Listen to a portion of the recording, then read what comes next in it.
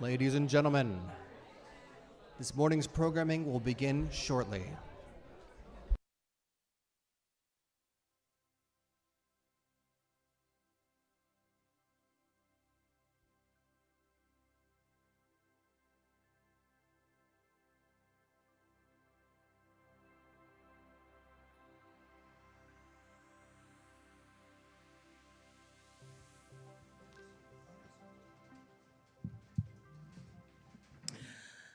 Ladies and gentlemen, hang on a second. I'm cold, so I need a round of applause to warm this room up.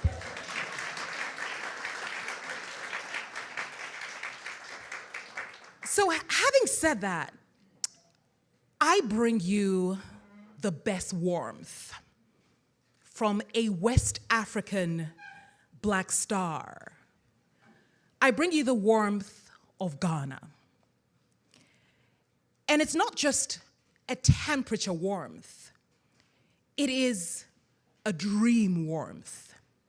It is a self-assurance warmth. It's a confidence warmth.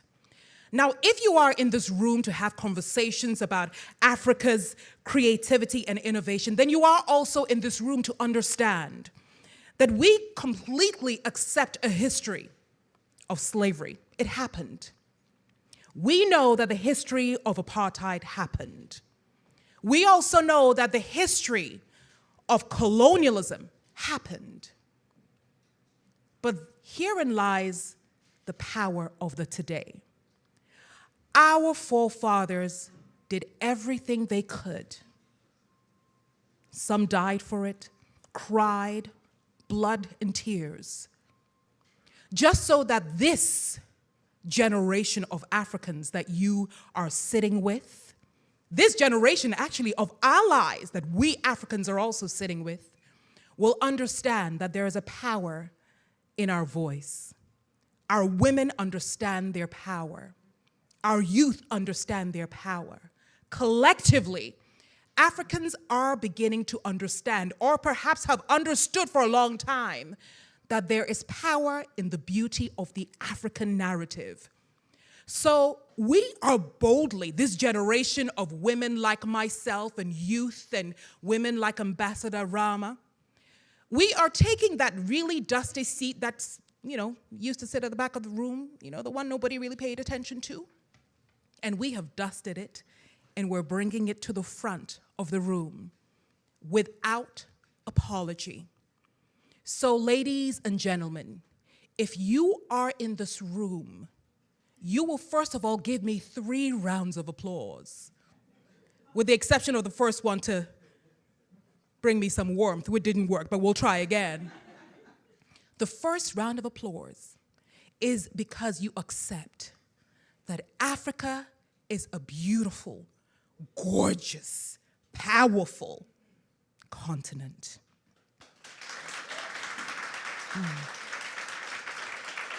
The second one is because you are excited about Africa's present and even more excited about Africa's future.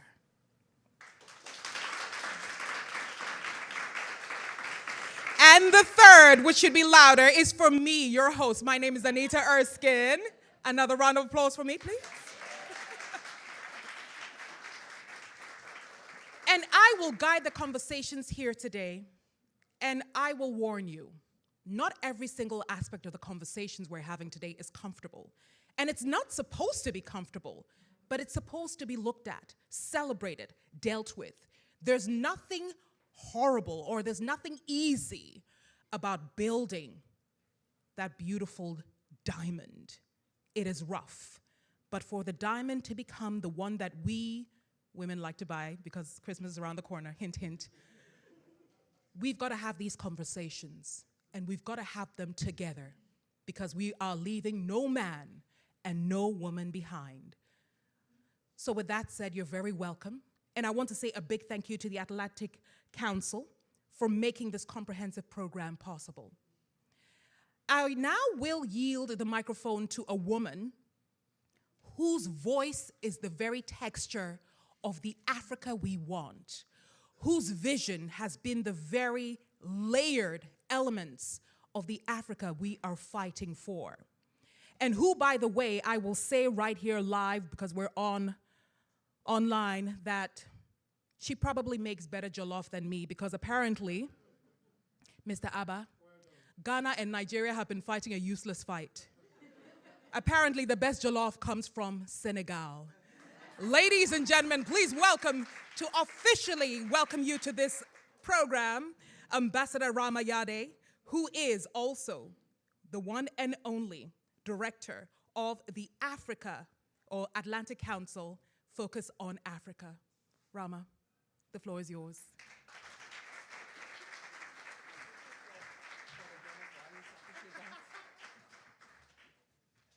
Just because of this public recognition of the power of the jollof rice, it was worth coming today.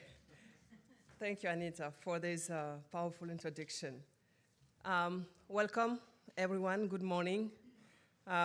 It's a pleasure to open this AfriNEXT event today.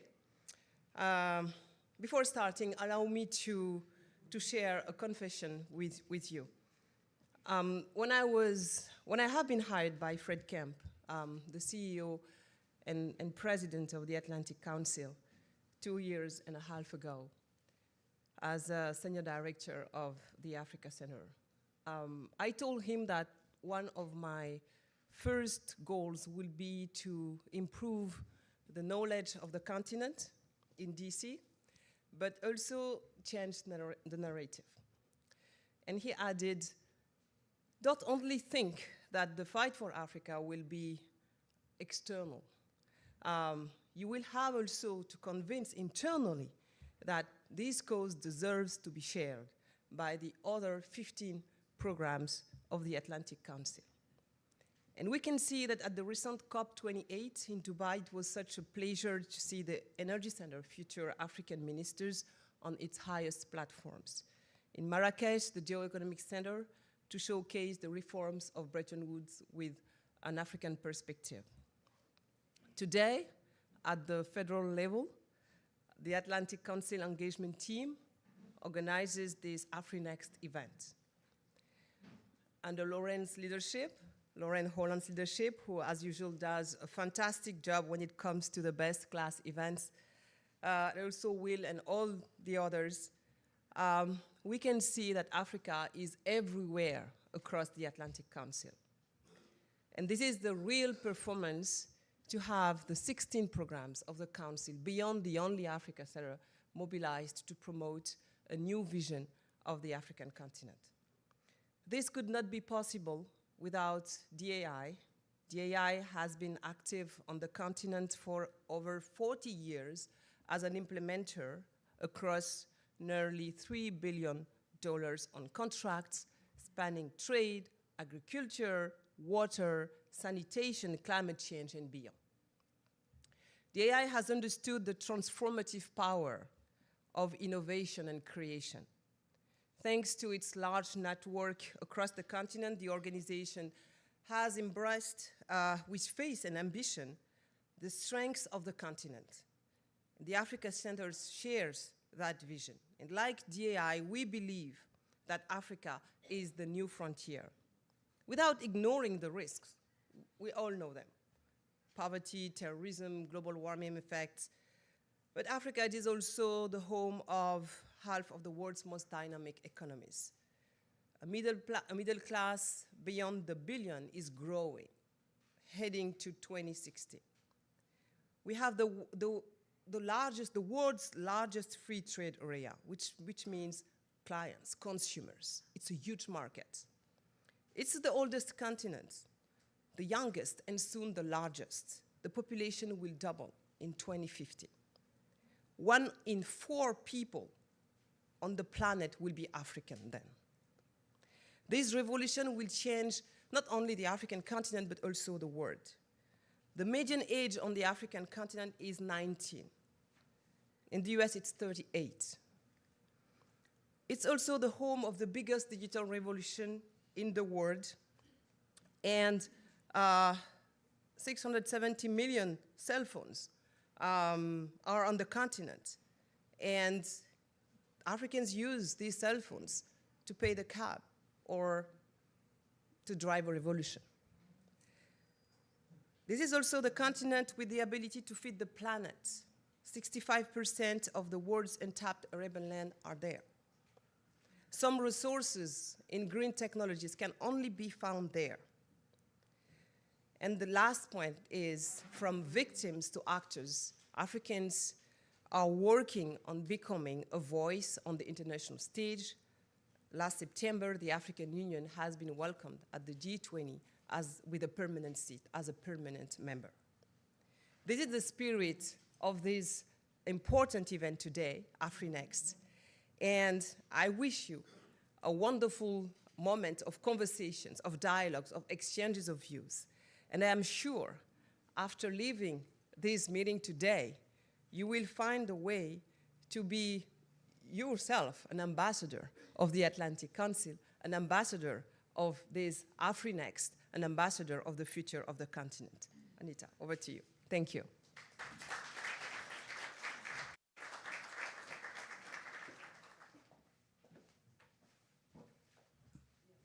And how many of you have been to Africa? The ones who don't have their hand up, shame on you. But it's fine. There is nothing like the present. Ladies and gentlemen, sharing a few words with us, obviously, not being able to be here in person, is the Deputy Secretary General of the United Nations, and she has sent over a video. Please do welcome Her Excellency Amina Mohammed. Ladies and gentlemen, today the world faces unprecedented challenges that have been exacerbated by the repercussions of the war in Ukraine, the war in Gaza, the effects of climate change, rising conflicts in Africa and other regions, and a looming debt crisis. In the face of these challenges, our global community must unite to find transformative solutions that build trust, deliver on commitments, invest in the future, and lift up people everywhere. At the heart of this transformation are our young people, set to reach 1.3 billion by 2030, with Africa's youth numbering 750 million under the age of 18 in the same year. Therefore, it is crucial to challenge the prevailing stereotypes that have long portrayed Africa solely through the lens of poverty, conflict, and famine. Instead, we must shift our narrative, focusing on the progress made and the opportunities embedded in engaging with the world's youngest and most entrepreneurial continent. Ladies and gentlemen, the 2030 Agenda for Sustainable Development and the Africa Union's Agenda 2063 still remain our blueprints for a peaceful and a prosperous future. Accelerating action to meet both agendas will require game-changing investments in several key transitions, such as access to clean and renewable energy, expanding digital connectivity, transforming our food systems, addressing the triple crisis of climate, biodiversity loss, and pollution, and advancements in education, jobs, and social protection. Advancing these transitions will only succeed if we are able to tap into Africa's limitless possibilities. From its vast natural resources and role across global supply chains, including critical energy minerals for green transitions, to its young and talented population, particularly women and girls, eager for opportunities, to its potential as a global food basket and a renewable energy superpower, to the Africa Continental Free Trade Area, which, fully implemented, would create a single market worth over $3 trillion. Ladies and gentlemen, friends, strong multi-stakeholder collaboration is key to achieving the development agendas of 2030 and 2063. In this era, when many challenges transcend borders, we need to show that multilateralism can deliver by reforming and updating our institutions to be effective, transparent, and accountable with robust policy and regulatory frameworks. The capacity and expertise to implement large-scale programs for impactful and accelerating outcomes will be integral to this delivery. In addition, we must embrace public-private partnerships that boost entrepreneurship, harness digital technologies, expand the opportunities for youth, women, and girls, and build climate resilience to achieve the ambition required for a whole-of-society response. We must transition from a competitive world to one of multi-stakeholder collaboration. Strengthening ties and fostering accountability are essential for a peaceful, prosperous, and a resilient continent. Friends, unleashing Africa's potential is a great opportunity of our age. Let's work together, transcending borders and differences, to realize the vision of our Agenda 2030 and Agenda 2063 and build a more sustainable and equitable future where absolutely no one is left behind. Thank you. Thank you very much, Your Excellency. A round of applause, just in case she's watching. Just in case. And ladies and gentlemen, every single point made by Her Excellency, the Deputy Director General, moves us into our first conversation. The African diaspora driving change on the continent. And this conversation will be led and moderated by Ms. Tonia Hope Navas, Director of the Ralph Bunche International Affairs Center at Howard University. Please welcome her and, of course, her panel.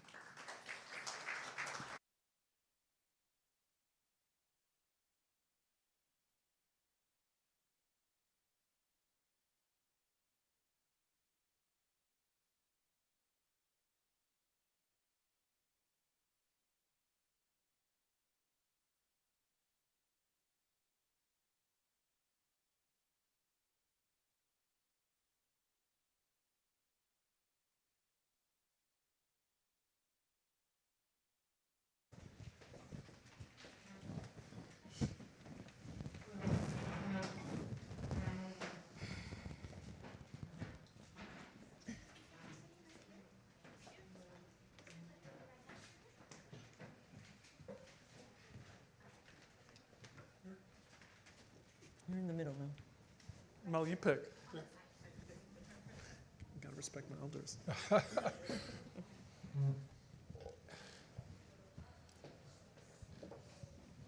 morning. Can you hear me? Yeah. Good morning, everyone. Good morning. My name is Tonia Hope. I am the director of the Ralph Bunche International Affairs Center at Howard University. Thank you all very much for having me. It's a pleasure to be here, and I'm really excited to be a part of this conversation as daughter of a Liberian woman. I've been growing up with the narrative of Africa as this amazing place, not the narrative that I think many of us have grown up with. So I'm happy to be a part of continuing that conversation, and I'm happy to be doing it with such an esteemed panel. The biographies, their profiles are on the website, so we're not going to spend time doing deep introductions. I'll maybe ask each of them to briefly introduce themselves, and then we'll just jump right into this conversation because we don't have a lot of time. Denise? Sure. Good morning, everyone, and thank you to the Atlantic Council for having us. It's a pleasure to be here this morning. My name is Denise Laurent-Manty, the Executive Director of the President's Advisory Council on African Diaspora Engagement. Thank you. My name is Melvin Foote. I'm the President and CEO of the Constituency for Africa. Been working on Africa for more than 40 years. So I'm looking forward to this conversation. Thank you very much. Hi, everyone. I'm Worku Gashu. I lead Visa's inclusive impact and sustainability work in North America. I've spent a long part of my career focused on Africa issues. I'm currently an adjunct at Georgetown and a global fellow at the Wilson Center as well. Thank you. Thank you all very much. We're just going to jump right into it because we got a lot of things to cover in 45 minutes. So, first question. This is for everybody. How can we effectively educate Americans about the importance of Africa? And what role does the diaspora play, ideally, in this effort? You're all looking at me like... You just set up the advisory council. Oh, my God. Everyone literally turned to me. Okay, well, I'll kick it off. The advisory council that the president signed an executive order for in December was just launched about 2 months ago. And I think the importance of the Diaspora Advisory Council, one, is to show that we're in an era where, Africa's diaspora can truly play a role in our U.S. Africa policy. And so I think to the question, how can we really educate or just spread knowledge about Africa, I think we have a source of strength in our diaspora. With the youthquake on the continent, with the millions of African immigrants, African Americans who live across the Atlantic Ocean, we have a major opportunity to be a part of Africa's sustainable development. And so the council is a group of 12 members, across different sectors, to really educate, the diaspora, but also strengthen ties with our partners on the continent, whether it's through the creative industries sector, trade and investment, arts, sports, diplomacy, democracy, and governance. I think we have an opportunity to really hone in on our diaspora as a source of strength when it comes to our Africa policy. There's also one thing that I always say, particularly, I know Ambassador Rama mentioned the youth bulge on the continent, as we like to call the youthquake on the continent. And I think one of the key things that's happening on the continent right now is that the currency of this generation on the continent is Africa's innovation. Hence, the theme for this conference is Africa's creativity, Africa's innovation. And with the diaspora, we have an opportunity to really tap into that and strengthen that. And so whether it's the diaspora investing on the continent through entrepreneurship, whether it's transferring knowledge to the continent but back to the United States, whether it's through remittances, we have a major opportunity to really strengthen the development of the continent by leveraging, I think, the expertise of our African diaspora. I want to add to that. I've always felt that, the U.S., by and large, we say we want to work with Africa, but by and large, Americans are uneducated, undereducated, or miseducated about Africa, period. So there need to be an effort, certainly need to be funded to educate Americans. You could do town hall meetings, you could do civic and social programs. There's all kinds of ways of engaging Americans about Africa. And this is really what the Constituency for Africa has been doing since inception. We've been moving around the country and trying to mobilize people. Using information technology now, we can reach people in ways that we could never do before COVID. Before COVID, we didn't have Zoom and we didn't have these technologies that can be employed. We also got to figure out ways to bridge the gap. The biggest African diaspora in the United States are people like myself. My people came here 300, 400 years ago by forced migration, slavery, And, our names have been taken, our culture has been stolen. We've been totally disconnected from Africa. So now as we try to come together, we don't know if we're Ghana. I know I'm Ivorian, Ghanaian, and Nigerian. But most African Americans do not know where they originate from in Africa. And so we no longer can identify with Nigeria or from Liberia or a specific country. So we identify with the whole continent, So when you think about the most Pan-African Africans in the world, it's African Americans. We love all Africans from Cape Town to Cairo. And so there need to be efforts to really engage. Some of this gets into issues that we don't want to talk about, like reparations, and we do need to talk about reparations. We got to repair the damage. And so part of this is to get help Africans to unite and connect. Another part of this is to help Americans understand. It's not just black people who are from Africa. All of us are from Africa. Everybody here in this room, believe it or not, you descended from an ancestor in Africa. So part of this has got to be a real strategic strategy to engage Americans, to change how we transform. How are we going to compete with China or Russia and other countries if Americans don't get why we engaged in Africa? So I'll throw it to Worku to clean it up. I mean, Mel and Denise were quite eloquent about the importance of engaging diaspora to help strengthen U.S.-Africa ties. I'm going to be a little bit more trite with my commentary, saying that money talks, and that's how you really try to influence policy and education here in the U.S. is making sure people here understand the economic opportunity and the growth potential for your commercial enterprises on the continent, right? So you talk about the youthquake, right? How it's being described in some of the corporate boardrooms is that's purchasing power increase, right? So as we look at that population and their growing economic livelihoods, right? Understanding and packaging up that opportunity clearly for the U.S. markets and using the diaspora to help make that connection, I think will be key in strengthening those ties. Great, so let's stay on that. Let's keep it going in that direction. And let's talk about maybe what are some of the key ways in which the private sector, but also the public and civil society sectors are engaging with the diaspora in Africa? And what can they be doing better or more of to advance the interests of the diaspora? If you look, I have a unique position where currently I'm focused on the US and Canadian markets, but I've spent a majority of my career focused on Africa trade and investment. And there's this mindset that it is the US, it is the developed world that will be sharing and exporting ideas and technology to the developing world.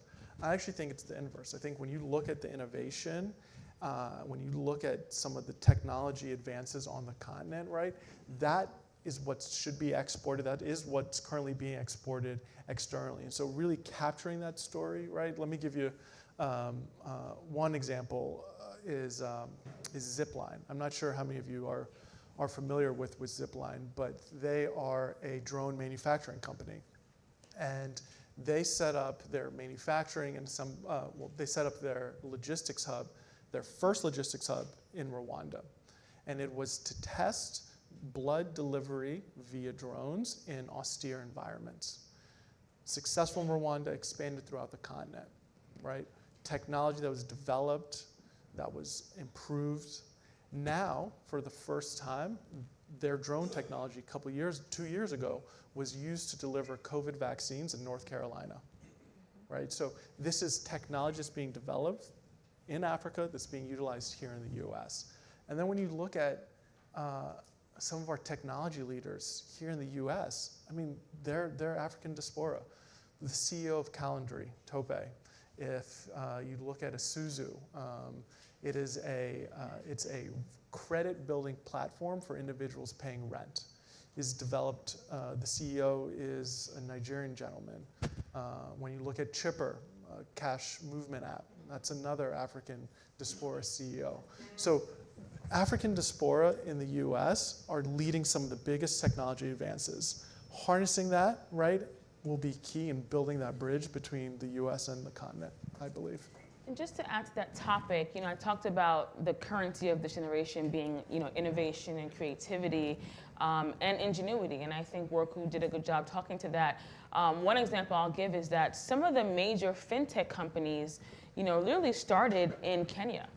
Started in East Africa, but sometimes they don't have the opportunities to distribute some of their creativity across the continent. And so when we harness the talent of the diaspora and expand opportunities, we can strengthen those ties both ways. And so whether it's the technology that's coming from the continent to the United States and then vice versa, and then they can, I think, strengthen opportunities to expand their partnership and then also expand their creativity for the global market.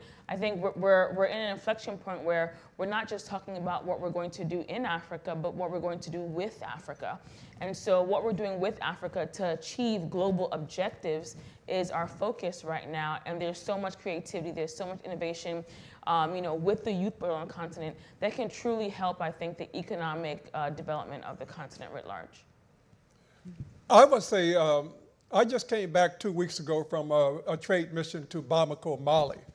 And it was against the wishes of my government, who told me that security is a concern in Mali. The only security concern I saw was these motorbikes all over the place in Bamako. And I would not advise walking in Bamako. But I would say that the diaspora, this was a diaspora trade mission. We spent a lot of time with the U.S. ambassador on the ground. We spent a lot of time with private sector entrepreneurs, and it was a people-to-people engagement. You got African diaspora talking to Africans in Mali. To me, it's the perfect way for us to segment into getting into Africa. The diaspora is your best lead. You want to talk to Africa. You got all these Africans in the United States right now who can easily get on the phone, can easily access their countries, but we're not using them. We're not making use of them in appropriate ways. We also need to get more young people into the U.S. Peace Corps. I'm a former Peace Corps volunteer. We need to get more young people engaged early in the process. We need to be doing all kinds of things in the schools and other ways to get young people to think of Africa. When I first went to Africa, I really thought Tarzan would be at the airport. I really thought. I went to Ethiopia. They told me I'm going to Ethiopia, and I'm from the Bible. I thought Ethiopia was in the Middle East. I didn't know it was. You couldn't Google back then. So we got a big job to transform how Americans view Africa, period. And we got to fully engage the African diaspora. This is our best lead. We can beat China if we use our diaspora. Yeah. But if we don't use the diaspora, we don't have a chance. Mel, what year was that trip? 73. Okay. Wow. 73. Okay. Wow. Okay. Just to touch on a really important point you made about the people-to-people diplomacy, and then also the China angle as well. I think investing in programs like the Young African Leaders Initiative and really thinking about how do we get Africans also exposed to possibilities here in the US. I think one of the troubling stats that I personally have seen recently is the amount, well, how was it framed? It was Africans going to Russia and China for higher education now, higher for the first time ever in history than the United States, which is troubling for me. When you start building those relationships at that young of an age, right, that's how you build that commonality, that's how you build those bonds that Mel's talking about. So ensuring that we are providing Africans the opportunity to come learn and engage with US leaders, with US businesses, with US civil society like Mel will be key. So our YALI program is a great program on the topic of education. When we bring, we literally bring African leaders from the United States. They're at different universities, they go through different training programs, et cetera. But another thing that I know the council we're working on is to also, I think, leverage something like a reverse YALI. I think getting African Americans and, I think diaspora students to the continent as well, right? And so in order to leverage both partnerships, right, having African students come here, African Americans go to Africa, I think is also key. And that also helps with the education element and the knowledge transfer as well. Where do I sign up? Coming very soon. Okay. You're speaking my language now because one of the things that we do at the Bunch Center is administer most of the study abroad for Howard University students. Yeah. And some data that I will just drop here and I'll leave it here. HBCU students disproportionately prefer to go to places other than Western Europe when studying abroad. And of the African American students who do study abroad in the United States, of which it is very low, I'm talking about less than 5% at this point, of the African American students that do study abroad, 97% of them are coming from historically black colleges and universities. And so our students prefer to go to Africa, Asia, and Latin America. It's not rocket science, but the numbers are still low, and so we must do a better job getting them We need more opportunities. Absolutely, absolutely. We did host YALI students at Howard as well, though, and so we had a great opportunity to have them engage with our professors, our students, folks like Mel, etc. So Mel apparently is a very good storyteller. I think most of us know this. So Mel, what are some of the undertold stories with regard to how the diaspora interacts with the continent, and how diaspora voices are driving innovation and adaptation in Africa? What should people be more aware of with regard to this demographic? Well, I think historically, there are forces here, even during slavery, they didn't want the slaves to think about going home. So they took away the drums, they took away the culture, they made us Negroes, if you will. This is what we're up against. But have we transformed that? Have we really turned it around to try to make it work for us as opposed to against us? I think we have a lot of work to be done in that category. I'm also thinking about the U.S. African Diplomatic Corps. How many Africans diaspora do we have as ambassadors? I would be surprised if there's more than 4 or 5. And we're talking about now we got the Biden administration, which is supportive of a lot of the things we're doing. But you go back to the Trump administration, it hasn't changed very much. And so there's still a mindset here that we haven't really transit. Now, there's all kinds of people who are, I personally think YALI is the best program ever from the U.S. government side. And I take a little bit of the credit on that. I ain't gonna take all of it, I'll take a little bit. But I think what YALI has done is not only got a young person from Senegal to the United States, but they also met their colleagues in Ethiopia and Swaziland and other parts. So all of a sudden now with technology, Africans are talking to Africans, and it's going to have a profound impact on the African Continental Free Trade area, as Dr. Amina talked about. And I think also we have potential to start businesses. We should be really looking to do a lot of this next generation entrepreneurship, which requires a lot of technology. You can physically be sitting in New York or Chicago or Nigeria or anywhere else and communicate on a daily basis. We have to really expand on that, getting more young people to meet each other. For me to do my business, I need to have somebody in Nigeria working. I'm working on my book. I'm going to write a book. I'm thinking about a ghostwriter who's sitting in Nigeria. You know, these Nigerians, they could write like you wouldn't believe, you know. So why should I sit here? You got Chinua Achebe type sitting over there in Nigeria using Google using, you know, the technology. You can actually get a book written over there and never have met the person. That's how I'm going to get my PhD.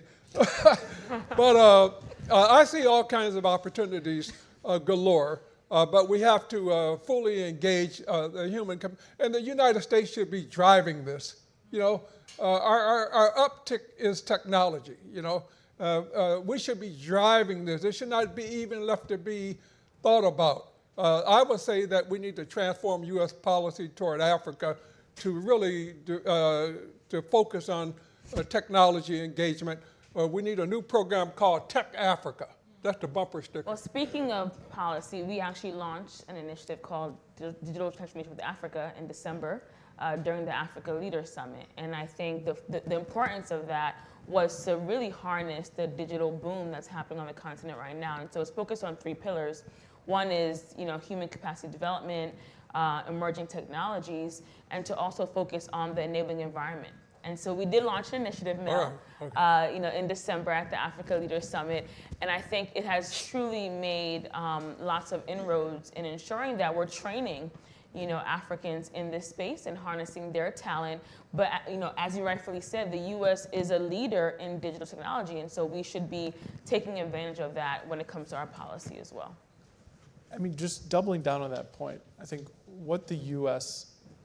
exports the best and what we're known for, I think, globally, is innovation and entrepreneurship. Mm-hmm. When you look at some of the countries that Mel's mentioned, Russia, China, elsewhere, right, you don't have that drive, that strive around entrepreneurship and innovation. And so that desire is there on the continent, right? When I think McKinsey issued a study last week, there's about 5,000 or so different startups starting up every year, right? Africans love the hustle. They love the idea of going out there, building something on their own. And so being able to harness that kind of unique aspect of U.S. culture, I think will be key in bridging that U.S.-Africa divide. Any undertold stories? I think that is one piece, the innovation entrepreneurship. I kind of mentioned it earlier as well. I think the number of African diaspora leading large technology companies here in the U.S., from the startup to kind of Series B, Series C stages, also not shared enough. I mean, that's a really proud story. Another area I think I want to focus on also is the creative industry sector. And so arts, music, film, storytelling, fashion, and sports. It's a sector that we see is growing expansively, and the U.S. market has not, has I think taken notice of it, right? So you have the Netflix, the Apple Music, et cetera, really investing in this space. Africans are great storytellers, and for me, I look at Nollywood and I look at the pace at which Nollywood is really moving, and the amount of quality content that is coming from the continent to really, all over the world, I think is amazing. And the creativity in Nigeria alone, which is the most populous country, is I think astonishing. And so the creative industry sector does something amazing because it shares stories. And I always say storytelling will always, I think, do a better job than foreign policy, because people connect to it, people relate to it. And so we're now taking leverage of how can we create a hub of the creative industry sector with our foreign policy and truly leverage that. You hear Afro beats when you walk into your regular retail store in the United States. right? You know, whether it's in New York City or whether it's in Houston or whether it's in Kansas, you know, Afro beats is all over the place. And so we have to also look at that sector. And one, the U.S. should, I think, you know, do a better job in harnessing the creativity coming out of the continent and creating more collaborations and partnerships, which we are doing, right? And to also help with the intellectual property, right, of the content coming out of the continent, right? So that, one, Africans can take ownership of those stories, take ownership of the content, while we also support the distribution of that creativity. You know, in 2021, I went to, I traveled with Ambassador Robert Yard to Dakar for the African Basketball Association, BAL, in Dakar, and it was the second season of it. You know, there was a time when we had Manute Bol was representing Africa. Here's this guy, 7 feet 6 inches tall. Everybody, wow, he was a unique thing. But look at the National Basketball Association today, and you see the talent coming from Africa. And now, you know, the National Basketball Association has taken notice. They opened up an office in Nairobi last week. And the talent in Africa is absolutely immense. And you see how sports is really being transformed in Africa. There was a time the only sport that we talked about was soccer. Now you're talking about basketball, you're talking about football. There's all kinds of Africans who are looking this way. And I think that the U.S. has taken note because they're looking for another Giannis, the Greek freak in Milwaukee. They're looking at Joel Embiid in Philadelphia, and they're seeing all of this tremendous talent. But I think that's another area that we can really, not only in terms of sports, we're seeing all of the music being transformed and added to it. We're seeing all of this creative industry. We're looking at African foods now that are spring. The youth bulge is what you're seeing in Africa. And, you know, you're looking at why the West African countries are throwing the French out and holding these coups. It really is because the youth have risen up.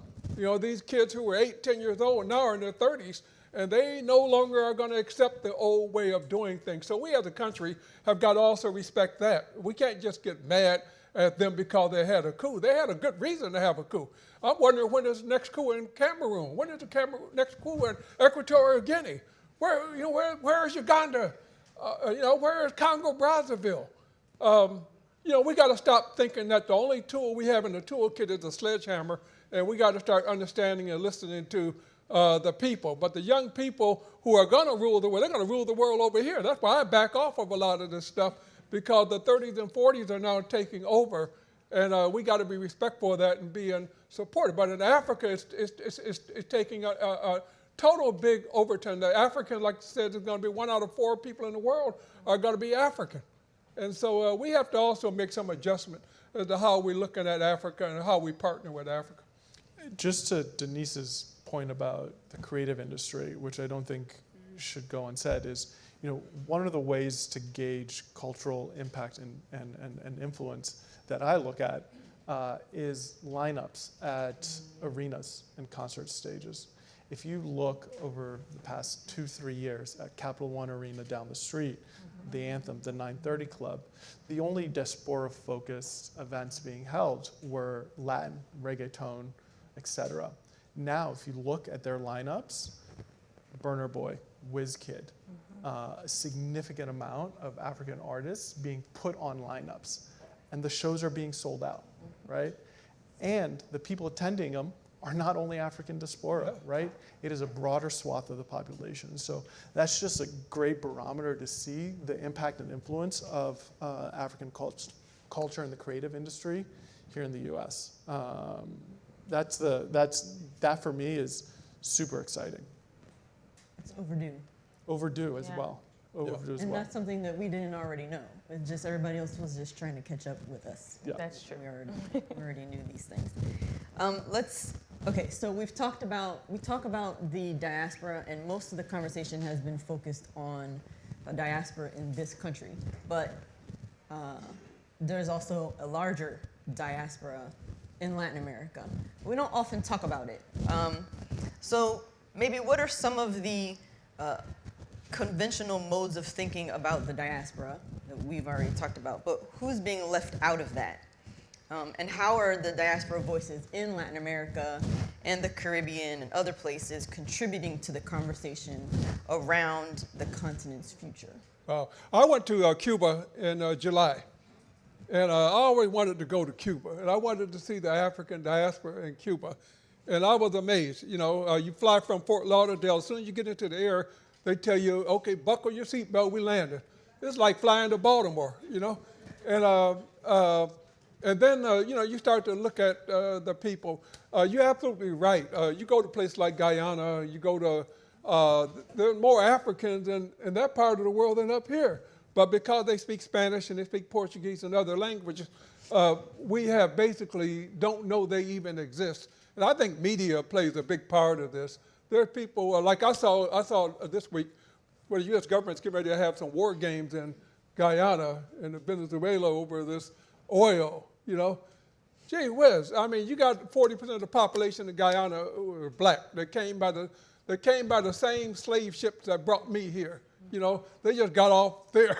They got off in Brazil, but they're the same people, you know. We have a lot of work to do to connect the diaspora. I think technology, again, is one vehicle that we could be using. Like I said, you can have a Zoom meeting right now, have somebody from Brazil and have somebody, so we're trying to make those kind of inroads, and we're trying to make those kind of connections. The Caribbean is much more, at least informed about a lot of this stuff, but when you go to South America, you're part of the diaspora. You know, we have a lot of work to do to make some of these connections with Colombia and Venezuela and elsewhere throughout South America. I agree, and I think we have a lot of work to do on, I think, strengthening those ties with the Western Hemisphere, Brazil, whether it's in, you know, Guyana, et cetera. And I think, you know, as Mel said, technology can certainly help with that, to help strengthen those collaboration, those ties between the diaspora. We've come a long way with even just, I think, uniting the expanded version of the diaspora, which is African immigrants and African Americans in the United States, and that is still an ongoing effort. And so we have a lot of work to do to, I think, expand that effort, you know, across the different continents as well. I'll kind of flip that question. You know, for me, what I look at is, what are some of the other diaspora groups doing in the U.S. that the African diaspora groups are missing out on, right? And so one of the things I see is a real gap in political organizing. When you look at what Indian diaspora groups, what Latin diaspora groups are doing here in the U.S., they are organizing, irrespective of Republican or Democrat, as political entities, using their strength in numbers, their strength with their dollars, their fundraising dollars, their campaign contributions, and are really influencing U.S. policy to advantage their respective diaspora groups. It's a playbook that we see a number of different institutions doing, but we are not seeing it well executed within the African diaspora groups. There's organizations like the Asian American Hotels Owner Association. There's Unitas US. I mean, these are really influential political advocacy groups that are advocating for the interests of those diaspora groups here in Washington. And so I think that's an area where, you know, as you know, me as an African diaspora here in the US, right, it's something that I think about. How can we use our collective strength in numbers? I mean, there are 5 million African diaspora individuals currently in the US, right? Denise? That is correct. Right, and so if you take out the European diaspora groups in the U.S., it's one of the highest segments, right? And so collectively as a whole, it could be a really influential force here in Washington. I want to add to that, Canada. You know, we also have a diaspora north of our border, and we work with them. You'll find all kinds of Africans. You know, a lot of the former slaves left the U.S. and actually went to Halifax. And there's a whole community there, but there's a whole slew of very talented Africans I work with. I took one of them with me to Mali on the trade mission, the Africa Trade Desk in Ottawa. But you got Afro Global TV in Toronto, which to me is one of the most powerful diaspora media networks, par none, you know. And we have to also increasingly reach out. We do a lot of programming directly with Canada, the Canada diaspora. We're meeting with the president of Namibia in February virtually, And so I got Canada coming, I got some Caribbean coming, and I'm going to try to reach Colombia. I'm going to talk to you about that. But we ought to be doing more. We, as a diaspora, have to also engage the diaspora. We can't expect others to do it if we don't do it. And so I'm hoping coming out of this, we can look at some new kinds of collaborations throughout the Western Hemisphere. So we don't have enough time for this conversation, but I just wanted to, you were mostly talking about recent diaspora, and you, Mel, are talking about the diaspora much more broadly, yes? Recent diaspora, like African immigrants who've come recently. Yes. Sorry, excuse me. But Mel, you're talking about the diaspora, those who came way before that. Historically. So I think one of the issues is the language that we're using around the diaspora. Which diaspora are we talking about? And is it going to behoove us to talk more collectively? Because we have advocacy organizations that are supposed to be doing this work, or that do this work of the greater diaspora, been around for a long time. Yeah. But we probably don't have the organizations that you are referring to, who are not organized doing the work of the more recent diaspora. So one thing I would say is that this came up several times when we were writing the executive order for the president to sign on this council, was how do we define the word diaspora? And it came up several times, and everyone has a different opinion. But I think it's in our best interest to define diaspora with an inclusive perspective, right?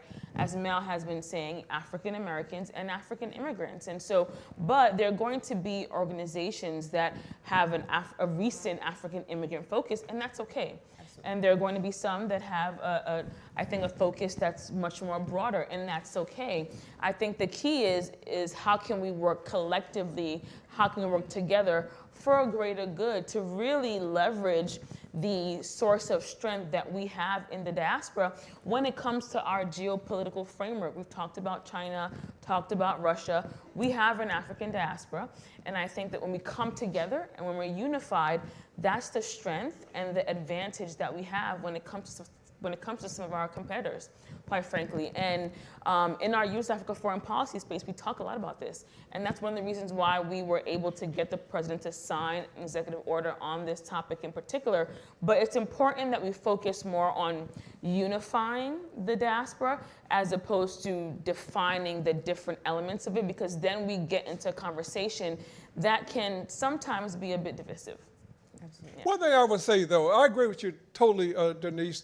I see myself as an African born in America. I'm an African, period. Mm-hmm. And I confuse a lot of the African immigrants because I speak Amharic, I speak Tigrinya.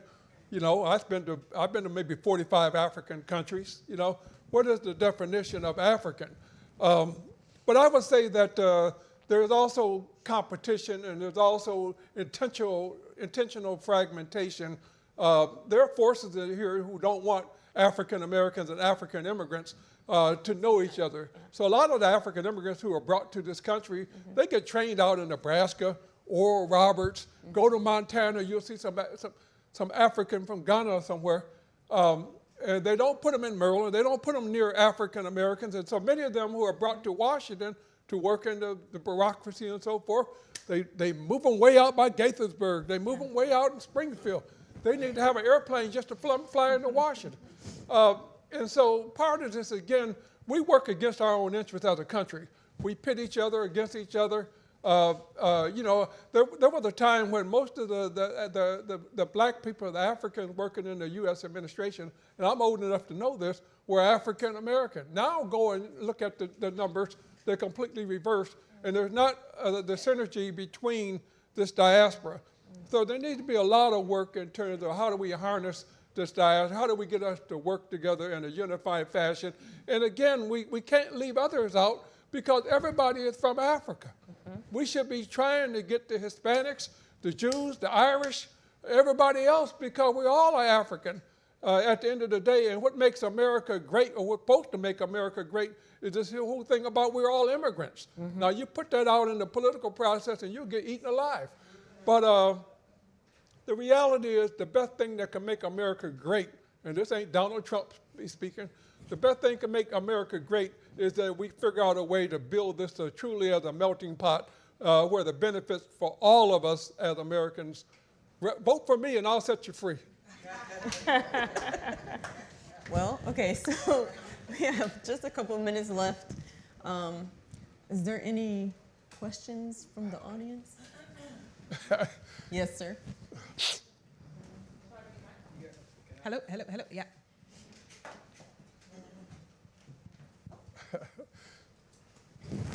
Hello everyone, my name is Charles Shima. I am from Vancouver in Canada via Kigali, Rwanda. One of the most beautiful countries. Thank me, huh? Wow, I loved everything you were saying. Loaded question. So I've lived in Canada for the last 25 years, right? And I left Rwanda when I was just 16. And now I am coming here because what I'm finding in the global African diaspora is the disconnect, right? We don't talk to each other as we should. Like, I'm from Canada and then I have to come here. And so one of my first question is, how do we solve the divide? Because I built Zaniheza, which is an Afrocentric travel marketplace. So in the travel and the tourism, and also speaking for the last 5 years about the beautiful continent of Africa. If you go follow me on LinkedIn, you can see that. I hear firsthand, and I can see the divide. And yes, we hustle, and the money talks, and there's so many things. So that's my first question. How do we solve the divide? Another question I have is to do with this thinking. And don't get me wrong, Mr. Beast, which even before he went to build the water, I was actually speaking about him. It's just that the first thought that people have about our continent, with those who don't know, is two things. It's not safe, or the Africans are hungry. I mean, 54 countries, yeah? So let's go save them, rather than let's go invest in the continent. So how do we flip that? Because I hear that all the time where I am, where people don't want to, fund us, but don't come and save us. We are okay, we can save ourselves. You know what I mean? So those are my two questions, and thank you. So I'll say this. So the New York Times recently ran a series, and I think their first article started with "The world is becoming African." And I think it's completely true. And that New York Times series, every statistics sort of outlined in that series, every story and every narrative on that series is impactful. And I think that we have to do a better job owning the narrative, sharing the narrative, and distributing the narrative about Africa to really change some of those perspectives that you mentioned. But the world is truly becoming more African. We all know the statistics with the youth bulge, with the population increase. And so as we see this growth on the continent, I think for anything, it comes with possibilities and peril, but we have to leverage the possibilities, right? And take advantage of those opportunities that exist as the world truly is becoming more African.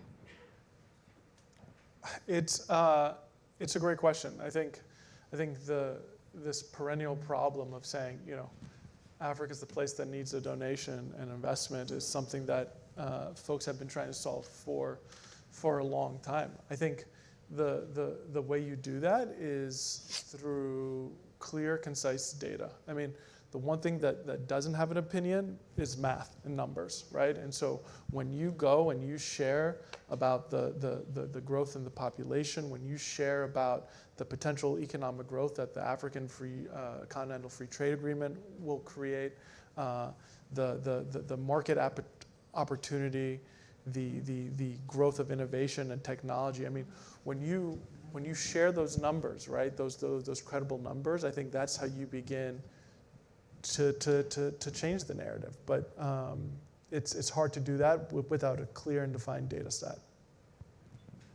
I got a real quick one. I just want to say we need to be actually trying to unify. We try to, everything that we do programmatically, we try to make sure there's African immigrants in the room, African Americans in the room, Afro-Caribbean in the room, 40%, at least 40% are gender balanced women. Make sure there's some young people in the room. Make sure that there's some old heads in the room. We try to do it through our programming. We call it the African American Unity Caucus. And we try to do that every time we put something together. We try to make sure the diaspora is working together. We think that that's one way of trying to reach it. And we're doing the same thing with our Canadian brothers and sisters. We're promoting a unified front. Get the leaders to unify. I think the masses will follow. But we have to bring the unit, this is where we need the Ford Foundation, Carnegie Corporation, Atlantic Council, and others to help us to resource to bring together the unification of the African diaspora. So I'll just say the last thing. This is what we're doing at Howard, is building these relationships, making sure our students are getting to not only Africa, but Latin America, where Brazil has the largest population of black people outside of the continent. Colombia, huge black population, but we don't ever talk about these things. So imagine if we were able to connect the diaspora in the US, the diaspora in Latin America with the continent, and do it successfully, the impact that that could have. But there are powers that be that don't want to let that happen. But we're working on that. And the other thing is language. We as Americans must do a much better job of learning other languages. We not expect everyone to learn English.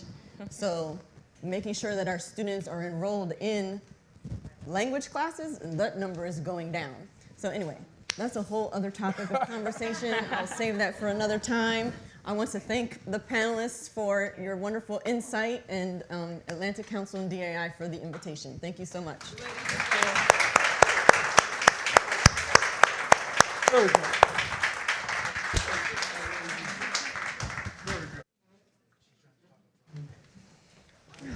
Thank you. I think we're going to take a photograph. 1, 2. Okay. Another round of applause for our first plenary. Thank you.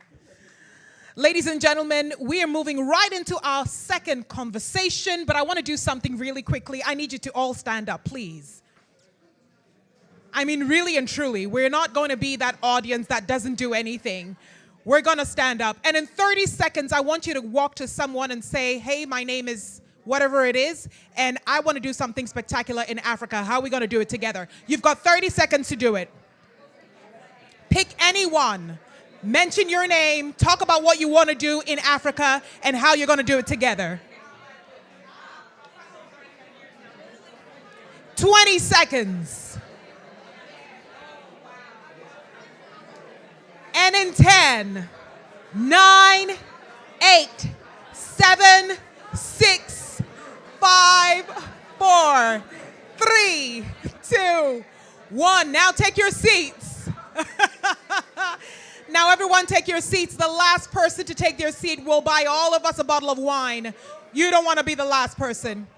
Please take your seats, and we move right into our next conversation. Mr. Abba and Worku. All right, ladies and gentlemen, take your seats. Take your seats. Take your seats. Take your seats. Take your seats. Mel, please take your seat. The last person is buying all of us a bottle of wine, and who's that person going to be? I'll get it all for us. A round of applause, ladies and gentlemen. My next panel is already ready, conversating about digitizing Africa, the innovations behind Africa's digital transformation. And of course, we've got our moderator, Jackson Mvunganyi. Relax, bro. The M is silent. Jackson. I knew that. I wanted to see if you were awake. So it's Jackson Mvunganyi. No, the V is there. The V is there, but the M is not there. Absolutely. I'm going to do this again. Yes. Vunganyi. Yes. Yes. And that's the thing about Africa. We are a plethora of cultures. Ladies and gentlemen, over to you, our moderator, Jackson. Thank you so much. Good morning, everyone. My name is Jackson Vunganyi. I host Upfront program on the Voice of America. Welcome and thank you for joining us this morning. Many thanks to the Atlantic Council for organizing this forum where Africa and African issues are being centered. As Ambassador Ayade said, Africa is the youngest and fastest growing continent. The UN projects that by 2050, more than a third of the world's young population will live in Africa, and that the fourth industrial revolution will level the playing field and open doors for millions of citizens, transforming the continent into a global powerhouse. So there's a consensus many development experts that tech is that great equalizer and that digital transformation will continue to change life on the continent by driving innovation, creating unique African solutions for African problems, driving economic progress, creating jobs for millions of Africans, young Africans especially, who have high youth unemployment rates, and ultimately reducing poverty as most societies aspire to become middle income. And so this morning, our panelists will talk about some of the work they're doing in their respective capacities to reframe this narrative on African successes around digital innovation. We're going to hear some of the emerging technologies or trends that are playing a significant role in the future of Africa and African digital transformation. And on our panel today, I'll start with Mr. Fernando Loureiro. He's the Executive Director of Government Affairs for Latin America and Africa at Intel. Fernando, welcome. Henry Nyakarundi, a fellow Rwandan, flew in all the way from Kigali yesterday. Good to see you. As you can see, we're matching shirts. We apologize for unleashing on you guys our fashion. But like we said, the creative industries in Africa really blossoming. We also have Rebecca Harrison, all the way from Nairobi, Kenya. Habari? Asante. Rebecca is the CEO and co-founder of the African Management Institute, which is a tech-enabled social enterprise that is pioneering scalable skills and enterprise development in Africa. And thanks to all of you all for joining us. And I look forward to an edifying discussion this morning. I'm going to start with you, Henry. Digital transformation is a critical and evolving issue and topic, especially in the context of Africa, where various regions are experiencing rapid technological advancements. Let's start with you talking about your company, ARED, and then talk to us about your view of the current status of digital literacy in Africa and how it has evolved in the last decade. Yeah, so briefly, digital innovation is a huge topic, right? But give you guys a brief background. I grew up in Burundi, moved to the US in '96, spent 17 years here. 2013, I decided to move back. I used to go on vacation from time to time in Rwanda and Burundi, and I started seeing the changes from 2009 to 2012. I really realized the future was there. So I had a company in Atlanta, sold everything I had, and moved, invested. We developed a technology. At that time, it was a smart solar kiosk. And we sold that tech about 2 years ago, and now we're working in building distributed cloud infrastructure. So since COVID, digitization has become the norm now. The whole continent is focusing on how to digitize their services. So pretty much the whole ecosystem from health, education, government, Rwanda has really taken the lead on that aspect. But what we've seen is digitization has been focused strictly on the internet. When you talk about storage, computing power, there's a huge gap on that aspect, number one. Number two, we tend to copy and paste solution from the West to the continent, which is a big, big issue. And that's why I'm very passionate about innovation. We need to look inward, basically. And the ecosystem in Africa, and we'll talk a little bit more about it, it's totally different. But there's huge, huge opportunity when you talk about digitization. I think I'll mention a few, but bridging the digital gap, creating digital economy. We operate in low-income communities. We've seen how the youth is adopting digital tools, digital application very quickly. But infrastructure is really what the laying ground that needs to be developed. So that's what I will talk a little bit more about that. Yeah, absolutely. Thank you so much. Fernando, let's talk about Intel's Digitalize Africa program. How is it partnering with local organizations to build technologies like artificial intelligence capacity for African policymakers? Sure. First thing, again, thank you. Good morning. And yes, Intel is, and I am excited about Africa today, and even excited about Africa tomorrow, in the future, right? So yeah, digitalize is the economy is coming digital. Everything is becoming more and more digital. So doing that, it needs a microprocessor chip. So that's where Intel is, right? So when we are looking to the future and seeing all this digitalization going forward and the need to have a more microprocessors, it means not only the fabrication of that, but especially when you have a fab to do that, we need design to do that. We need R&D, you need components, you need critical minerals, you need packaging. So there's so many opportunities in this task to the economy really becoming more and more digital. That's the Africa's really stands there, right? We're talking about this in 2050 being 2.5 billion. The population, 1 out of 4 people will come from Africa. We think about the young people, it's 1 out of 3. So we think about young people, innovation, creativity, and all the ecosystem, well, so that's what we are looking to Africa, right? So Digitalize Africa, a strategic program for us, for Intel, is about it. It's a kind of a 3 pillars, 1 horizontal. The 3 pillars, first is the startup ecosystem, how to work with the developers there, right? To create this ecosystem with startups. The second is on the innovation and R&D side, so working closer with the academia, with the universities, and doing centers of excellence there that we start, and we'll talk more about it after. And the third is connect the unconnected, right? We have a lot of community reach programs that we are doing, try to understand these local creative solutions that are in need to support, to make sure that they can connect and they can demonstrate what they are doing. And horizontally, we are working with such as a Smart Africa and AfriLabs and many partners to do the readiness, the Intel or the digital readiness for that. So many policy makers that they need to understand the technology before going to regulations and legislations, and youth, the people that will need to understand the technology to really make sure that we are tapping all of that. So for each of these, I have many examples, but we can leave it for the second Absolutely. round. Let me come to you, Rebecca. You have quite an interesting story about how you started working in tech in Africa. I want you to start off by telling us a little about that story and also add a gendered dimension to this conversation about how tech has become this great equalizer on the African continent. Yeah. Thanks so much, Jackson. And apologies to Swahili speakers. Of course, the correct response to Habari is Missouri Sana. Absolutely. You caught me off guard. I wasn't expecting to speak Swahili here.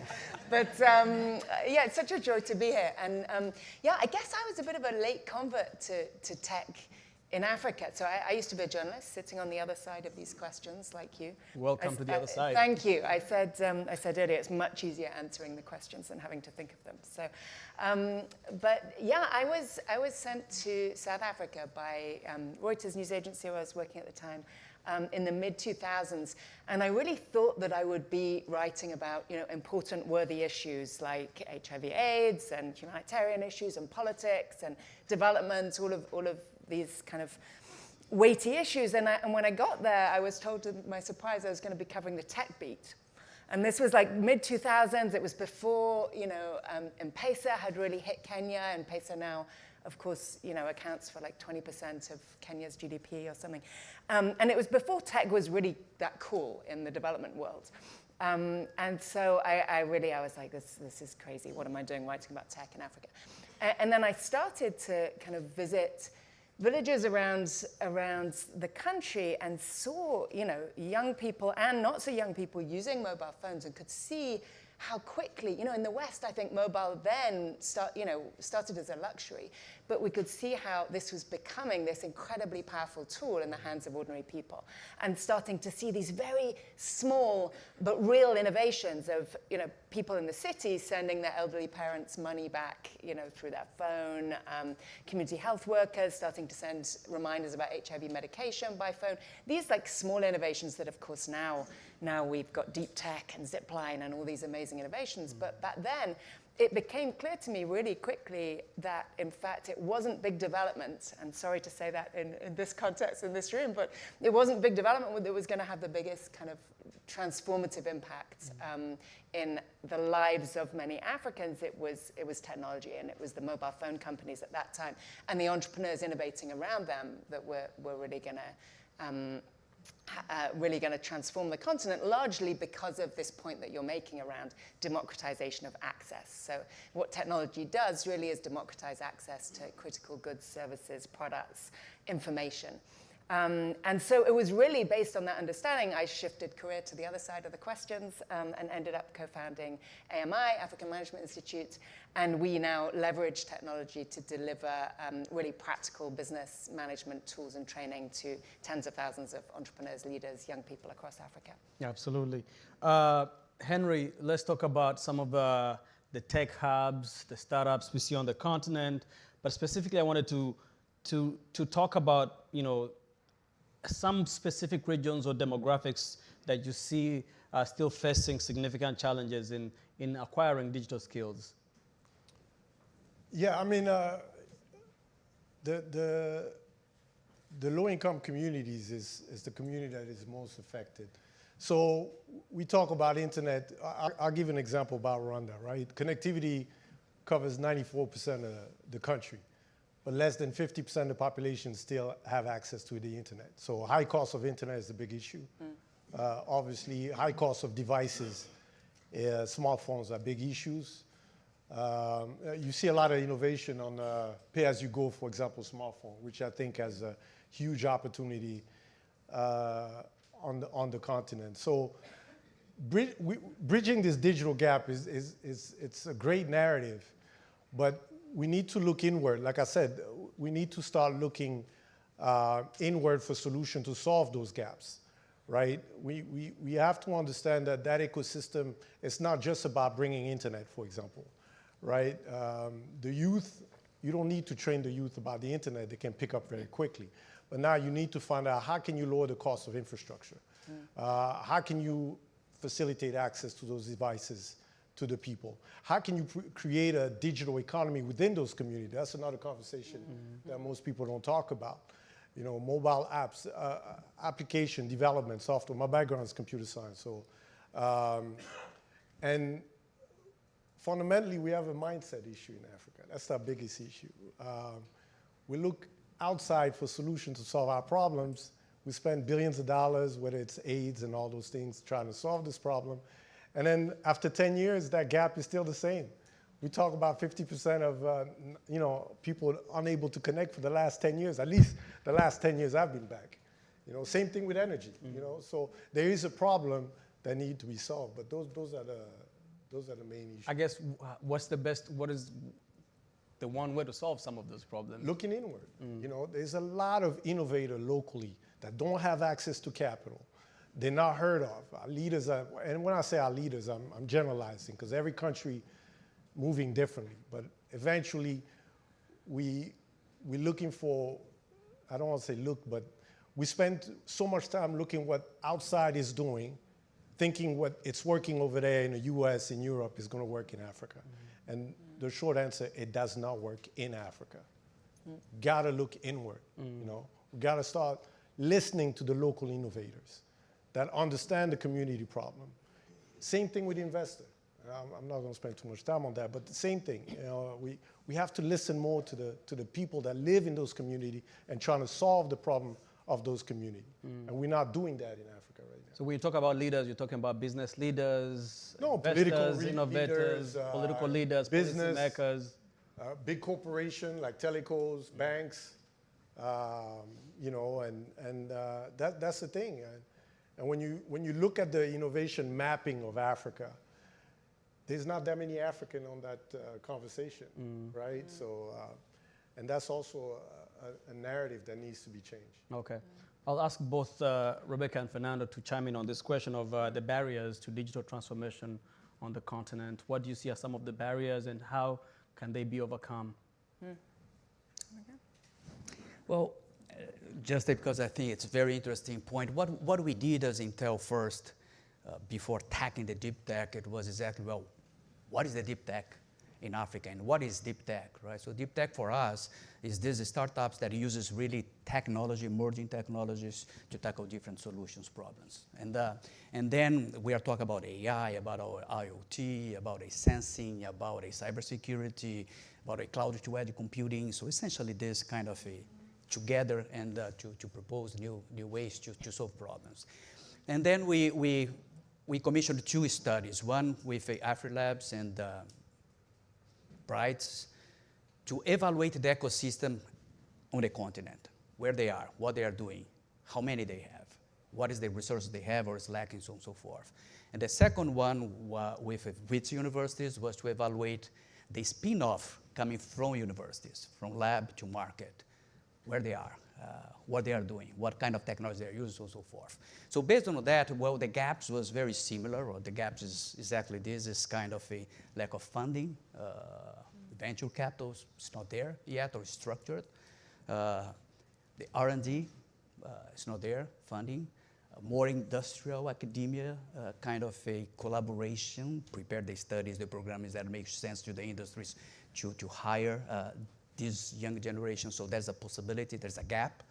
And the skills. There is a gap in Africa of the skills to create this technology savvy programs, right? So this is kind of the gaps. And on each one of these gaps that we perceived in 2022, that's the 2 studies, we start doing this year some initial programs in Africa and to understand what is going on. And to not take too long, I can mention what we are doing after Rebecca.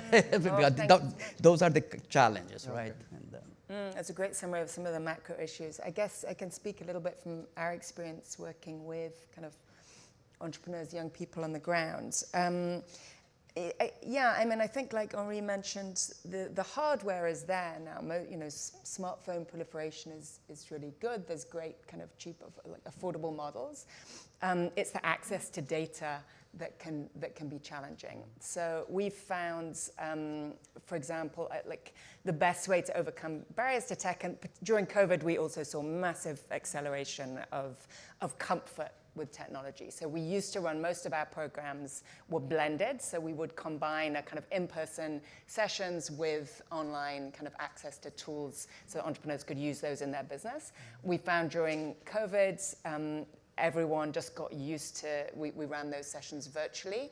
And in fact, entrepreneurs much preferred it. It was so much more efficient, right? So COVID was an accelerator, but still we found that our programs are most effective where we're able to combine kind of technology with some kind of human touch. And we found that particularly for women. We disaggregate all of our data by gender. And really interestingly, we find, this might not surprise some women in the room, but interestingly, we found that women access our technology platform less often, but once they get on them, and actually for a shorter amount of time, but they're much more efficient in that during that time. So they'll get onto the platform, they'll find what they need immediately, they'll download more tools, they'll engage quite efficiently.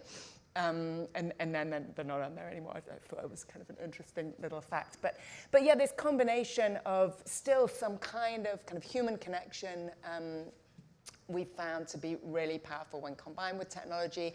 Also designing for your users. So starting with the user rather than kind of parachuting in, technology designed in Silicon Valley. So designing the user, thinking about the African user when you're designing the when interface. You're designing, exactly, yeah. So, for example, our content, most kind of online content that came out of the big kind of MOOC revolution, Coursera, it's all talking heads that's A, really boring to look at, and B, takes up loads of bandwidth, right? Just choose that bandwidth to be looking at a video that doesn't add a lot of value.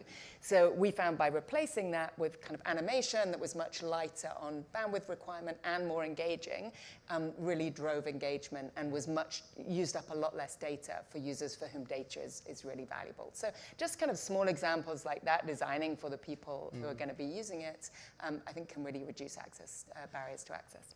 Good. All right. So this is a question for all of you. We're talking about AI everywhere these days. I think this might be a moment for Africa to kind of take this and run with it. Henry, I don't know what kind of conversations are happening right now in places like Kigali around AI and how Africa and Africans can leverage this moment to catch up. Yeah, I know AI has big interest. I mean, the conversation is definitely there. I know Rwanda is the first, at least the top countries have passed policies around AI. But to develop an industry or any sector, there has to be a certain dynamic ecosystem, right? So we're doing very good in developing talent. For example, CMU is in Rwanda. We hire a lot of interns from CMU. That's very interesting. I remember 10 years ago, finding talent was a big, big challenge. But now, what do they do? I'm not going to just stop at AI, but let's talk about embedded system. Embedded system is what we do the most in our company, where there's a lot of students, studying embedded system now, but they're looking for companies to work and develop their skills. Now, if you don't develop that ecosystem of companies working in AI, working in embedded system, edge, then you see that it's stagnant of the skill set, basically, right? So there has to be, we can't just talk about a topic and not develop the industry that's going to, help those students develop their skill sets and even themselves going and start their own company, right? So, yeah, AI is a great topic. I think there's more important topic than just AI, but we have to look at the whole ecosystem, I think, to really develop. Are we going to lead the AI revolution? Honestly, on the short term, no.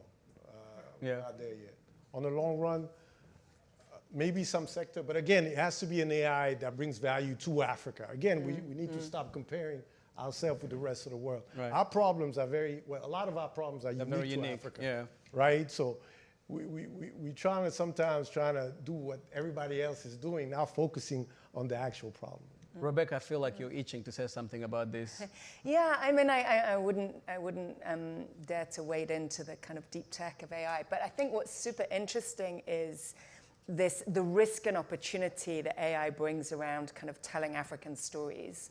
And I think I was telling you just before this session, I saw a friend posted a kind of meme on LinkedIn the other day. I haven't fact checked it, but it seemed pretty horrifying. It was apparently she had typed in Black African doctor treating white kids. I don't know if anyone else saw this, but into a kind of AI image generator.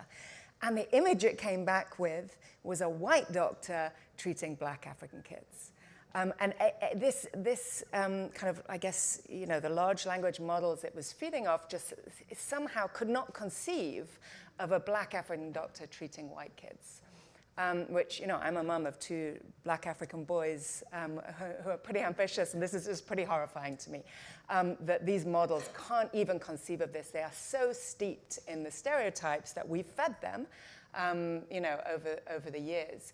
And I think we really need to take that seriously. How can we, those of us working on the continent, start to think, even if we're not leading the tech side of it, but how can we leverage these tools to ensure that we're creating our own large language models. So for example, at AMI, we're already thinking about how can we use the quality assurance data that we use to test our translation. So we translate into Kinyarwanda, Somali, various kind of African languages, also looking at Francophone African French, so French that feels relevant to Francophone Africans. How can we use those data points to generate in future kind of more efficient translation that is actually based in and kind of steeped in the continent? So I mean, that's kind of a mundane example. I think there are more exciting kind of examples from what's happening in the creative industries, ways that we can really ensure that we don't let this moment pass us by as an opportunity for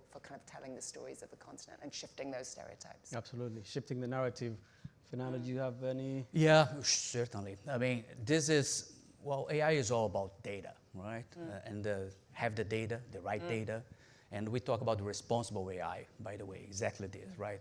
If there is some data that is bad, usually when you use it to an algorithm, the outcome will be bad, right? So we need to have a good data, the right data. This is an opportunity for Africa. We have a lot of data, but they are not treated. They are not, that is an opportunity for sure. Besides data, we need the computing power, right? We need the devices, the data centers, not a device. Well, a mobile phone is good for a lot of things, but for use, not to produce. And what we need in Africa is really to leverage the production, the innovation, the creativity that we have there. So although connectivity is first thing to solve, the right device, but it's costly, so we need to solve this, how we can put the tools in the hands of the new innovators to make sure it happens. And then the opportunity is there, right? So what we are doing as Intel, we started on these gaps that we talked about, the two reports that we commissioned. The first was to get a workshop with venture capitals in Africa across the continent, say, hey, what you are doing, where you are, what's the opportunities, what is lacking, so on and so forth. But the second after that was, well, we started working with AfriLabs, these hubs of innovation across the continent. We are doing what we call the train the trainers. So we started in South Africa, then we did in Kenya, the last one was in Egypt, so we will continue to do that next year. Is train these hubs, so they have the deep tech around them, so they can create these ecosystems across the continent. It's been very, very interesting. By the way, in the report, at least 60% of this deep tech that we evaluated in Africa, they are working already with AI, machine learning, sensing, so computer vision. So it's very surprisingly, it's amazing what Africans are doing there. And then the next thing that we did that was super interesting this year was, well, let's try first AI hackathon. So let's say in Africa that are using deep tech to create solutions to Africa, right? And we put the venture capitals among us. So the 4 winners, they get a possibility to be sponsored, access to capital. And on our side, we put on part of a global Intel liftoff, we call. This is a global program that we offer mentor, coach, access to tools, and to create this ecosystem with deep techs across the globe. Africa was not part of the Intel liftoff. Not at all. So see what Africa have. So in 1 year, this year, we have on the 130 companies part of Intel liftoff, 11 from Africa, but 11 from Africa that was not part of the program is huge. So I mean, the opportunity is there, but we need to work on these gaps that we still identified. And one company, we started these things in 2023. Imagine what we can do going forward. And if we partner with other companies, we do more of these private-public initiatives with universities, there's a tremendous opportunity, but we need to coordinate. Absolutely, coordination is key. We'll come to the audience for some questions with our panelists, but Henry, as a former member of the African diaspora here in the US, we often talk about money flowing to the continent, whether it's in FDIs, foreign aid, but a big portion comes from people like us sending money back home. Talk to us a little bit about how that is driving innovation on the continent. Oh, yeah, I'm still part of the diaspora. No? Oh, you are? Yeah, no, I am. I learned a lot from this country. So, no, I mean, I think the diaspora can really be a game changer for the innovation space. I think it was mentioned on a previous panel. The US government has a huge opportunity to tap into the diaspora if they really want to have an impact with African innovators. The problem for diaspora is how do they channel the money to the right, companies or startups on the continent, right? I think, for example, one of the biggest opportunity is like having a crowd, funding platform where diaspora can invest in vetted companies in Africa. There has to be a vehicle to support that type of concept. I think that's really important because I don't know any diaspora that's not looking for opportunity to invest in startups. I can tell you already. Even those who don't travel regularly back home or able to visit Africa, they're always interested in what's going on in Africa. I can't tell you how many friends call, oh, you've been to Senegal? I heard about this, and that. I heard this company is doing this and this and that. Can you find me a contact to, invest or talk to, or what do they need? But there's no vehicle, and it's, we're talking about 50 plus countries, right? So it's going to be very difficult for a startup or a company to really build a platform that's going to really help diaspora invest. So I think that's something that not just the US government, by the way, African countries needs to look at it, but crowd investing is platform it's a huge opportunity. But without tapping into the diaspora, the VC space, the traditional investment space is not going to do much dent on the innovation space. That I can tell you. So when you talk about a vehicle, you're talking about some sort of fund? Investment fund. Okay. You know, I mean, we all know, I don't think we have time to talk about it, but the VC mindset is not designed for the African market as it is today, right? I've talked to plenty of VCs. I can tell you, first of all, when you talk about Africa, they already tell you, oh, no, there's too much risk and all. Most of them don't have offices in Africa. They don't understand the opportunity. They read a little bit more, some data points and all that, but we're not there. But diaspora, they're willing to take that risk. And the crowdfunding platform, that's a small amount that they can invest in different companies, right? I'll tell you briefly, you know, for example, Prosper Africa has a deal room that we're part of. Less than 3% of that deal room gets investment. That's just to tell you the amount of work is needed to really have a dent into this financial gap. Absolutely. Rebecca, we're just coming out of the global pandemic. I remember when the WHO declared COVID as a global pandemic way back in March 2020. You know, kind of we're all lost, scared, but more worried for Africa. Everybody's like doom and gloom things, you know. But we came out of it. We're still here, thankfully. And, you know, we learned so many lessons. Let's talk a little bit about some of the lessons your company, your organization learned coming out of the pandemic. Yeah, I mean, it always feels uncomfortable to talk about kind of silver linings within COVID, doesn't it? But I think really a big silver lining was the accelerated adoption of technology. I mean, you started off talking about this, Henri, that yeah, there were just so many of us were forced to get online and do things online that were perhaps outside of our comfort zone. And I think in the development community as well, there's been a little bit of a kind of slightly cliched, well, online doesn't really work in Africa. This kind of idea, like somehow that Africans wouldn't want to kind of enjoy all the benefits of being online like the rest of the world.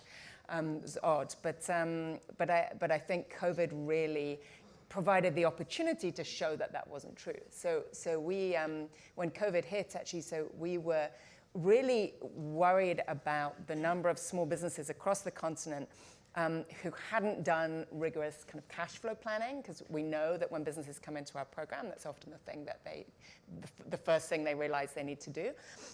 So we rolled out boot camps across the continent. We had about 3,000 small businesses over a few months just kind of join free boot camps. We had kind of a couple of hundred people, often online at once, and just took them through this kind of pretty basic but very practical, useful cash flow modeling tool. And then we realized there was this real demand for entrepreneurs to kind of connect with each other during COVID. So we did another one around resilience and kind of adapting your business to changing customer needs. And I often look back, I think if there's one thing that we've done as a company that's been the most impactful was that second boot camp on adapting to different needs. Because, it didn't stop with COVID. After COVID, there's been, depending on where you are in the continent, there's been kind of political unrest, there's currency crisis, there's economic, it doesn't stop. And so in a way, it's the great strength of many businesses across the continent. I can't remember who was talking this morning about the hustle. The hustle is so real. African businesses are just brilliant at hustling, and it comes pretty naturally when you're in such a tough environment. But it's getting more and more real, and so I think that just to come back to COVID, I think that was the second big silver lining, was not just acceleration of tech, but also this resilience, the mindset that we really learned as entrepreneurs in Africa and globally that the world is, uncertainty is the new certainty, and that we need to live with that, and you can make that a competitive advantage. And to me, that's the potential competitive advantage of a continent, in a sense, is this hard-scrabble kind of resilience and ability to adapt. Okay. And maybe that's what will be the next big leapfrogging. Absolutely. We have a few more minutes left in our panel. Let's take a couple of questions from the audience. 1, 2. You again, sir. Okay. That's fine. It's the Rwandan. Can we get the some Rwandan female mafia. representation? Oh, yeah. The Rwandan. Yeah. No, I'll be very quick. I just want to give flowers to Rebecca because my startup received support from you, from your, AMI. They gave us like 1 year because startup is hard, really. And being myself and African founders, go read. We receive less than 0.5% in funding. It's crazy. So thank you, Ami. So we got like 1 year of a startup space. So you are doing an amazing job. Thank you. Thank you. That's awesome.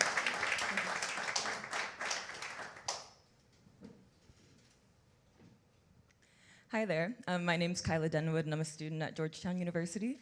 My question comes with this. When we talk about digitizing Africa, I feel like it's hard without talking about the materials that go into our digital tools, like semiconductors, which is big in the United States now. And in producing these semiconductors, we're taking a lot of critical minerals from Africa without necessarily incorporating them into our advanced manufacturing processes. So I was wondering, from y'all's perspective, would incorporating Africa more in our advanced manufacturing produce a value add for the continent? And then what do we have to overcome in order to do that? How do we actually get this to happen? Well, that's one for you. Okay. There's one more question at the back, please. Hi, everyone. Thank you so much again to all the panelists. My name is Noelle. I'm from Johns Hopkins SAIS. Good to see a Georgetown peer here as well. My question has to do with the aspects of digital infrastructure and the way that we can sort of ameliorate those gaps in digital infrastructure between regions on the continent. So as different regions have different needs, different constraints, different strengths, how could a tool like the AFCFTA regime also be leveraged to improve those gaps, other policies and other projects that are ongoing as well? Thank you. Interesting questions. Thank you. Henry, you want to start off with the question of value addition, all the resources coming from the continent to come and bolster economies out here, but really nothing benefiting the motherland, so to say. Well, I'll go even further. There's no major semiconductor industry in Africa. We're not even part of the conversation, right? We buy boards from Asia, for example. We're trying to find companies on the continent. I'm not even talking about locally. So we're not even part of the conversation. But that's a government leadership problem. We can't blame anybody but ourselves for that problem. So as far as minerals going out, again, that's above my pay grade. I mean, I have my own opinion, but I don't think it matters. But I think we need to develop a semiconductor industry, and not just on the country level, but on the continental level, at least regional level, like East Africa, West Africa, and all that. But that's my take on that. Yeah, I think I agree. I think there's a lot of opportunity. There is a semiconductor company in Africa, an African company in Kenya, small. So it's a spin-off of a university. So they are doing great. So we are trying to collaborate. It's an initial thing, right? So I think that it's very below, but there's some opportunities there. I do think that Africa has a play in this for us, in this global semiconductor rebalance. That's what the journey that Intel is involved in, to rebalance the semiconductor supply chain. And Africa from critical minerals for sure, but needs to be, it's a different industry. We don't know a lot as Intel about it. We know that we need dramatically, and there's a concentration of key critical minerals in one country that, I mean, if you think about resilience in supply chains, a lot of countries can have an opportunity to identify and see what is possible to do in instruction processing and take advantage of that. The second thing that this is what we are doing in Africa, because we do believe that is an opportunity in the sense of the supply chain semiconductor, is design. Back to the possibility to innovate, to create apps, new solutions, design new chips, and so forth, why not? So we are putting our Intel labs in conjunction with some few universities across Africa to train their researchers on design 16 nanometers microprocessors. So it's a bet, so let's see, but we do believe that there's a possibility. Rebecca, I wanted you to talk a little bit about the digital divide. I think that was the crux of the question about how do we bridge that digital divide on the continent to ensure equal access to digital skills and opportunities across urban and rural areas. Yeah, just before that, I was just thinking also about your question. I won't comment on the semiconductors, but I think behind the question is this other issue of value addition more broadly. And I won't comment on the kind of macro, kind of the policy and the macro conditions, but from the ground up, I think that we need to be really intentionally helping businesses and entrepreneurs think about value addition and kind of input substitution and adding more and more value locally as much as possible. So we do a lot of work in the agribusiness sector. I know we're talking about tech, but why not? You know, where rather than just kind of exporting avocados, we've got entrepreneurs starting to look at avocado oil or kind of other byproducts. So those kind of, I think that value addition question is just so critical, not just kind of sending raw materials out, but keeping more of that value within economies. Yeah. Yeah, I guess the second question was on the digital divide. Henry, you want to tackle a little bit? You did, I think your first question is how, basically, yeah, opportunities, right? The opportunities of the AFC FTA. Right. I think it was more really underlying on the issue of bridging the digital divide and some of the opportunities that are available. I mean, I think I tapped a little bit into it. I'll give you because again, digital divide is not just internet. You have the underlying infrastructure, storage, computing power you mentioned. So we're on a wave in Africa where we're building major data centers. That's great. But data centers really built for big companies, not startup, not small companies, right? So there's a need of a new type of infrastructure. That's actually the space we are in, where we're building, for example, distributed infrastructure using edge technology, right? It's low cost, but it's really catered to the small companies, startups, even students that want to develop applications, so on and so forth. So again, it's part of the looking inward type of mindset where, you know, we have to stop copy and pasting solution. That's really what our problem is. We just copy and paste. We need robust system, which is important, but we don't adapt it to the ecosystem.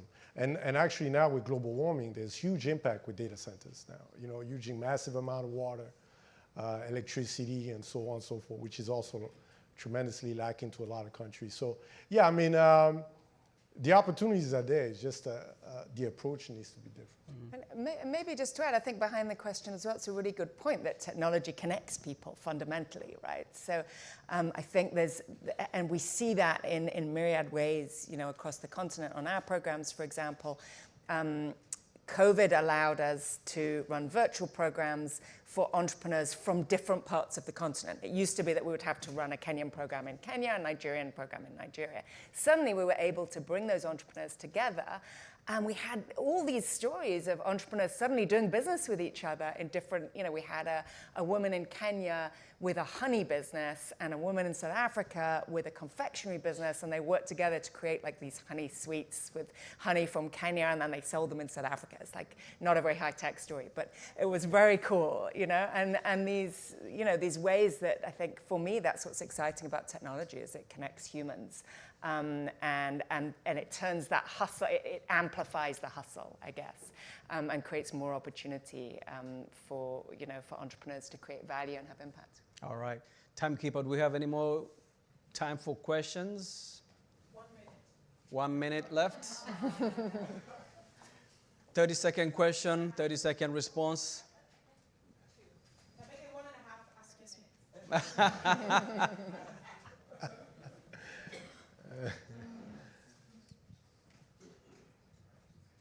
morning. My name is Darnley Howard, president of Advancing International. And to Henri's point about venture capital, I'm wondering if he can talk to the role of African venture capital companies, of which there are a couple, which I know of particularly, and maybe they can bridge some of those gaps that you talked about in the venture capital industry. There was a hand right there. Sir, do you have a question as well? Yes, please. You kindly pass the mic. And then we wrap it up. Hi, my name is Wilson Magaya from Zimbabwe. I heard a few statements on infrastructure that enables and ecosystems that enable entrepreneurship. Our experience, we're a small manufacturing company in Zimbabwe. We realize that there is a block of IP transfers, intellectual property. We are making toilets. It's very difficult to get the technology to make a toilet pad. And we looked into the history of how nations like Korea, Japan, and some places here in the US, and we realized that the infrastructure involved research, and we have these research parks like in North Carolina. As the US government, is there any way that such infrastructure is being built in Africa?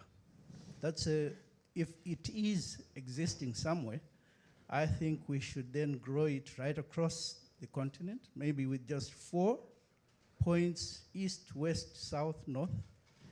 And then maybe Intel can bring in some of its programs into there.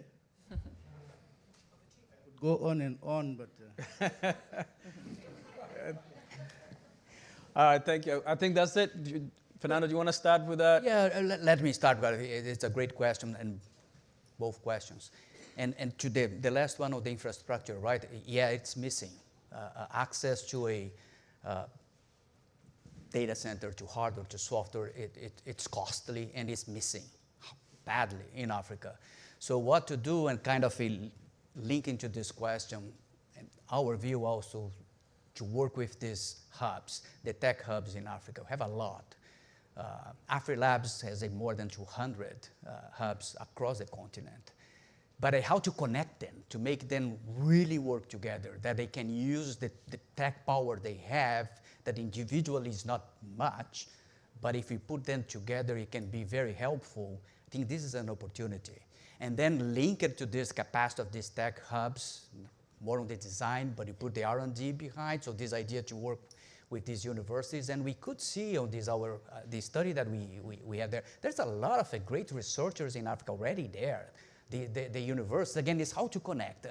That's the issue is not an easy one. It's 54 countries, so it's not an easy task, but it's the key for Africa to succeed is how to connect this. And I think the hubs, the tech hubs, should be a private-public partnership that we should think together. To Henry, Africa venture capital bridging the gap, the financing gap. Yeah, just to add what Fernando talked about, I think you mentioned also briefly, Africa is lacking tremendously on R&D capital. There is no R&D capital that is not subsidized by either a foreign country, which makes no sense to me. But for the VC, yeah, I mean, the distribution of capital is the biggest issue when it comes to VC. So I think last data I checked, 60% goes to fintech, right? Then the rest is spread into health and ed tech. But if you're in the infrastructure space, for example, you're looking for patient capital, right? VC are not interested in that. They want high growth, 30%, so on and so forth. And African VC bringing that same mindset. I don't blame them. I mean, they have people they have to answer to. But I think there's a need of a new capital, vehicle for certain industry. But distribution of capital is a big one.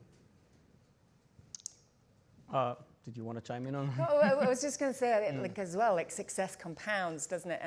And where you're starting to see some local VCs, particularly in Nigeria, where you've had some big exits. So like Paystack there's a whole ecosystem around Paystack. When they exited, there's all these spin-offs now, and a lot of the exciting Nigerian startups have come from that ecosystem.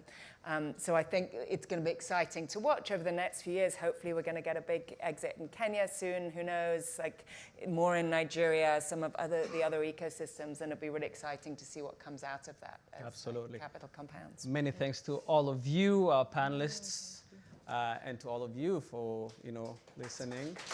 Thank you so much. Thank you very much, our panelists. Poor Jackson, feeling my pressure whenever I stand up. Okay, ladies and gentlemen, we've got literally a 3.5-minute coffee break, and that is 3.5 African time. Listen, it's our time, and we're on time. So it's 3.5 minutes to network, grab a coffee, come back in here, because we've got Luel Mayen, who has a spectacular presentation on the next level of innovation coming up. So in 3 minutes now, we'll be back in here. Thank you.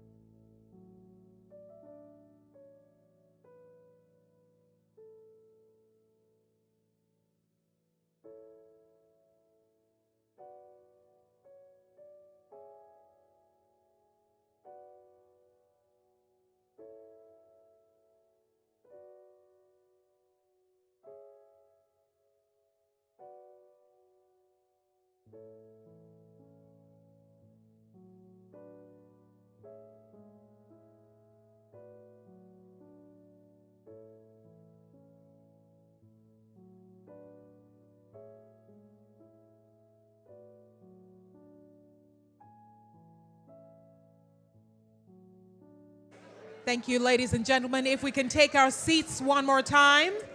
Kindly take your seats one more time. We have a spectacular presentation coming up by Luol Mayen.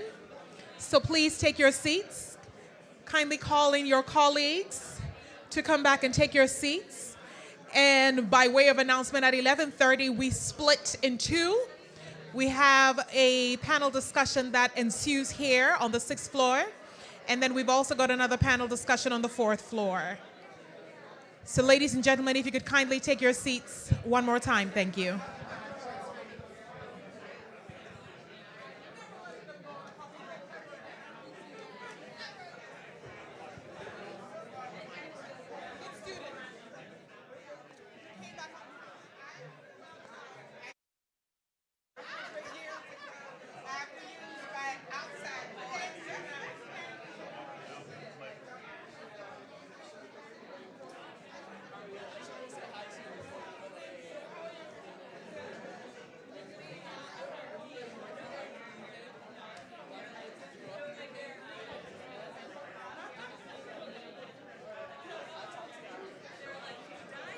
Ladies and gentlemen, please take your seats as we move into our presentation by Luol Mayen. May I ask you to please take your seats? Thank you so much.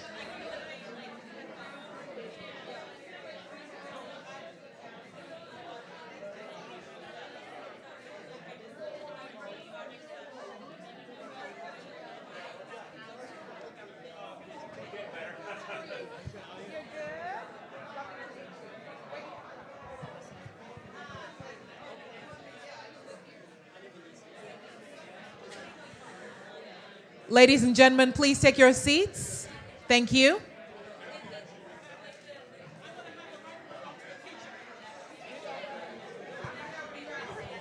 Please take your seats so we can proceed with our presentation.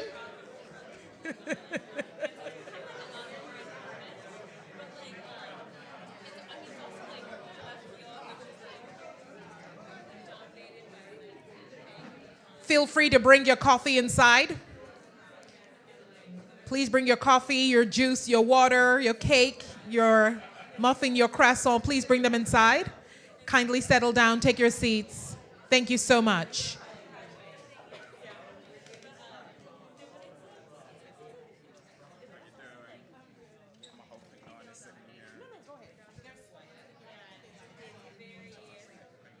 Thank you so much. And for those of you who came back here on time, I celebrate you. You are the Africa we want. Allow me to bring to the stage to give us a presentation. Let me just go up here and do this presentation here. We've got our audience online.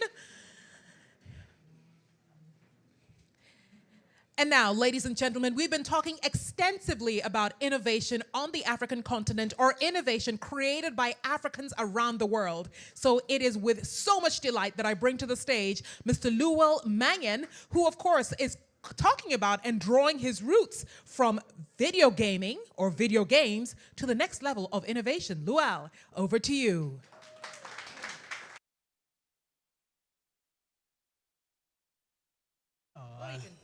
I know. Hi, everybody. Hello. Yeah, this is still amazing to be here today. My name is Luol Mayen. I'm actually from South Sudan. How many people from South Sudan here? I don't know. I want to see. Yeah, I'm really excited to celebrate Africa and everything that comes from Africa. I always believe that the most important thing in life is, and I always tell people that talent is evenly distributed, but opportunity is not. Where we come from, where we are, there's always that innovation that comes with us, no matter what happened in life. Anyway, as I said that I'm from South Sudan, I'm the founder of Junub Game. Junub Game is a video game company that make video game for peace and conflict resolution. And a lot of people are going to be, hey, how can video game be used for peace and conflict resolution? And that's the reason why I'm standing here today talk about it and talk about things that we can do as African and things that we can bring to the market. And second to that, I'm also the founder of Lual Main Foundation. We focus on, bringing technology, game design, and animation to kids that live in a refugee camp. So I'm really excited to really talk about my work and using the power of video game in order to bring the world closer together. And sometimes we ask ourselves, like, how are video games so powerful? How can we use video? How many people play video games here? I know. Of games, like something that it's really that we can use to be able to like bring the world together and bringing the world in terms of like, how do we feel about certain things? And a lot of people might say like, how did I get into video game? First of all, I grew up in a refugee camp. I've lived in a refugee camp for 23 years. My family fled South Sudan because of the war. And that I was able to find my path and being able to like, how can I be able to like use the power of video game to be able to like bring innovation? So right now we're building for example, I'm from South Sudan, whereby almost 73% of the population is under the age of 30. And when we talk about like refugees and talk about like innovation is something that we can always think about. And the reason is because we live in a new generation where we can be able to use new solutions. I remember like the first time I ever played a video game like was in a refugee camp. And the first video game I played was called Grand Theft Auto. And then it was so powerful. And that moment I remember that it took my mother 3 years looking for $300 to buy for me my first computer in a refugee camp. And I would work every 3 hours every day to go and charge my computer because we had nothing in the refugee camp. And every day I'll come back and I remember like, I never thought like actually video games are created by people. I thought they fell from heaven. Because the reason is because we didn't have the access to games. And one is that I'm building a video game called Salam. Salam is a game that actually put a player in the shoes of a refugee, like fleeing the country to find a place of refuge, and that's the game that we're working on. In the game, what you do is, first of all, you take a player, you take your character from a war-torn country to a place of peace. And what you do in the game, we have something called play to earn. So in the game, when your character run out, let me show you. When your character run out of food or like of water or something, you have to buy in the game. And when you buy it, you're actually buying somebody in a refugee camp food. When you buy water in the game, you're actually buying somebody in a refugee camp water. And the reason is because games are really very powerful in terms of like being able to engage. I remember one day I was playing a video game with my friend. And when I play a video game, it's that I remember like I killed his character in the game. And the way he reacted to me, he didn't say that, why did you kill my character? He was like, why did you kill me? And the reason is because that decision making is very important when it comes to like video game design in order to, one thing, build empathy. Second to that is like when it comes to like how experience look like. How do you feel about some certain things that are actually happening in the real world? And we're in a video game industry, we are in an industry whereby the players choose what they want to play. And with that, it's very important when it comes to like digital storytelling, when it comes to video game, because we are able to like use that medium in order to bring people together, in order for them to actually understand what is going on. And that's why games are really very powerful. When it comes to peace and conflict resolution, it comes in terms of like, peace is something that is built over time. And when it's built over time, is that like, how do we help the young generation in terms of changing their mindset, in terms of like being able to understand how to engage, how to make decisions. And that's why video games are very powerful when it comes to like decision making, peace building. And when I say like peace building is something that is built over time, is like, for example, true peace is not like sitting down, we work with government and being able to like just sign ceasefire and so on. It's by allowing the younger generation to understand things that are actually helping them and how to respond to conflict. And whenever they play a video game, the video game is able to challenge them to make decisions that they cannot even learn from school. Second to that is like video game, you're actually using that story in order to understand. And I always tell people that, I wish we live in a world whereby we don't have to teach empathy. And empathy is built between the way people understand other people. For example, like when you look at the refugee crisis, we have over like 72 million refugees around the world. And we make decisions that can actually affect them. Refugees become, in terms of like, for example, other people flee their country because of climate change, because of war, because of fear of something. And then, for example, when my family flees South Sudan, my mother flees South Sudan and my family, we settled in Uganda. And during that time, the most important thing was the government of Uganda was able to welcome refugees in order because it's the next country that was next to me. And the most important thing is like when it comes to policy making, refugees and people that are seated there, they don't understand what they go through.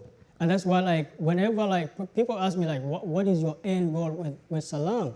The end goal is, for example, kids right now are playing the video game, and maybe in 10 years, 20 years, they will be in a place of a position of power. And when the position of power, they understand what it means to be a refugee. Whenever they're making policies, it actually understands because it's a way of education. And that's why like Salam is really helping a lot in terms of like, what does it mean to be in the refugee camp? What does it mean to actually, for players to understand?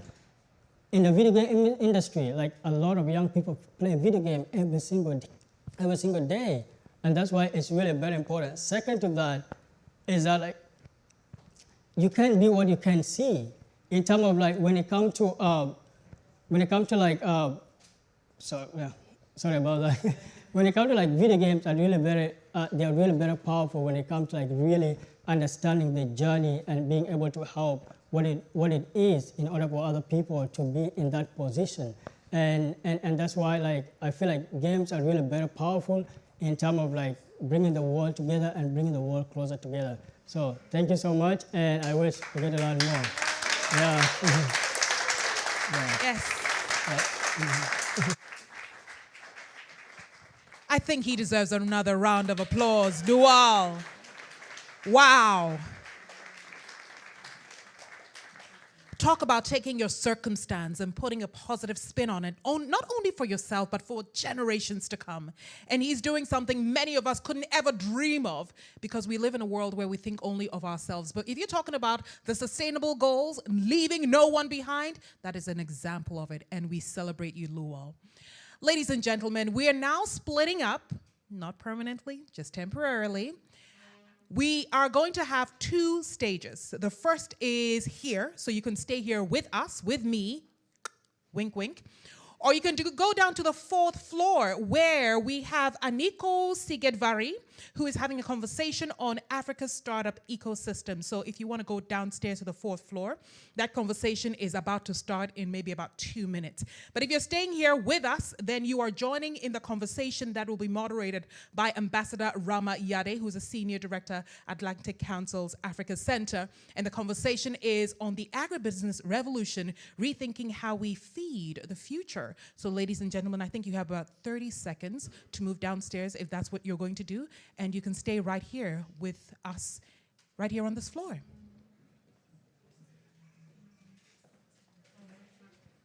And so if you're staying here as well, may I kindly ask you to move forward, please? You can move forward, please.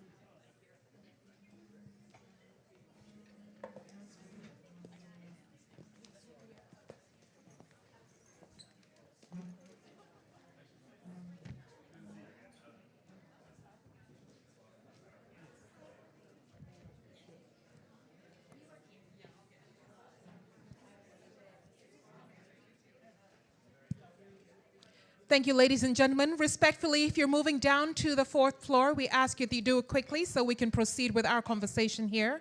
Respectful request, kindly. And if you're staying here, you can also move up. We have about 15 seconds before I hand over to Ambassador Yade.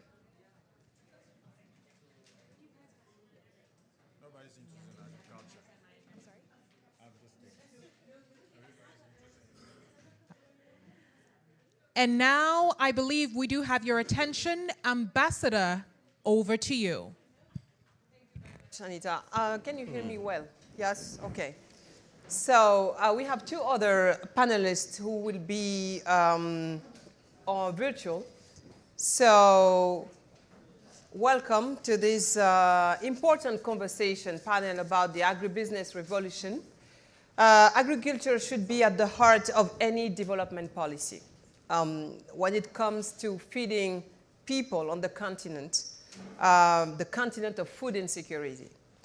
This is not an outdated sector. Agriculture is the economic sector of the future. Look, like I said this morning, 65% of the world's untapped arable lands are on the continent. 35%, agriculture sector is 35% of the continent GDP. It's also 60% of the active population. Yet food insecurity has increased as a result of the war in Ukraine, prices of food, of production, of gasoline, of fertilizers, all the prices have surged, not to mention the extreme weather conditions combined with the weak local infrastructure. Not to mention as well the levels of productivity among the lowest. On a continent where the population will double by 2050. You can imagine how the stakes are high here, and consequently we are here today to discuss, not to discuss humanitarian assistance or short-view solutions. We are not here to discuss about food security, but about food sovereignty, how Africa can feed itself and feed the world. So I'm happy to welcome our three panelists today. Our first panelist is virtual, Professor Lilat Nahum. She's a professor of international business at City University, New York. She's also visiting professor at Strathmore Business School in Kenya. Welcome, Professor Nahum. We have also virtually Yael Olivier, who is the founder and CEO of Hello Tractor, an agricultural technology company that connects tractor owners with smallholders farmers. Welcome, Yael. And on the stage with me, Usman Gajigo, who is a director of Seeds for Prosperity. You are a former African Development Bank manager, and now at the head of this new nonprofit foundation with the goal of sustainability, improving food security in the Gambia, right? And you focus on your work focuses on vegetable gardens in rural areas in a country, a coastal country, already impacted by climate change. So we are going to discuss this, the extraordinary potential of the African agricultural sector, as well as the innovation being pursued in agribusiness and agri-tech on the continent first. And I would like to ask Professor Nahum the first question. Professor Nahum, you published, and that's how we met a few months ago, earlier this year, a remarkable piece called Africa's Agribusiness Sector Should Drive the Continent Economic Development, 5 Reasons Why. Can you share with the audience those 5 reasons why Africa's agribusiness sector should drive the continent's development? Thank you, Ambassador. It's really a pleasure and an honor to be here. You set up the stage so beautifully by suggesting that such a large part of Africa's population makes a living out of agribusiness. Such a large share of African economies are derived from agribusiness. In parallel, the agribusiness sector of Africa is extremely underdeveloped by all measures that we could think of. It lags behind the rest of the world. One issue that Mr. Oliver seemed to try to address, the use of machines, which is the lowest in Africa and in the world. The size of farms is the smallest in Africa and the rest of the world. The labor productivity in agribusiness is the lowest in Africa than compared to the rest of the world. So there is really the need for food security, the ambassador mentioned stressed to us. I cannot agree more to this, and I'm very glad that she brings this up and places it at the center of our discussion. But simply for Africa to develop, we must address the issues related to agribusiness and must upgrade and upscale the agribusiness sector. So I think the major reason for this is that I don't think that Africa will follow the standard process of industrialization and economic development that we have seen have worked quite effectively in other parts of the world, most likely in Asia, but also previously in other parts of the world, because whereby countries move for agribusiness, low productivity agribusiness into manufacturing, and from there to services. This has not happened in Africa so far, and we are seeing that to the extent that people move away from agribusiness, and we have seen some movement away from agribusiness, they shift up, they jump over manufacturing and all over to. So this is not a healthy path for economic development, because services do not have the ability to raise millions of people out of poverty, as we've seen in manufacturing. But I think beyond that, I don't think that the manufacturing-based industrialization model is suitable for Africa and is aligned with Africa's comparative advantages and disadvantages. I think we do need a distinctive path for Africa. There's so much that is distinctive about Africa, and it calls for a distinctive path for economic development. And this should be based on agribusiness, and should start from agribusiness and lift agribusiness up and develop the agribusiness sector. Now, there are three key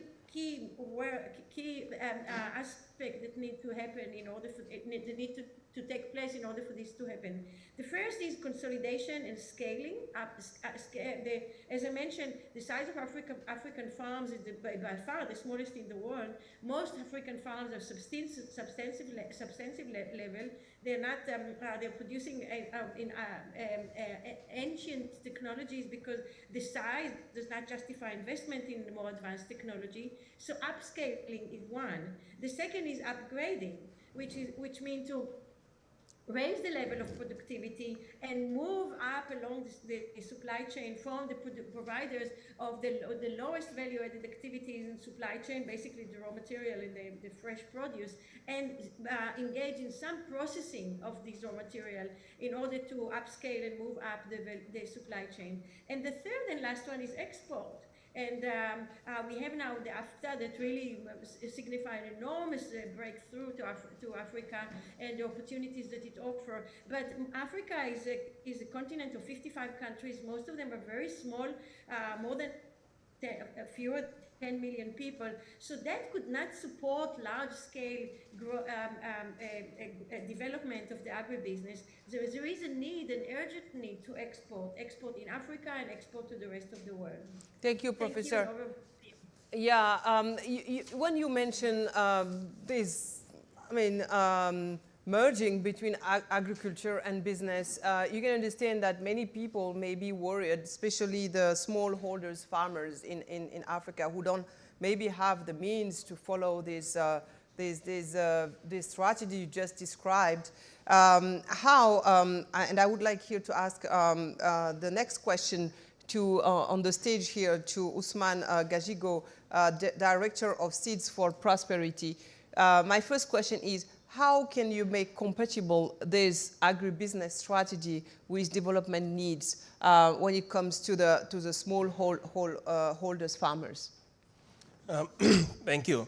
Actually, I think there is no tension or contradiction here. There's actually a lot of development and what the professor is expressing. There's a lot of compatibility here. She's absolutely correct that you have many small farms in Africa. I come from a small country that is densely populated, so that's high population density. Land is at a premium, so land size is the limiting resource. So if every farm is working in a fragmented piece of land, it's difficult how certain kinds of technology can be used, but that one would have to really, we'll have to fail to use our imaginations if we actually think that as a failure. Because you could have cooperatives. There are successful models where you can, even small-scale farmers can get together and still take advantage of technology. And also, these are opportunities that present themselves when you have a small, small farmlands, fragmented piece of, farmlands. You don't have to give up, throw up your hands. You could actually say, okay, instead of focusing on, traditional food crops or cereals that require a large amount of land, how about high-value crops that can be grown on even small quantities of land? So these are opportunities where even small-scale farmers, those that are living in very remote areas, could be supported. Mm-hmm. And she's also absolutely correct in saying that the situation we see right now, where you have a lot of people leaving agriculture, skipping economy, skipping manufacturing and industrialization, going straight to services, is not really a recipe for sustainable development. Mm-hmm. And I think here you have a situation where investing in agriculture and having industrialization are actually compatible. Mm-hmm. Because in order to have processing or manufacturing, you need to have high productivity in agriculture to ensure that there is surplus, reliable supply, and at high acceptable quality. Mm-hmm. And that can only happen when you have investments in agriculture. Mm-hmm. Because you cannot have a viable industrial sector where inputs that are required are not in high supply, are not in sufficient supply and are high cost. Because when you have high cost manufacturing, you will not be competitive. Mm-hmm. So having development and also having investment in agriculture, these are actually very compatible. Mm-hmm, mm-hmm. Speaking of which, you mentioned the restoration of lost crops, like one of the tools that could be used. And a few days ago in Dubai, far from here, at the COP28, the Africa Center welcomed Chef Pierre Cham, who is working to restore these lost crops. And you mentioned also cooperatives that can play a role for these small farmers. There's also digital, and here I would like to ask Hello Oliver here, who is the founder and CEO of Hello Tractor, about agri-tech. How I said earlier that your company is a technology company that connects tractor owners with small farmers. So how can tell us more about your work and how these two worlds can work together? Well, I think Hello Tractor as a business cuts across many of the themes that were already mentioned by the other panelists. Our business is enabled by last mile coordination of smallholders' demand for equipment to increase productivity of labor, to increase profitability, to ensure smallholder farmers plant on time, intensify land under cultivation to grow their profitability. And that's enabled through technology. But at the very core of our business model is a very simple concept, which is, the most important factor of production in agriculture is fertile land, water, sun, right? And in our business, we have across these smallholder farming systems an abundance of all three, but they need to be organized. You cannot have a small 1 acre farmer owning a tractor, and you certainly can't expect a small 1 acre farmer to book tractor services, even through technology like what we offer at Hello Tractor, and expect a tractor owner to drive that machinery 100 kilometers to service that one plot. But through organization, sometimes through co-ops, but sometimes organic formation of demand clusters, you can reach economies of scale so that a group of farmers, maybe 100 farmers booking for 150, 200 acres of land, is very attractive to a machine owner. Yeah. And we use a variety of technologies to enable that transaction. We have a tractor fleet owner application that we built natively for farm equipment owners to remotely manage their equipment, feeling comfortable sending it to far off places and knowing exactly what it's doing and making sure the operator is not defrauding them or stealing fuel or underreporting work. And then we have a booking application that community-based agents can use to organize those demand clusters, transparently book that demand with satellite images of the farmers' fields to see exactly the condition of the fields, location, distance from roadway, all of the information that you need to de-risk that decision to send your tractor to that far off place is made available in the application. But what's enabling this entire business is the coordination of that last mile, aggregating these small acres to be large acres and to look as closely to as broad acre growers as possible to enable the economies of scale to make the market works. That's true for tractors, it's true for seed system, it's true for fertilizer, it's true for storage and market linkages. But we start with tractors, but we believe that coordination can be leveraged across the entire agricultural industry. Yeah, thank you. Can you tell us more about the track record of Hello Tractor? How many countries in Africa? Yeah, sure. In how many countries are you operating? In how many farmers have you targeted? So we're Africa focused. We have over 1 million. We're at about 1.1 million farmers being serviced on our platform, growing on 2.6 million acres of land. We're focused in rice, wheat, sorghum. We're talking about indigenous crops, millets, and as well. And African maize. Can't forget maize. I'm in Kenya right now. God forbid I forget maize. Yeah, we recently launched a tractor finance product as well. That's operational in 3 countries, but the broader business and the core kind of fleet management and marketplace, we're in 20 countries across the continent. Thank you very much. Professor Nahum, I'm back to you.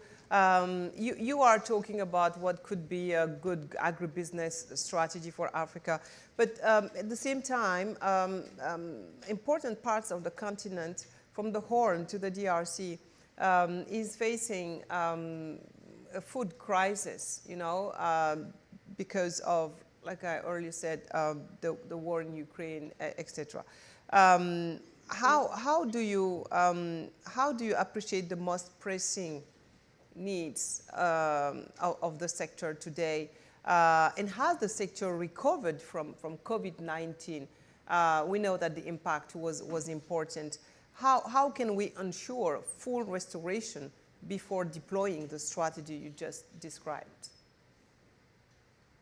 Those kind of crises of natural are inevitable, and political crises, and that will influence the region. And the more integrated the world is, the more dependent we are on other countries for the supply of our needs. The more exposed we are to those risks.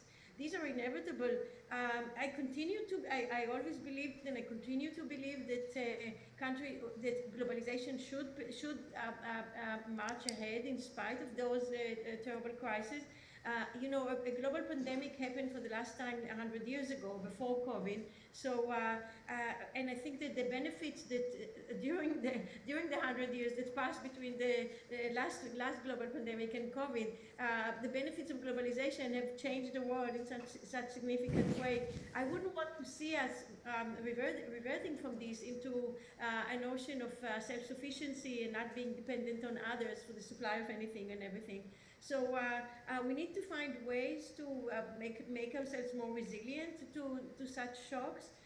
Political shocks, well, unfortunately, we're seeing many more of them in recent years, which is unfortunate. But they are also an inevitable part of a world, and I think that they too should not be an excuse for closing up and introducing protectionist policies that will undermine all the enormous benefit that the global world provides us. including in terms of, even in terms of food supply.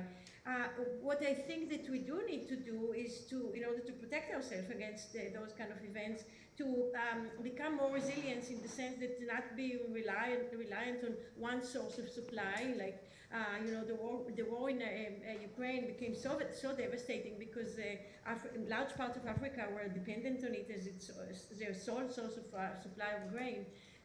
So diversify the sources of supply and be ready to be prepared to the opportunity that something might go wrong in one part of the world that will jeopardize its ability to supply us our needs. But I continue to subscribe heartily to the principles of comparative advantage, which undermine the benefits of globalization. And they apply to food as well, and maybe to food to a greater extent because of the advantages of weather and land and type of land that make some parts of the world inherently more suitable for the production of certain foods than others. The benefits of trading with each other, even in those things, are enormous, and we should not let them go just because of their political risk or natural disaster risks. Mm-hmm. Thank you very much. Usman Gajigo, I have I'm intrigued by, very curious of your experience as AFDB manager, and when we compare with your current activities at the head of a nonprofit foundation, how do you appreciate the support by the African development organizations on the agriculture sector? Because we know, today we are here to celebrate African innovation and creativity, and we know that the African civil society is really a vibrant civil society that tries to do the job the states sometimes cannot deliver. How do you work, and how do you appreciate, and how do you work with the development organizations at the state level and at the continental level?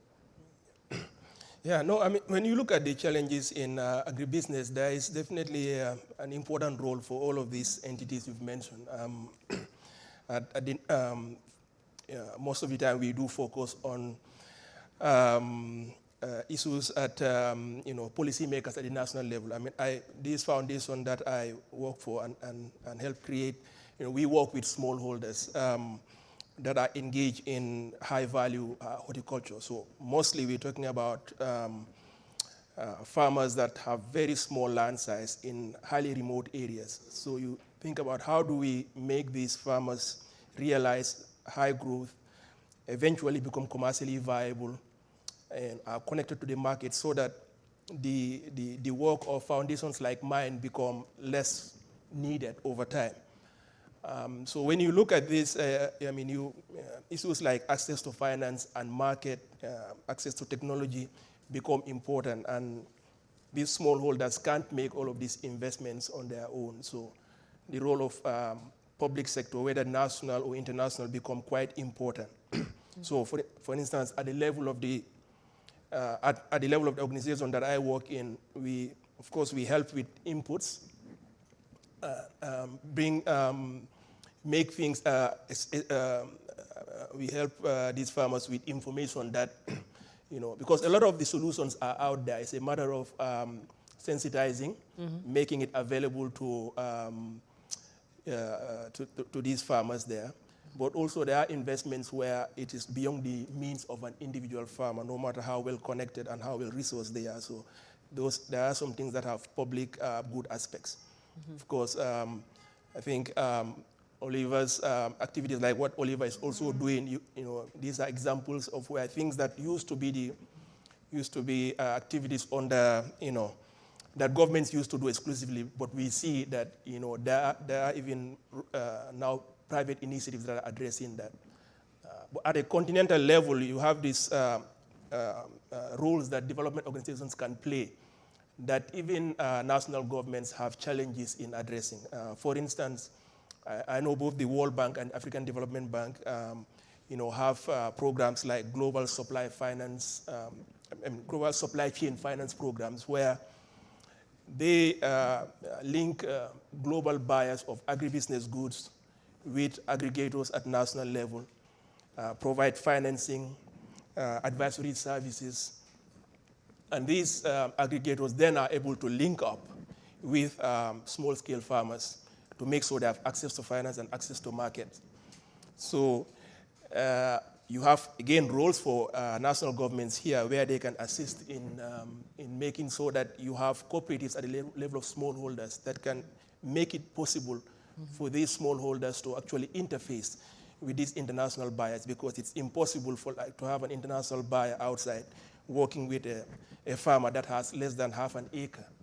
So at every level, you have, there is considerable scope for these entities, national level, subnational level, and international level, to address the constraints that there are. Of course, I've only mentioned a few, but it extends beyond just finance, but technical service, technical assistance, advisory services, information. So these roles are there, and my work both at the World Bank and at African Development Bank before I started this foundation informed a great deal for roles that we can play at the national level and also at even subnational level to ensure that these smallholders, we start to think about them less as humanitarian cases than as potential business opportunities. Actors, yeah. I have a question for you about the underrepresented populations and development goals, especially women and young populations. How can they be, first, in your activities, do you target them specifically to be more inclusive? And how your work can support the development goals on the continent in terms of job creation, for example, in the urban, but also in the rural areas? Yes, it's central to our work. And it's, we talk a lot about internally going beyond the rhetoric and incorporating inclusion and equity down to the line of code. So when we talked about, for example, I'll use a real example, our booking algorithm that connects farmers to tractor owners. Logically, you would think the bigger the field, the more attractive the booking, right? Because you get more work done, and as a tractor owner, the more you're paid by the acres. But we don't look at that at the individual farm level. We look at the number of acres in a specific geographic catchment area. And we built that algorithmically to ensure that we were not disqualifying smallholder farmers from accessing tractor services. That's the bulk of the market. And so that's a market that we need to service, and we need to be thoughtful about how we crowd them into the marketplace without putting our tractor owners at a disadvantage, right? But it's codified in the code, right? The same thing with our tractor finance product, right? We've observed, obviously, we've all heard the World Bank statistics around how women are represented in agriculture, but are often last in line to access resources. They're asset poor. They don't have the same level of access to financing. And so we thought there was an opportunity for us to design a product that targeted specifically young people and women. How do we do that? At the point of underwriting, well, number one, we are underwriting the book of business of booking agents. As they engage more and more farmers, that's what we underwrite to qualify them for a loan. Once you reach a certain number of acres booked in the application, you qualify to become a tractor owner through Hello Tractor and our pay-as-you-go tractor finance program. Now, we hold you accountable. Once you get the tractor, we track your performance to plan. If you're not servicing the bookings, if you're not remitting a small fee back to the platform to make sure that money is recycling, we take the tractor away. But we prioritize young people, we prioritize women, We reduce the down payment requirements, and we do a lot of analysis to make sure that on a risk-adjusted basis, we can scale our business. So we got, you know, in our credit team, they're constantly updating regression models to see what is a real indicator of credit worthiness, right? If that's what we care about, because we need to repay our investors. Our investors are commercial players like John Deere is our largest investor. They care about things like inclusion, but they also want to make sure they get their money back. And so, but we design for the kind of inclusion that I think is going to be important, not just at a social level, but realistically, that's the market. So it's kind of weird to not design for that, because the businesses that don't are really skimming off the top. And it's really competitive at the top. There's not that many bankable agricultural enterprises across Africa. And there's not that many, you know, broadacre farms across Africa. There's not that many dudes that are credit worthy running around trying to find loans from big commercial banks. It just doesn't work that way. The bulk of the market is young people who are unbanked, is women who are unbanked, is smallholder farmers who are unbanked. And if you're not reaching it, I would question the viability and scalability of your business. So it's an imperative, both for the social benefit, but I also really believe that commercially you're irrelevant if you can't crack that nut. And so that's what we focus. Thank you, Hiya. We have only 8 minutes, and I would like to dedicate this remaining time to a third topic after agribusiness and development, the impact of climate change on the agricultural sector. And I'm going back to you, Professor Nahum, to ask you my first question on that. Combating climate change in the sector of agriculture is critically important. At the very moment when, like I said, in Dubai, we are attending the COP28, 30 years of COP. What are the best options for the sector in Africa? What are the best practices, the inspiring models in Africa and beyond? Aubrey Hubi, our Africa Center Senior Fellow, a few months ago just released a report on agri-tech and advanced a few recommendations about that. But on the continent of land of water, in danger and threatened by the global warming and all the extreme weather conditions, what are the best options to, in combating the climate change in the sector, Professor Nahum? Well, the problem of climate change, unfortunately, goes way beyond the sector, but obviously the sector will be among the will experience the consequences of climate change probably more than any other because it depends directly on the state of the environment. So I think if anything, these issues call for greater specialization and more agribusiness activity that is really derived that is based on the principles of comparative advantages and more efficient use of water, for example. So crop that requires more water should be grown in areas where there is just more natural water, and save on irrigation in other areas where in order to address issues like water shortages. Crops or other agribusiness items that need more sun should be grown in areas with more sunny areas, and so on and so forth. So greater sense of specialization in order to be able to provide the food security that we started the panel with, and at the same time also protect ourselves from shortages that will be caused by environmental challenges. In general, I think that Africa will play a major role in the green revolution, and the agribusiness is inevitably a part of that. So many of the resources that are needed in order to make that transformation to green energy are in Africa.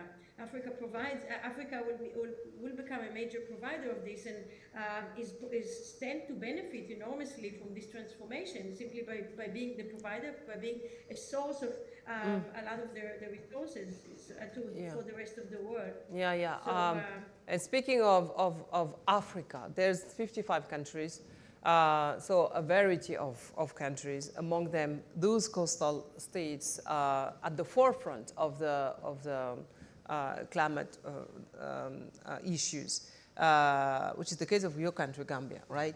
So can you tell us more about the concrete effects of the climate change in the sector of agriculture in your country?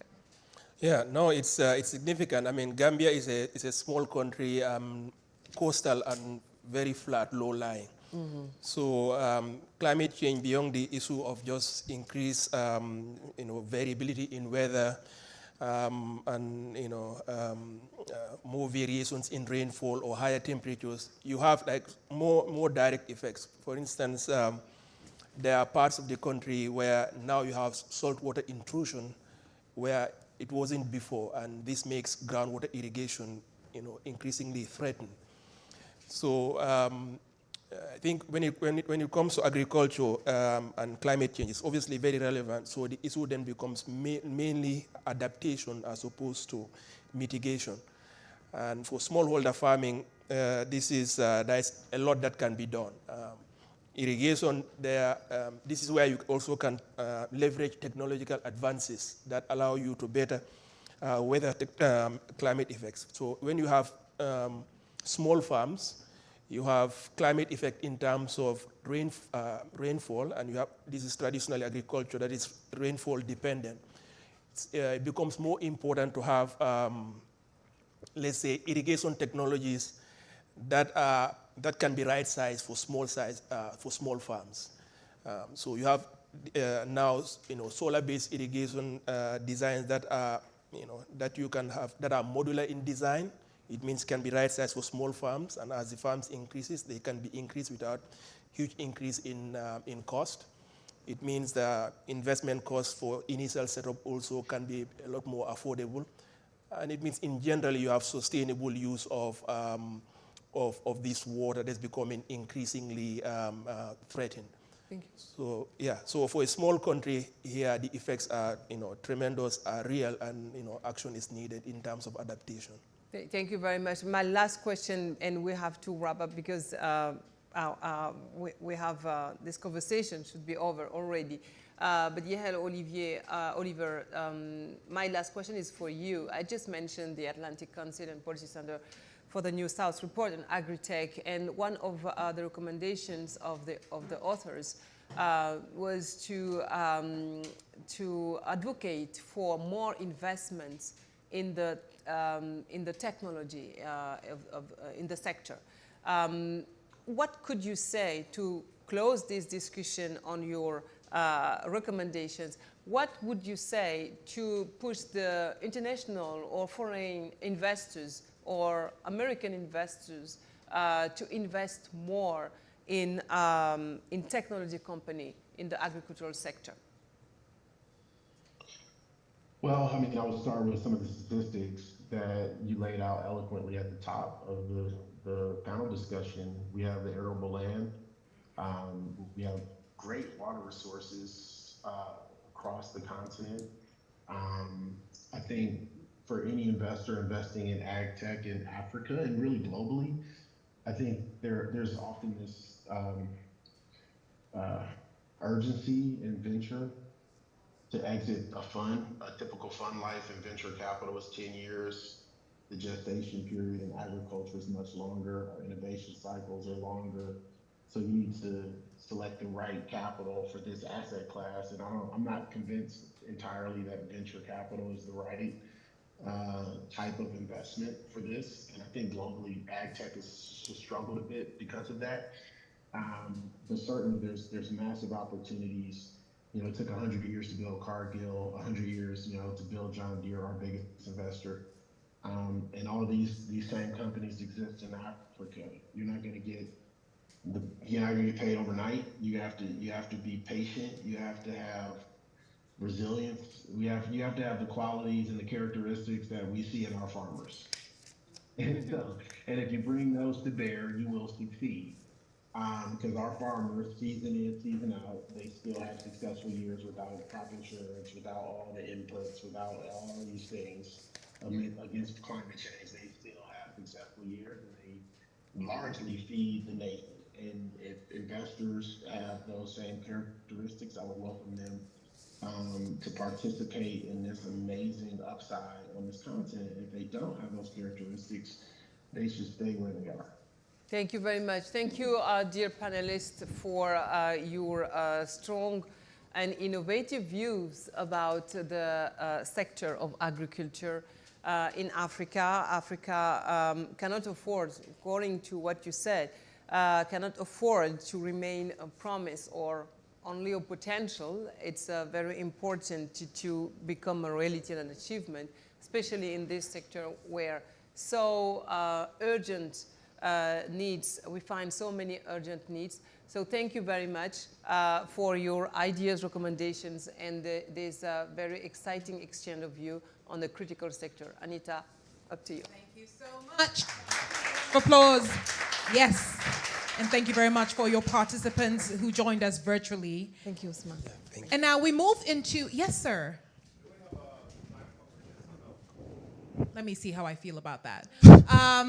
Technically, yes, while we wait for our colleagues to move from the fourth floor up to have our third plenary. So while we wait, we'll make a good use of our time, if you don't mind. Yes, sir. But you've got to make it a very short, precise. Where are you from? Aha, make it precise. Thank you so much. I really appreciate it. Musa Kondo, I work for Sahel Institute from Mali. Thank you so much, Honorable Ambassador Yad, for moderating this session. So I'm from a country where the climate crisis and the farmers and also talking about food is some of the most important conversation. And I've heard a lot of innovation around the contain. When I say contain is what we produce and how we produce it. It's good to have a lot of side innovation around it, but when the national politics or policies or international institutions encourage country to produce things they cannot eat directly, this is a problem. And also, the product, they don't control the market. I'm talking about the cotton. The past few years, the countries in Sahel, Mali, and Burkina Faso been competing, being the first cotton producer. And after the production, they don't control the price in the international market. So that means the cotton is not transformed right? And then they may lose everything in one click. But for international industries, where they don't produce, 1 point. The second thing, countries like Cape Verde, they don't have land to produce, even they don't want. So they need production from elsewhere. And Mali has like millions of hectares to produce. So why we don't encourage countries level, where do we have land to produce what we can eat? For me, this is the one thing. When you take countries like in Asia, like Thailand or Vietnam, when they're feeding almost Africa in terms of rice, where 80% of consumption of rice, of the continent, many countries in the continent based on rice. So why we don't focus on this and how we can implement like fertilizing, chemical product also to make this meet the need of what we want. Thank you.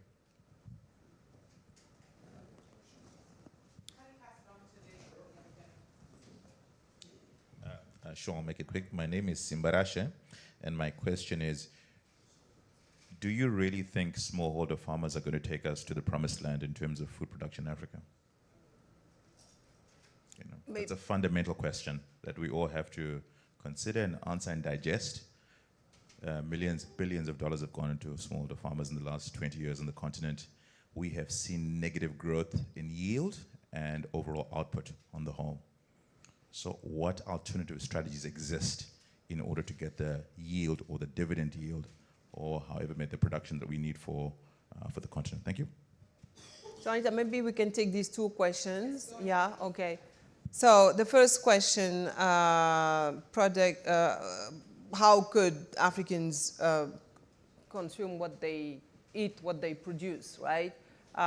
Maybe Professor Nahum can take that question. And the two others about the small farmers for Yahiel and Usman.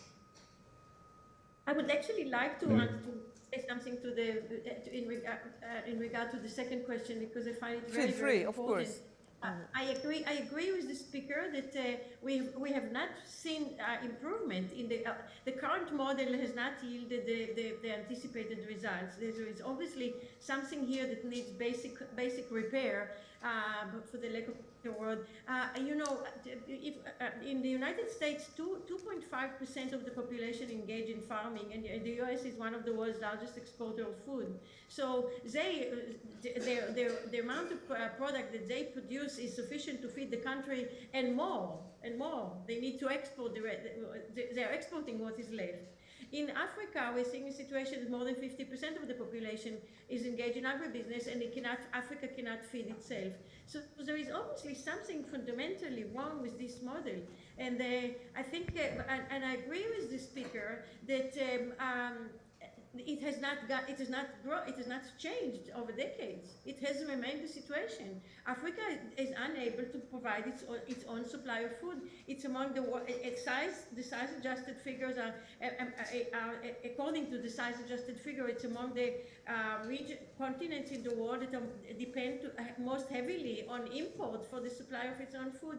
This is an absurd situation. There is really something fundamentally wrong here. Now, it's easy to identify that and what needs to be done in order to change the situation. That's a big challenge, but I think we need to start by identifying where the bottlenecks are. What is preventing the sector from growing?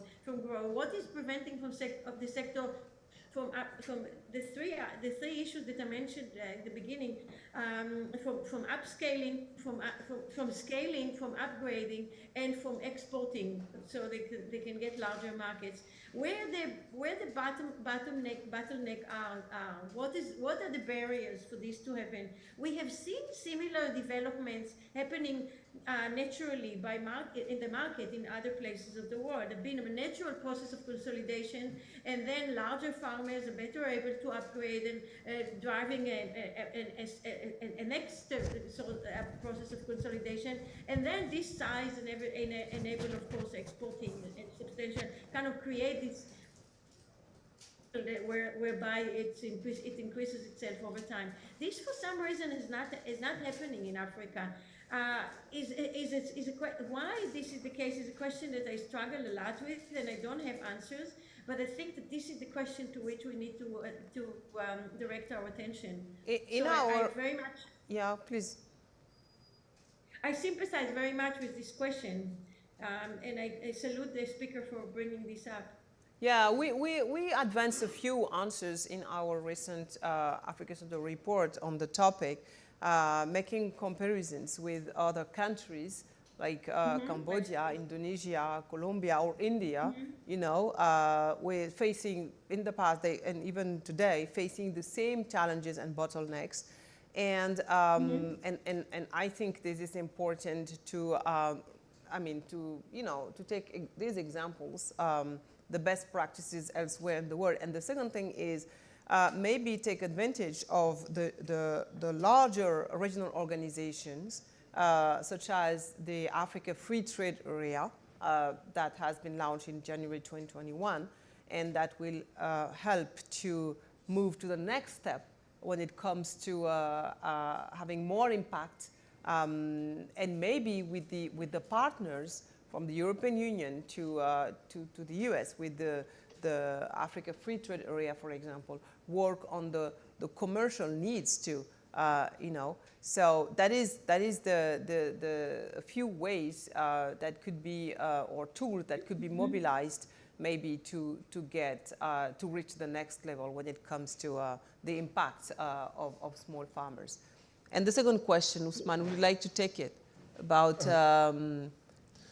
consuming what farmers produce in Africa? Well, I think the two questions are actually quite related. I mean, they're absolutely right. If you look at productivity, feeding, countries feeding themselves is quite linked with the low yield. Let's take one example here. Mali, the staple is rice. They produce a lot of rice. The global average yield for rice is about 4 tons per hectare. In West Africa, the average yield is about 2 tons per hectare. In the country where I come from, the yield is 1 ton per hectare. It's actually declining over time. In that situation, you can have the largest amount of arable land. I mean, you just cannot keep up with population growth. I mean, the per capita consumption of rice is about 115 kilograms per person per year. Given the high population growth, the productivity is just not sufficient to keep up with the demand. Compare, let's say, Mali with Vietnam. There you have average yield of about 6 tons per hectare. Very productive, and a lot of them are smallholders. So the issue here is not about whether we have smallholders or not. And it's also not to romanticize smallholders. I mean, of course, you need to talk about them because the vast majority of the farmers we are talking about, the ones facing the constraints, are smallholders. But the point is, not to romanticize them and to say that, you need to go with that model of smallholder-centered farming to have productivity growth. No. The idea is, as the professor said, identify what the constraints are, the constraint to productivity growth. This is the key. Why are the yields? I mean, when we do talk about productivity per farmer, but the key here is really productivity per land, the yield. Mm-hmm. Yeah, where you are actually talking about, in the context of climate change, where we don't want to have just bigger and bigger farm sizes knocking down forests, you have to have intensification. Mm-hmm. And therefore, land, even in large countries like Mali, land yield, land productivity or yield is essentially the key. And things like having agribusiness as opposed to just traditional form of development assistance agriculture. This is where we need to a culture change. Mm-hmm. Governments should kind of move away from just saying, okay, we give input subsidies at the beginning of the year to farmers and help them improve their productivity, but we should focus more on thinking of agriculture as a business, where even small, rural, remote farmers can be linked to the market. Because governments, let's face it, our governments are not really in a position to address a lot of the challenges. So to the extent that there is scope for private businesses, to the extent that there is scope for organizations that are formed by non-public sector, I think this is the way to go. Okay. Thank you so much. Wonderful. Well, but I did promise this gentleman, can you do yours in 30 seconds? Because we have our other colleagues here. 30 seconds, sir. My name is John Manirakiza. I'm a farmer here in the U.S. I grow African food to decolonize the African diet. And that is something that we don't talk a lot about. Chef Pierre Thiam talked about how we can actually use our indigenous food to substitute for all these imports, $65 billion. And so my question to you, 20 years ago, we had the Comprehensive African Agriculture Development Program. All African countries signed that they're gonna do 10% of their budget to agriculture. Can you tell me if you follow what is the status of that? Because it was an African program that Africans have to have their own African agriculture program based on the African realities. What is the status of that? I remember looking into this, and a large number of countries are very far from actually meeting their commitments. I actually had a look at the budget of my country, and I believe the share of the budget that was allocated to agriculture was way lower than 10%. I forgot the exact percentage. I think, the way I look at those agreements is not so much to follow religiously the specific percentages that are that have been agreed upon. But the concept that it is important that you focus on agricultural sector, it is not neglected. But you could have 10% of the budget allocated to agriculture, and all of it is to recurrent expenditure, and almost nothing is to capital expenditure, which is what is needed in some countries. Investment in irrigation, things like that. So sometimes these dollar targets, I think, can obscure rather than illuminate what the issues are. Yeah. Thank you so much. And so, Rama, thank you very much for your panel, for the conversation. We really appreciate it. A round of applause for them. Thank you. Thank you very much. I appreciate it. And now we move into the third plenary on the future of African climate finance. And of course, as has been said many times, we're just coming off the back of COP28, where there were a lot of conversations around climate finance and how, to some extent, Africa is not getting enough of that climate finance. But let's expand that a little bit in this conversation, which will be moderated by the head of Southern Africa Advisory for Cross-Boundary, Miss Leslie Reddy. Please welcome them with a round of applause. Thank you.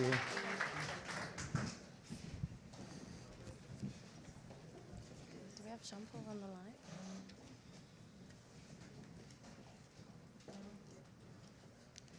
Great, thank you for that introduction. I'm going to let the panelists introduce themselves.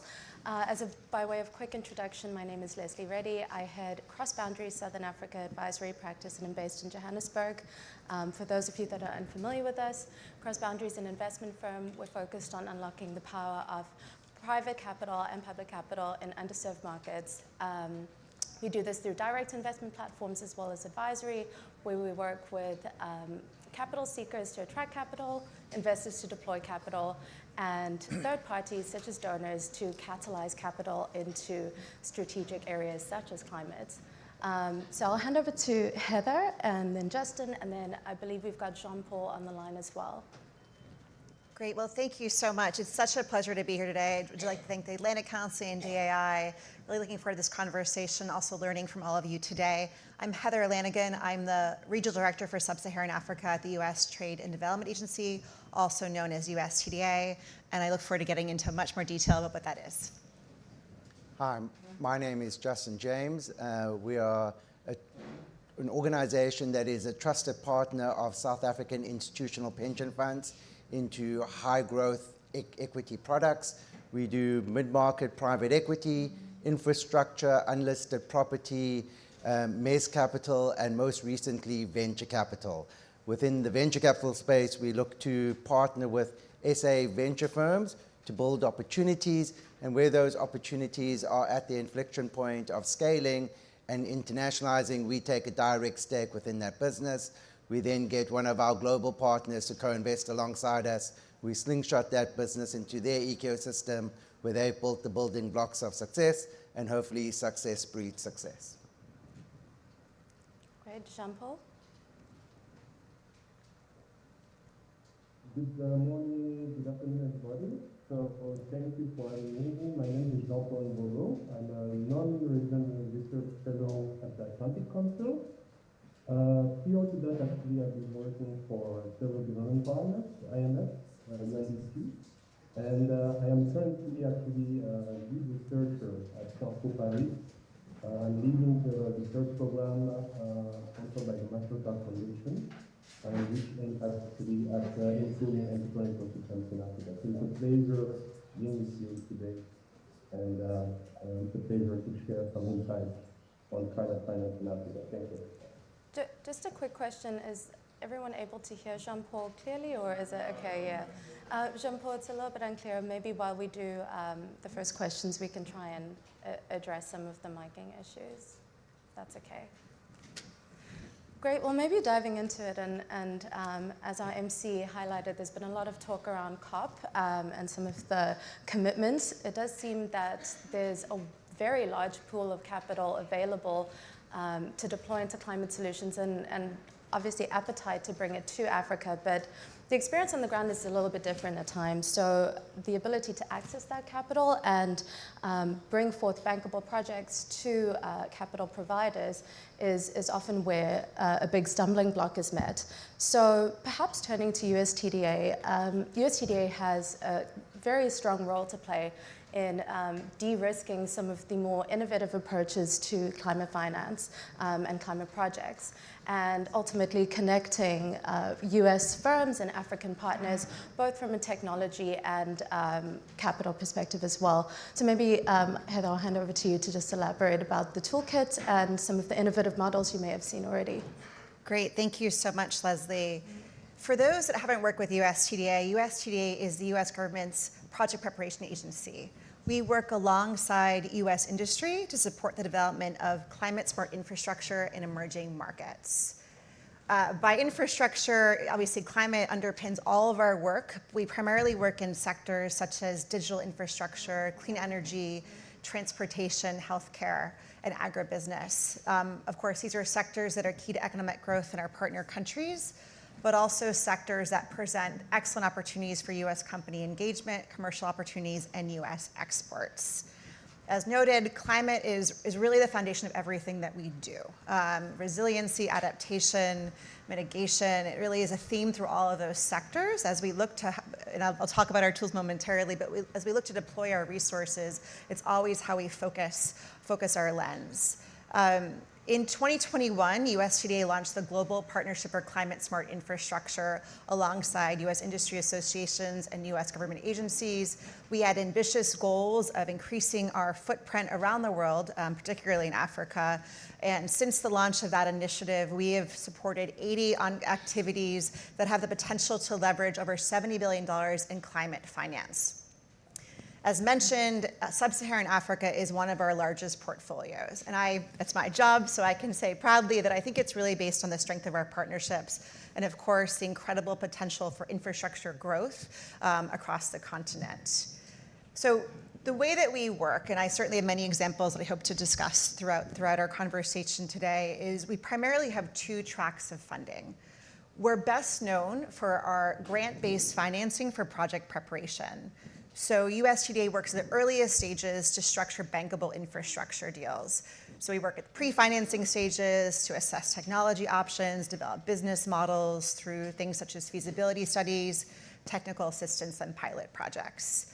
Across the continent right now, there's about 75 ongoing activities in the sectors that I mentioned. Clean energy has been a very large part of that, much to do to Power Africa, that was over its 10 years now in the making. But really incredible projects ongoing, both of the public and private sector. And I think to illustrate the impact of USTDA's work, again, because we're at the project preparation stage, we're not financing, we're really helping our projects, our partners and their projects meet their goals. And so I think, I was looking at recently at our portfolio in Nigeria. We have an incredible portfolio of off-grid projects. And in just a couple of years, including during the pandemic, many of our partners were able to scale up their businesses, including a company called Darway Coast, who works in the off-grid space. USTDA provided a feasibility study to assess the expansion of their services to 80 communities and 15 commercial industrial partners or entities. And as a result of our work, by the end of this year, they'll be providing services to 30,000 customers.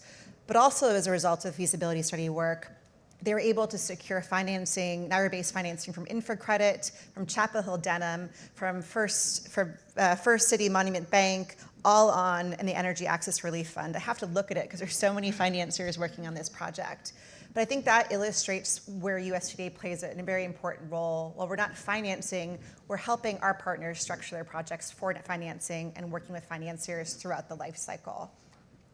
The other very important part of our programming is our partnership building events. And I want to emphasize these because there's a lot of really incredible opportunities on the horizon to work with USTDA. So as mentioned, our goal is to connect US companies to the public and private sector across the continent to help address their goals. And so we host events such as reverse trade missions, to the United States, where we bring our partners to the US to meet with US companies, to exchange best practices. We just, at the end of October, early November, hosted a Climate Innovation Week with about 25 leaders from across the continent focused on early warning systems, emergency response, and water resource management. It was a really incredible week. We went to LA, New Orleans, and Washington, DC, of course. And I've seen results just since that visit a month ago, or well, no, 2 months ago. No, a month ago. We're still in December. Great. Just the partnerships that we built. Upcoming, I just want to share too, we have many activities on the horizon. We have a series of events with South Africa to support the Just Energy Transition Partnership, workshops and reverse trade missions focused on green hydrogen, municipal energy transmission, and that's a very important part of our program in South Africa. We're also collaborating with the African Development Bank in March for a workshop focused on green and sustainable financing. We're really excited about that and our work with the AFDB, and so more info would come on that. And we just actually approved funding last week to host a delegation from Nigeria focused on methane abatement for oil and gas. So sorry for all of that information, but I wanted to share the events because we want you to be part of those events. It's really important to USTDA. We're one agency of the US government, but the most important part of our program and the success of our program is solely due to our partnerships, including those in the room today. So I'll stop there, Leslie, but hopefully have a chance to go back to some of the strategic partnerships later on. Thank you, perfect. And I think the point that you mentioned around convening is a very valid one. So, you know, often when we're thinking about solutions to catalyze financing, we think of the direct provision of the capital, but actually convening partners that bring together project sponsors and capital providers and, you know, bring the opportunity to one another is incredibly important. And maybe a good segue to jump to Justin as a capital provider. So when we're thinking about financing climate solutions, there are kind of two tracks that I would divide it into. So the first is finding financing to pioneering transactions. So those where the business model might not yet be proven, the revenue model's uncertain, but the technology seems promising. So there's that track, and then there's also, once those solutions are then scaled and eventually start generating returns, the ultimate fact is that the capital space becomes competitive, and we're seeing this a little bit in the renewable energy space. And at that point, there's a need to shift both capital providers but business models as well. So I think my question really is, how do capital providers think about the incentives needed to both finance and then adapt to those scenarios? Yeah, so maybe it's worth just taking a step back or two and just understand that globally in like developed markets, energy isn't really always an issue. And so with climate change, it's a nice to have as a long-term goal. Unfortunately, in Africa, a lot of the energy solutions provided by the government are actually breaking down. And so renewable energy and clean energy is like an imperative. If we don't create alternative energy sources, we have rolling blackouts. And so there's been drive from government to say, well, how do we empower and partner through a public-private solution where we can build these solutions and provide energy to the population. And so within Southern Africa, we've been running a REPRO program where the government has been cross-subsidizing people who are building renewable energy plants, that their tariffs are subsidized. And initially through REAP 1 to 5, but through 1 to 3 or going down, it was quite profitable for commercial investors to look at it. Now it's not really providing the commercial returns for the big pension funds to participate anymore. The market has evolved now where the asset managers are now looking at energy solutions and working with developers to create those solutions for the corporates and for the commercial and industrial mines. So a good example is the Amazon building is being erected in Cape Town. They are looking for a net neutral energy solution. They have used one of our partners that we've backed in the energy space and the infrastructure space. They've built a solar plant in, I kid you not, a place called Hot as Hell in the Northern Cape. And they push that energy into the grid, and so that the Amazon building, which is a US corporate is net neutral on energy. What I've really liked to hear, which is what Heather's been talking about, is a lot of the managers that we will back within this space, they've got certain mandates. They can't just invest into ideas that aren't bankable yet. And so like a lot of their problems are is they see a lot of interesting things, but their mandates don't actually allow them to do that. So USTDA, working with organizations to make projects bankable, can then get funding from us, who then write the equity checks, who then, once they've got an equity check in, provide them to go to the banks to get the debt financing, and that's how these projects really scale up. So it's good to have events like this so that we can network to understand what everybody's doing. I would say that energy and infrastructure is definitely the flavor of the month. But it's because we have problems, and these are the solutions that are going to solve those problems. Great, thanks, Ursula. And maybe to unpick a little bit more on the pioneering side of it. So, are there different models? And I know some of the managers that you work with have accessed sources of catalytic capital. So how have those been deployed to finance innovative climate tech solutions? Yeah, so on the traditional infrastructure side, as I was saying, you need bankable solutions.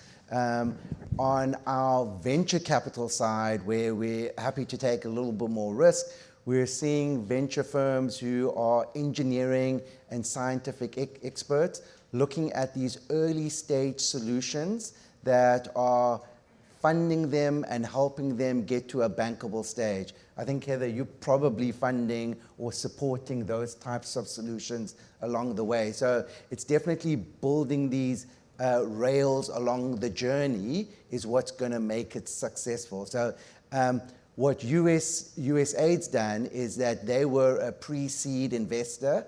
That, from an institutional perspective, was too risky for us to allocate to. USAID actually granted them $1 million grant to run an early stage incubation program to build those opportunity sets.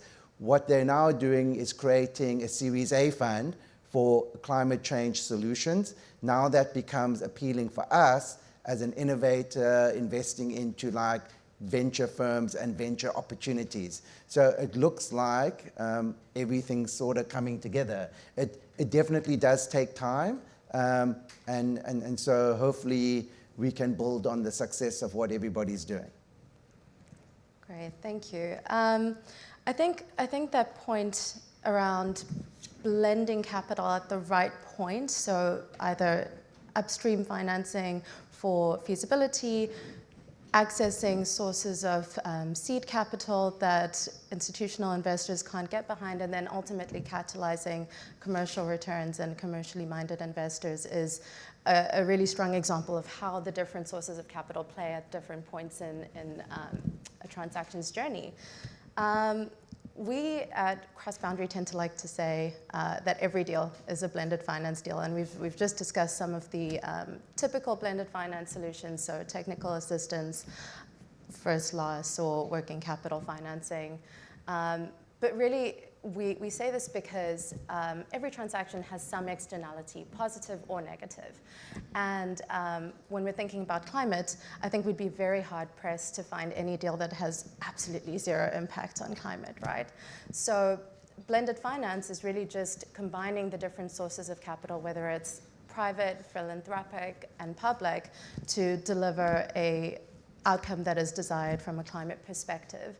And within that category, the way that we blend it really depends, I guess, on two things. So one is whether we're trying to incentivize investment into pioneering deals, so those that are, as you mentioned, ones that make commercial sense and are viable, such as commercial and industrial solar, like you mentioned, and they just need an example of a transaction to absorb what we call the first mover disadvantage. Or is it something more structural where, for example, in the mini-grid space, you've got new connection cost of around anywhere between $100 and $1,000, let's say in Nigeria. and a household average ability to pay off about $5 per month, which leads to a very extended repayment window.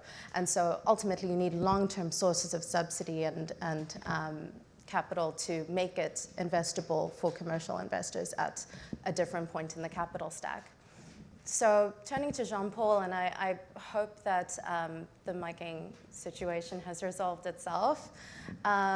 But when you're thinking about solutions in green financing and results-based financing, how have you seen it applied to these structural and/or first-mover challenges? So thank you very much for the question. I hope that the sound is better now. It's a bit better. Okay. So basically, I think that the panel members, they highlighted something which is very important. Africa needs a lot of resources to finance its green transition. And definitely the continent is a new frontier for green finance. So I think if I were to give a bit of background here, each year Africa needs basically 280 USD billion in order to meet its Paris Agreement commitment. And the continent is only receiving basically 1/9, roughly 30 billion USD of that amount. So into that actually, I don't see a constraint, but I see a promise. I see actually a source of opportunities for private investors. And on the continent, actually, private sector investment in the green sector only account for 14%. So definitely there's an opportunity, and definitely blended finance can be actually a solution to address that gap. And be it actually synthetic loans, be it actually metal instruments, or other type of vehicles provided by blended finance, definitely we need that type of solutions in order to transfer the risk from private investors, or to share the risk between private investors and public investors. So definitely private blended finance for the continent is an opportunity. It has been used, as highlighted by the other panel members over the last years. And if you consider, for example, the clean energy sector in Africa, there is a lot of promises. The Climate Policy Initiative, for example, highlighted that just for 5 African countries, South Africa included, let's say the potential for clean energy blended finance amounted actually to 72 billion USD. So definitely there are opportunities, and actually that type of instrument can really come and be a helpful solution for the continent. Great, thank you. Sorry, go ahead. No, actually, thank you. I hope you heard me. Yes, yes, I think it was a lot clearer towards the end. So I think you've touched on an important point, which is that a lot of the financing that's currently being attracted to Africa is focused on clean energy specifically, and more generally risk mitigation. I'm wondering if any of the panelists have any comments on adaptation financing and how that plays into the overall financing picture. Do you want to go ahead? Just clarify when you mean adaptation finance. So adaptation, so as opposed to mitigation, to sequester carbon from the atmosphere, we're looking more at climate resilience, so financing for resilient infrastructure like flood infrastructure and protection. Yeah, so I mean, I would definitely say because the energy grids within Southern Africa and in other parts of Africa are failing. That is primarily the focus. You know, we're also looking at like wind energy, hydro energy, but preventative, I would not say that that's a big focus at the moment. None of our managers are really looking at that. What has been a focus is within Africa, if the climate increases, the climate temperature increases by 1 to 2 degrees, that actually has a massive impact on our agri-sector and our food security. And so there are solutions going into figuring out food security and how we can make that a lot more efficient. Within the Western Cape, about 5 years ago, we actually had a natural drought where we weren't being provided with any water to the households. We were being rationed. And so a lot of the solutions that we're doing now is how do we help commercial and industrial reuse the water in their manufacturing processes. So we're building on-site plants where off-runs of water are being treated and turned into potable water. As a commercial investor, we can sign long-term water PPA agreements with those clients, which make it quite attractive for our commercial investors. Thanks. I think one thing that I observed as a challenge, I'd be curious about others' perspective, when we hosted the recent Climate Innovation Week, which I mentioned was focused on water resource management, emergency response. One thing in talking with the delegates, which were from, it could be the federal, state, provincial, municipal level, was the challenges, for example, with water. There are a lot of stakeholders and a lot of different budgets to balance when you're looking at investing in infrastructure. And so had very interesting conversations with some officials who were saying it's a challenge. I mean, everyone knows that there's an importance to focus the resources, but there's a lot of different stakeholders with very strong, obviously, opinions and limited budgets. And that is always a challenge, I think, when you're looking at sectors that cross many different divisions of authority, and whether that's at the government level or just across different work streams, too. So I don't know if others feel the same way. I mean, emergency response is certainly in other areas, or maybe it's a little bit more clean cut, but that's something that I've been thinking a lot about since meeting with the delegates, of the challenges of the priorities, but also how to utilize different budget streams. Yeah, I think, sorry, go ahead. So just to follow on your thoughts, it's like a lot of water problems are being managed through government. Right. And as you rightly say, there's government at a top level, at a regional level, at a municipal level, at a district level, and along the chain, things don't always work. Right. And what's happening now is, I think the public is maybe getting a bit frustrated. And so private capital is stepping in and solving these problems. It is a bit strange that sometimes once you start solving problems, government steps in and restricts things because it is their domain. But we need to work through those, and we need to come up with partnership solutions where private and government work together to solve problems for everyday people, so that, you know, energy and clean water is available, you know, because without that, you're not going to have growth. And these are some of the basic things that if we put them together, Africa could really thrive. Yeah, I think that was really well said. It seems like there's still quite a lot of work to do in terms of identifying, you know, which models need government funding, so those that just don't have a natural payer. And I think water is a space where it's really challenging to get someone used to the idea of needing to pay a commercial rate for water versus the subsidized level that we typically see, versus, you know, more bankable models for things like insurance protection against flooding and those types of solutions. We've got a couple of minutes left. I do want to open up for the floor. Maybe we can take 3 questions, and then we'll address them collectively. Any questions?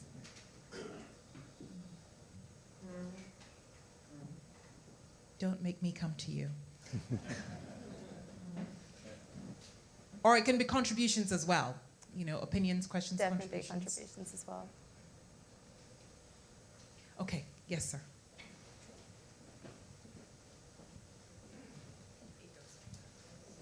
My name is Andrew Mack. I'm the CEO of AgroMovil. We are a platform connecting, a tech platform connecting small farmers with markets. And so I'm trying to pull together the last 2 panels, if I could. You're talking a lot about environment and climate as if it were a separate thing.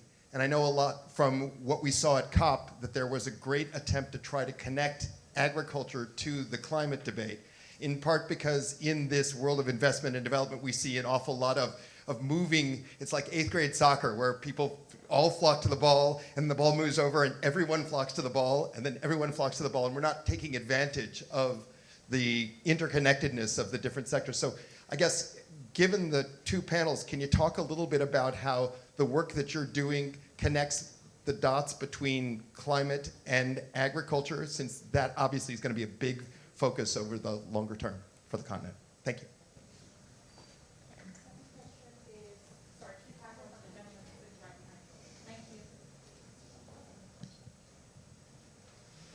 Good afternoon, my name is Kaushik Ray. I'm on a panel later with Heather, and I just wanted to plug that, but also to say that we're going to do a little deeper dive on COP28 and climate finance as well, and very much appreciate the question on agribusiness. But I just wanted to say there's more to come. There's obviously this topic is a really large and deep one, but specifically on the climate finance, on the adaptation, on the development agenda, we'll be doing a deeper dive at 2. Yeah, so I'm happy to start off.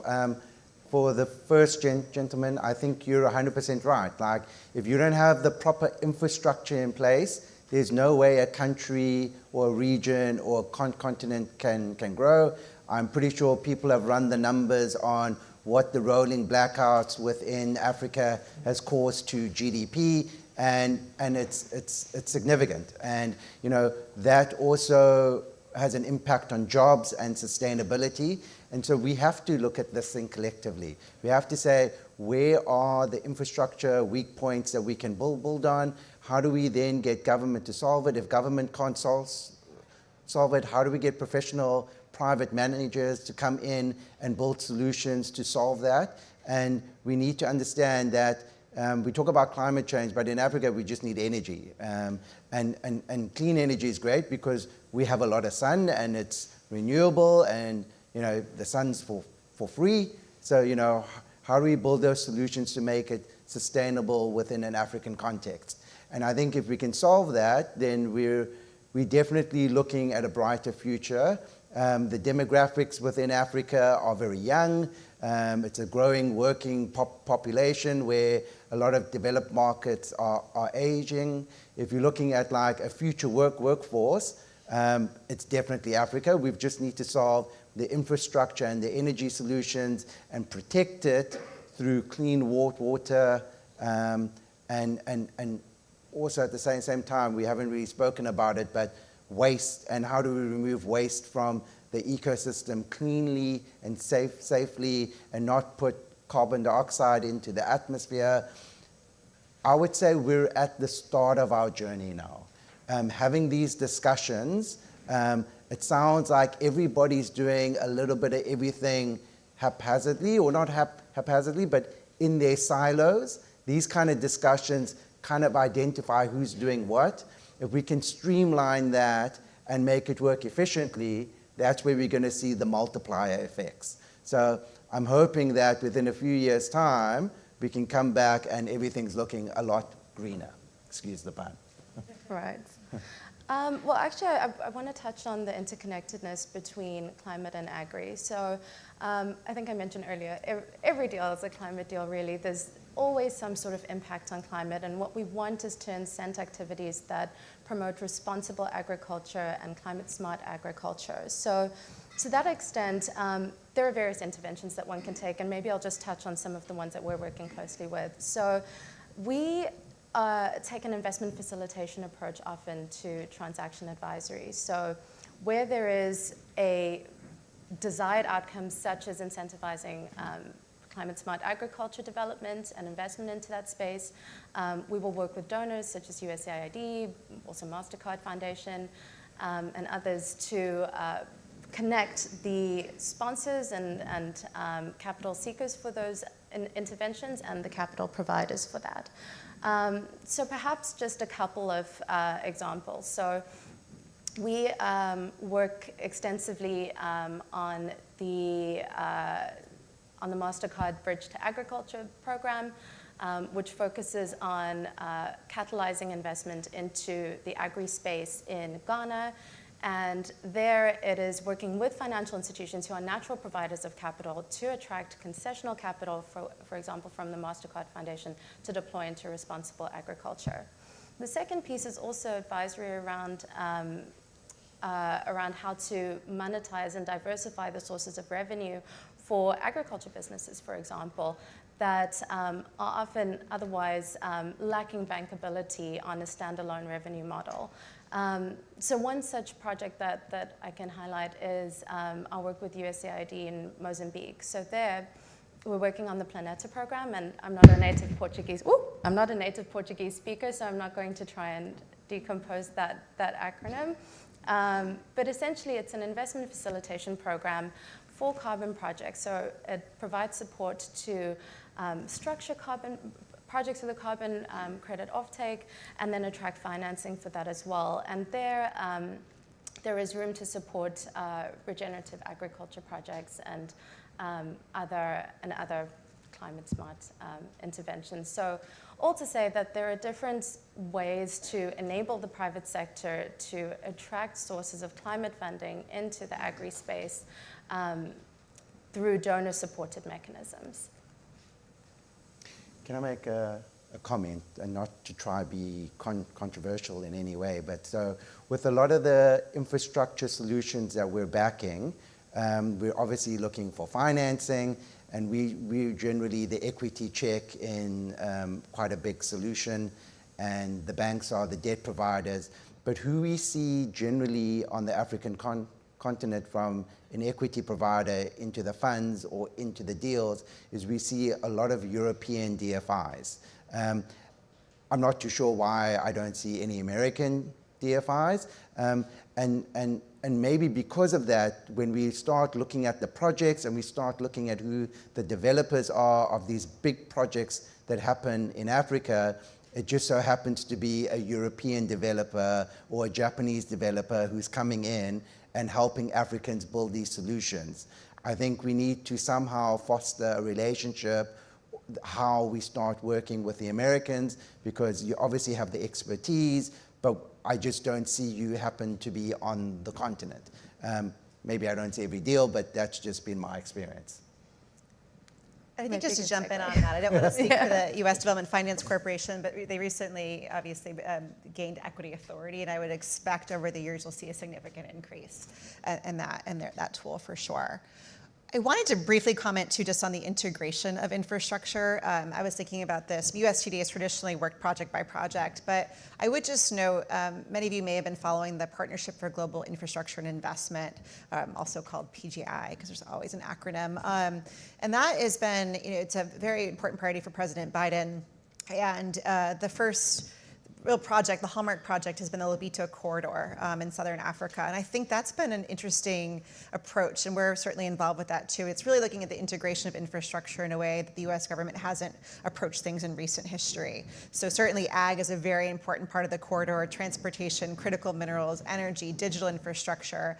And I'm excited about that. And certainly we're also challenged, I think, really differently right now of who we're working with. How do we partner, whether it's the multilaterals, the private sector, how can we all work together on this corridor? So I think I'm excited about that. Obviously much more to come, but I did want to flag that related to agribusiness. Great. Jean-Paul, is there anything you'd like to add, perhaps on the agri climate discussion? Yes, definitely. I think that beyond the case-by-case approach, we need actually to work on cooperative models, meaning, let's say, how actually are we going to, on a more systemic way, combine actually local stakeholders, the microfinance institutions which are closer to the farmers, with, let's say, national banks, Pan-African banks, and then DFIs and international stakeholders and private investors, actually. So there's a need actually to work on those cooperative models. And then actually it's important because actually right now it is estimated that agri-market in Africa by 2030 is estimated to reach actually $1 trillion USD. But currently, most of those farmers, they are underserved. They are not served actually by financial markets. So this is where actually we have to build and let's say to rush in order to work on those cooperative models on a more sustainable way. Over to you. Thank you. Thank you. I think we've only got 2 minutes left, so I'm just going to ask the panelists each for any closing remarks and thoughts that they'd like to leave the audience with. So maybe starting with Heather, then Justin, and then Jean-Paul. Well, first, I look forward to continuing the conversation this afternoon. This has been really enjoyable, so thank you very much. I think it's just one thing to note, I think there's a real role the public sector needs to play in de-risking transactions. The private sector is eager, but I see that, and US Today certainly is part of that. There's an incredible opportunity, and I think the public and private sector working together, and many other stakeholders too, is the key to success. I would agree with you 100%. There's a lot of projects that are going to go on the African continent, and we're attracting commercial capital to invest. If we can somehow partner with local governments, but with international agencies to de-risk the whole solution, I think we can create a sustainable outcome. So definitely, I would like to stress the fact that Africa is a resilient continent, and it showed and it proved that during the COVID crisis, where everybody thought that actually that continent was going to be the main victim of COVID, and it showed that actually it was not the case.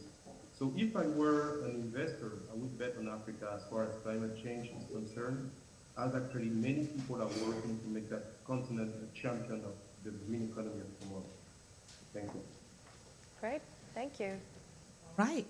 Ladies and gentlemen, a round of applause for our speakers and our contributors.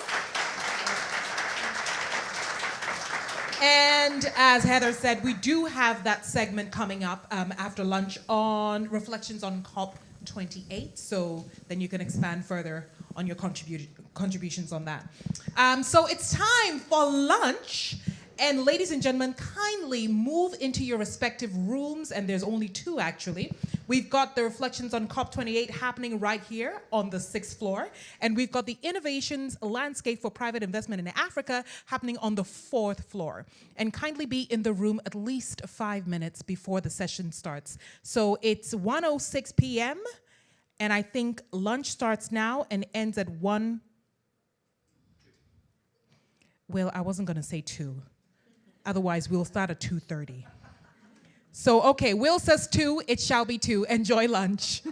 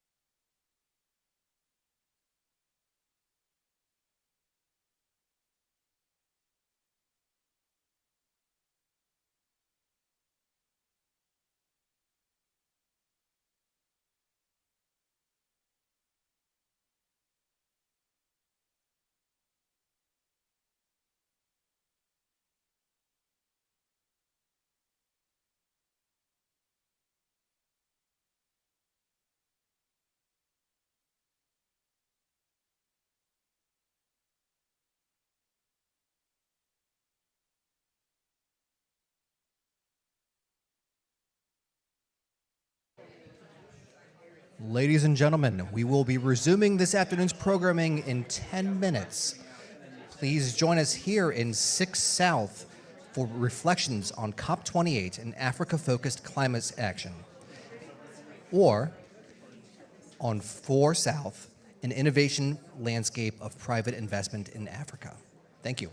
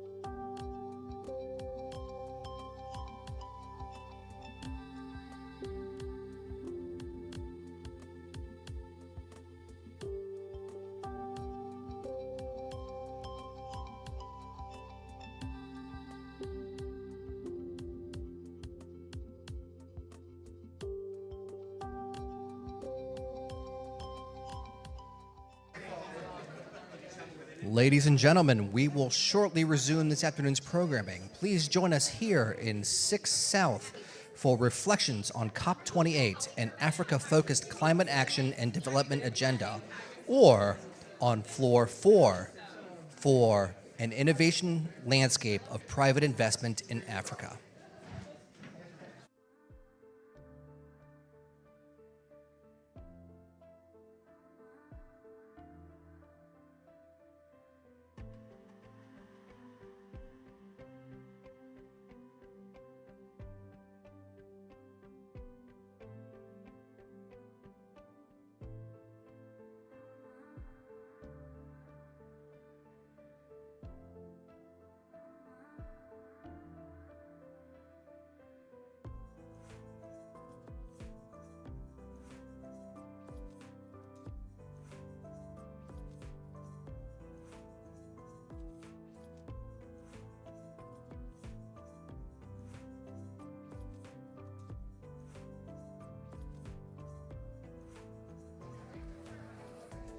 Hello. Ladies and gentlemen, after lunch, the most difficult thing to do is sit and listen to a conversation. So you're going to stand for me for 10 seconds only. Please stand for only 10 seconds. Please stand for 10 seconds, especially for those of you who had lunch and are seated exactly where you had lunch. And you're just going to move around your table one time. Yep, just go around your table the one time. Good. You can dance it out if you want. You can dance it out if you want. Just the one time. Somebody's singing and dancing at the same time. Charles, you didn't move, so you've got to move. I'm paying attention to you. All right? Okay, the music has stopped right now. I need you to stretch your hand upwards, your hands upwards and down. Put your hand on your waist. Just twist to the left. Twist to the right. Put your hands on your shoulders. Go down once. Come back up. Are you awake? Fantastic. Now take your seats. And of course, I'm happy that Heather and her team, or her panelists, Heather's team, Team Heather, are ready. And the conversation about reflections on COP28 is timely. Heather, over to you. Over to you. Thank you. Always fun to be the panel after lunch. So good afternoon, everyone. And we're happy to welcome you here and on this panel, with thanks to the Atlantic Council and DAI for setting up this session on reflections on COP28, an Africa-focused climate action and development agenda. So there cannot be a discussion on innovation and growth without climate being a part of it, even a discussion about the future for that matter. Now, Africa is the continent most affected by climate change, despite only accounting for 4% of global emissions. Nevertheless, many countries, many developing countries, and especially countries in this continent, continent of Africa, are now looking into how climate action can help forge a way to low carbon and resilient development. Now, today is officially the last day of the 28th Conference of Parties, as some may know as COP28. And it's been an eventful COP. It's by far the most attended in history, with almost 100,000 people from country delegates, development organizations, private sector, CSOs, youth, and more. And it comes after the African Climate Summit in Nairobi last September, which focused on viewing climate as an opportunity, focusing on clean energy, carbon sinks, and investments in a green future. Now, in that backdrop, in this COP, we've seen a lot of discussions and announcements and panels on improving availability and affordability of climate finance to developing countries, especially highly vulnerable countries like many in the continent of Africa, increasing concessional financing, blended financing. There were announcements and discussions and breakthroughs on carbon markets, carbon finance, Article 6, if you're familiar with these technical terms in the climate arena. There's the announcement now of pledges to the Loss and Damage Fund, which will be hosted by the World Bank for an interim period of 4 years, with pledges of over $780 million, which is pretty much a drop in the ocean, as large as this sounds. There was also the replenishment of the Green Climate Fund. There was all the momentum around supporting just energy transition with global renewables and energy efficiency pledge endorsed by over 122 countries to triple renewable energy capacity by 2030, doubling energy efficiency. There were pledges on methane reduction. A lot of them came from the US, all the announcement, including by my institution, the World Bank. And finally, there was the global stocktake, which is a 2-year assessment of countries' plans and national strategies, NDCs as we call them, nationally determined contributions, which show the need for more ambition on that front. Now, in light of all of these topics, all of those things we've been hearing about, it's always best to hear about experiences and examples from within the African continent to show how a path for this resilient and green growth may be forged. Now, for that today, we have a great panel with 2 distinguished speakers to share their perspectives from the public and private sectors. So if I may introduce them, and I did not introduce myself, I forgot to do that. I'm Ahmed Al-Qabani. I'm the Regional Climate Liaison at the World Bank. And with me, I have Heather Lanigan, who's the Regional Director for Sub-Saharan Africa at the US Trade and Development Agency. And from what I've seen, everyone in the room knows her, and she's spoken today. Here all day. Which is great. I'm sure they look forward to hearing more. And we have also Kaushik Ray, who's a partner at Trinity International, who has experience in project, corporate, and property finance transactions in a multitude of sectors, many, many sectors. Transactional experience in major economic centers of Africa, Southeast Asia, and many regions across the world. So without further ado, let me start with questions to you, Heather, where you could share with us what is the USTDA's role in climate smart development in Africa. Can you share with us examples of projects now based on all these topics or issues that we've raised where adaptation has been successfully incorporated into the infrastructure planning? Thank you very much. And as mentioned, many of you were already in the room at the last panel, so I will try not to repeat myself, but we just had a great delegation from USDA, including our director at COP, and I spoke with the delegation yesterday. They came back really energized and excited about what's to come, which is always a good thing. A lot of work went into it, a lot of commitments, significant commitments from the US government, but also significant commitments from USTDA. For those that weren't in the room, just prior to lunch, just at a high level, USTDA works alongside the US private sector to support the development of climate smart infrastructure in emerging markets. So we work in sectors such as clean energy, transportation, healthcare, digital infrastructure. And of course, climate is the foundation for all of those sectors and often the tie that binds our engagement. And again, at a high level, to not repeat myself, we primarily provide grant-based financing for project preparation activities. So we provide financing for feasibility studies, technical assistance, and pilot projects.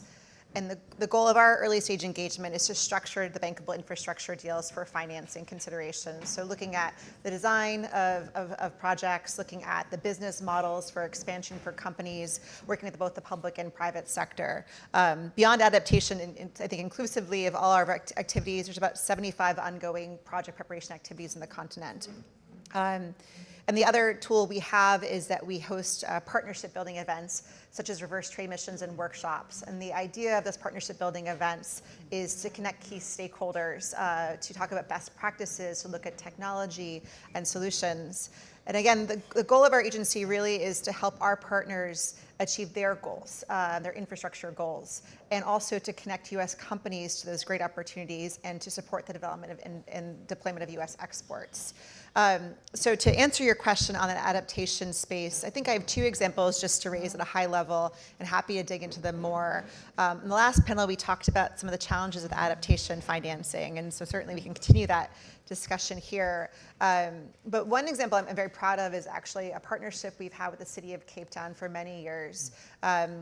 Many years ago, well, not many years ago, it's probably about 5 years ago now, we launched an activity that built upon prior work with the city of Cape Town on their digital infrastructure planning. So certainly considered sort of like a smart cities project, looking at all of the different modalities of the city, transportation, safety, the digital infrastructure, and many other elements that the city was planning to look at their spend for digital infrastructure.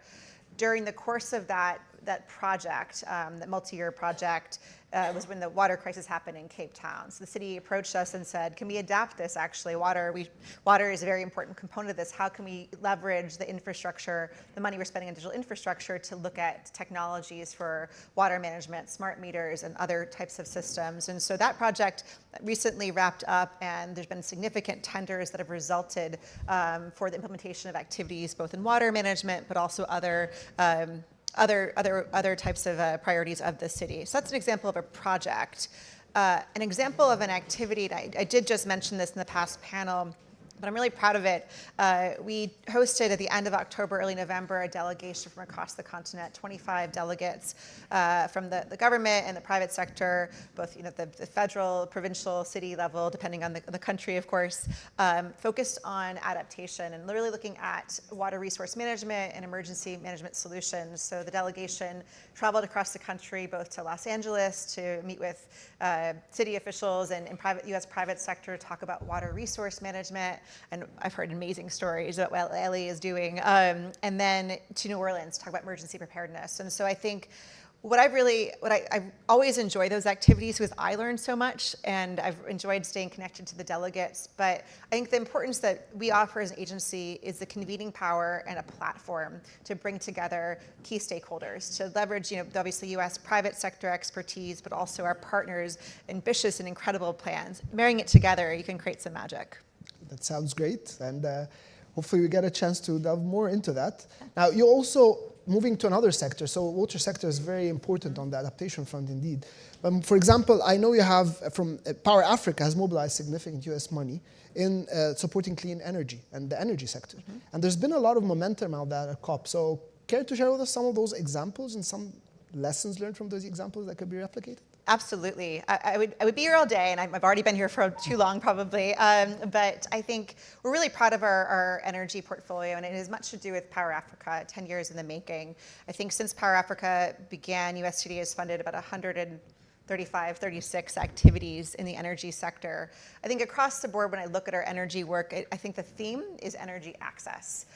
We have a wide variety of projects from off-grid energy in many markets to transmission and distribution at larger scales, to looking at innovative technologies in the deployment of technologies. It's really a very large spectrum of activities. Again, it's our partners' priorities, and I think it's very responsive, and it's always changing.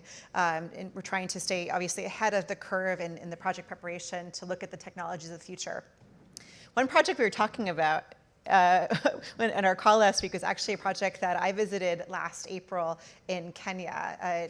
We're working with Craft Skills, and many of you are familiar with the Kapeto wind farm, which is already operational. There's 100 megawatts already operational in Kenya. That project was initially supported by many funders, but also including the Development Finance Corporation, or DFC, and US aid. Kapeto continues to expand. There's been a second phase, and then the third phase is a phase that USTDA is supporting. And that phase is looking at the expansion of an additional 100 megawatts of wind, but also 50 megawatts, 100 megawatts of wind, and also 50 megawatts of wind and 300 megawatts of 300 megawatt hour battery storage system. So many numbers. But what really struck me on that visit was we spent the day with Craft Skills and the team, and we met with the community and understood how the developers had worked with the community.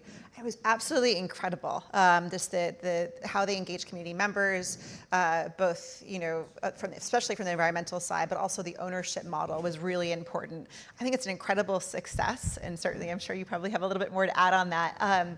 One that's obviously ongoing, and there have been challenges in Kenya with PPA, but I think the commitment of the developer and the engagement with the community has been incredibly important. And then I can go into some other examples. I think in the off-grid space, we've learned a lot too on business modeling. And again, that's where USTDA comes in. We help mitigate the risk by providing the grant-based financing to help prove the business models and crowd in the private sector. That's a great example, and it's always nice to hear, even for sectors like energy, where always people think of large power plants and power utilities, the role of community and how that could facilitate bringing on some of those results forward. So let me come to you, Kaushik. You've been quite active in the region. You have multiple examples. I know before the panel you had many that you wanted to share. So if we were now in the spirit of, again, the COP announcements and some of the things that can be replicated now, having heard all those big announcements, and especially in the context of development of the continent and thinking of innovation, any examples you'd like to share with us? Yeah, absolutely. I'll explain just a little bit about my background as well, just briefly, just to contextualize it. So I'm a partner at Trinity International. We're a boutique law firm. We focus exclusively on project development, and by project we mean really anything that requires foreign direct investment into a country. So that tends to be all types of social infrastructure, solar farms, wind farms, airports, ports, roads, much of which is climate related, in fact almost all of which is. My own practice is, I'd say 90-95% renewables based, climate focused. We advise really everybody from African governments. I should say that actually the real focus of the firm is least developed countries. So we say emerging markets sort of more broadly, but least developed countries.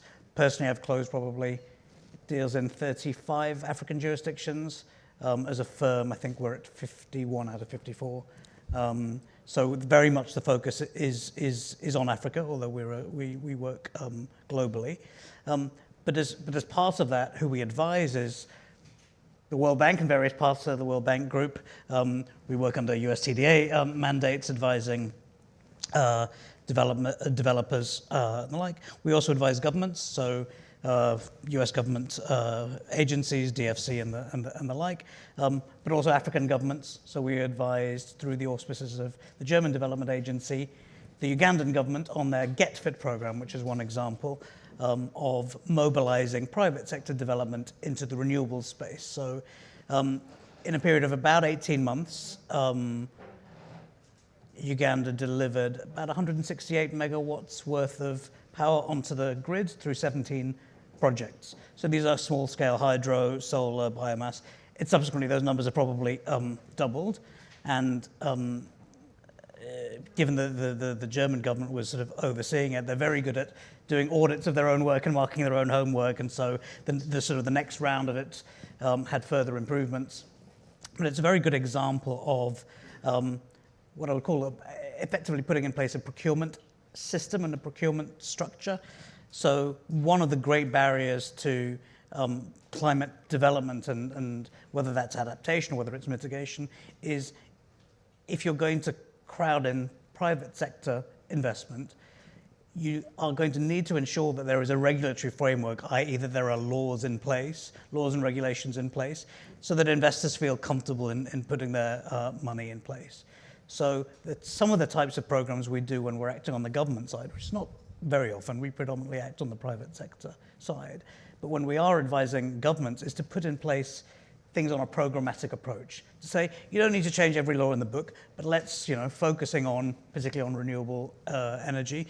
There was a panelist on the previous panel who talked about the South African, what they call the REAP program, Renewable Energy Independent Power Project Procurement Program, many Ps, that delivered very successfly. We're on the 6th round now, a huge number of projects.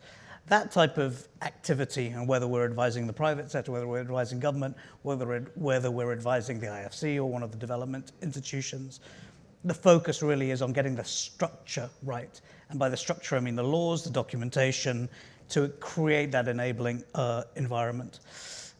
In terms of what else we've done, I mean, as a practitioner in my firm, we focus really on firsts. So just completed the first wind farm in Djibouti. Djibouti has a population of just 1.1 million. This wind farm will supply 50% of the power for the entire country's needs. So that's displacing what is currently old diesel generators. So it's has a huge impact, not just on that displacement and on that sort of adaptation side, but also then on mitigation on a long-term basis.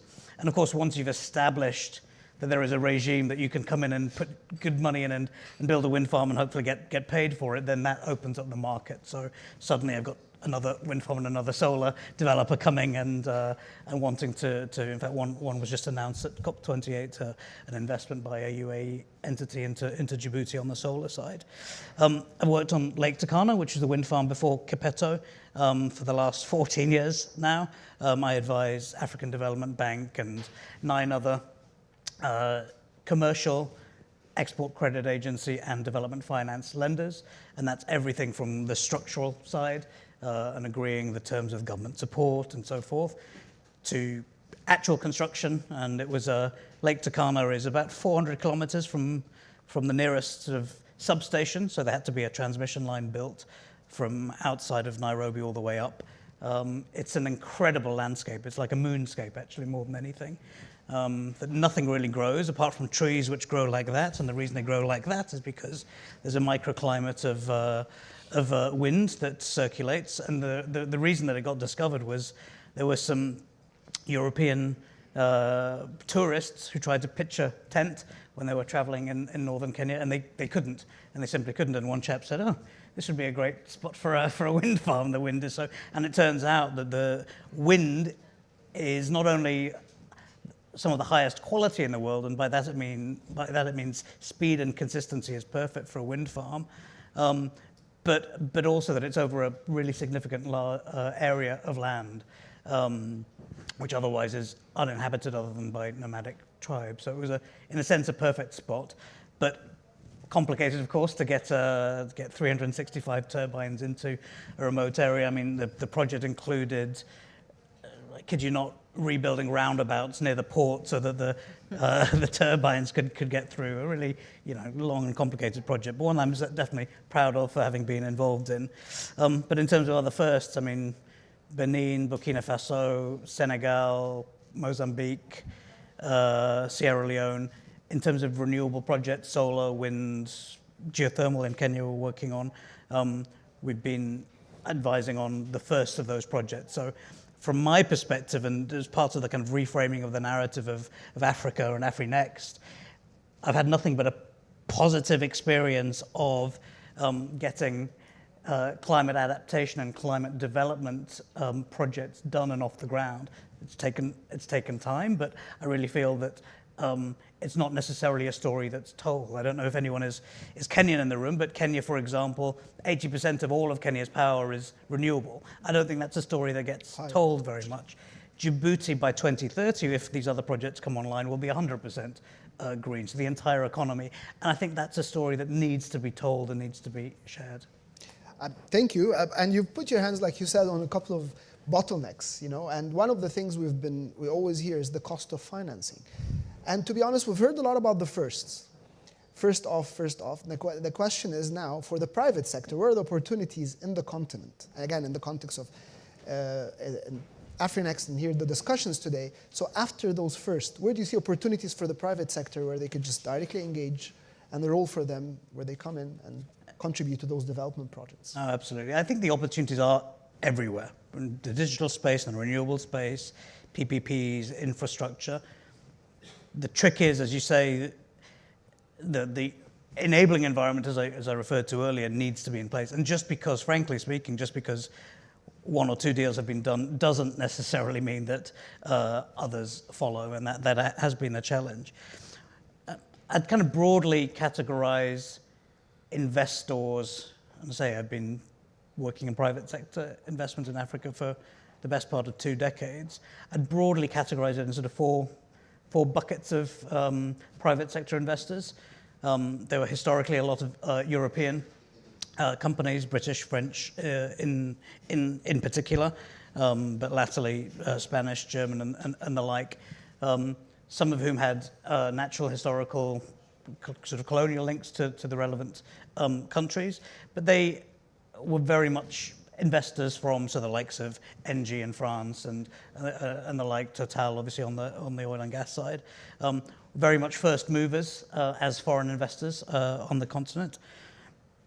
A little bit later comes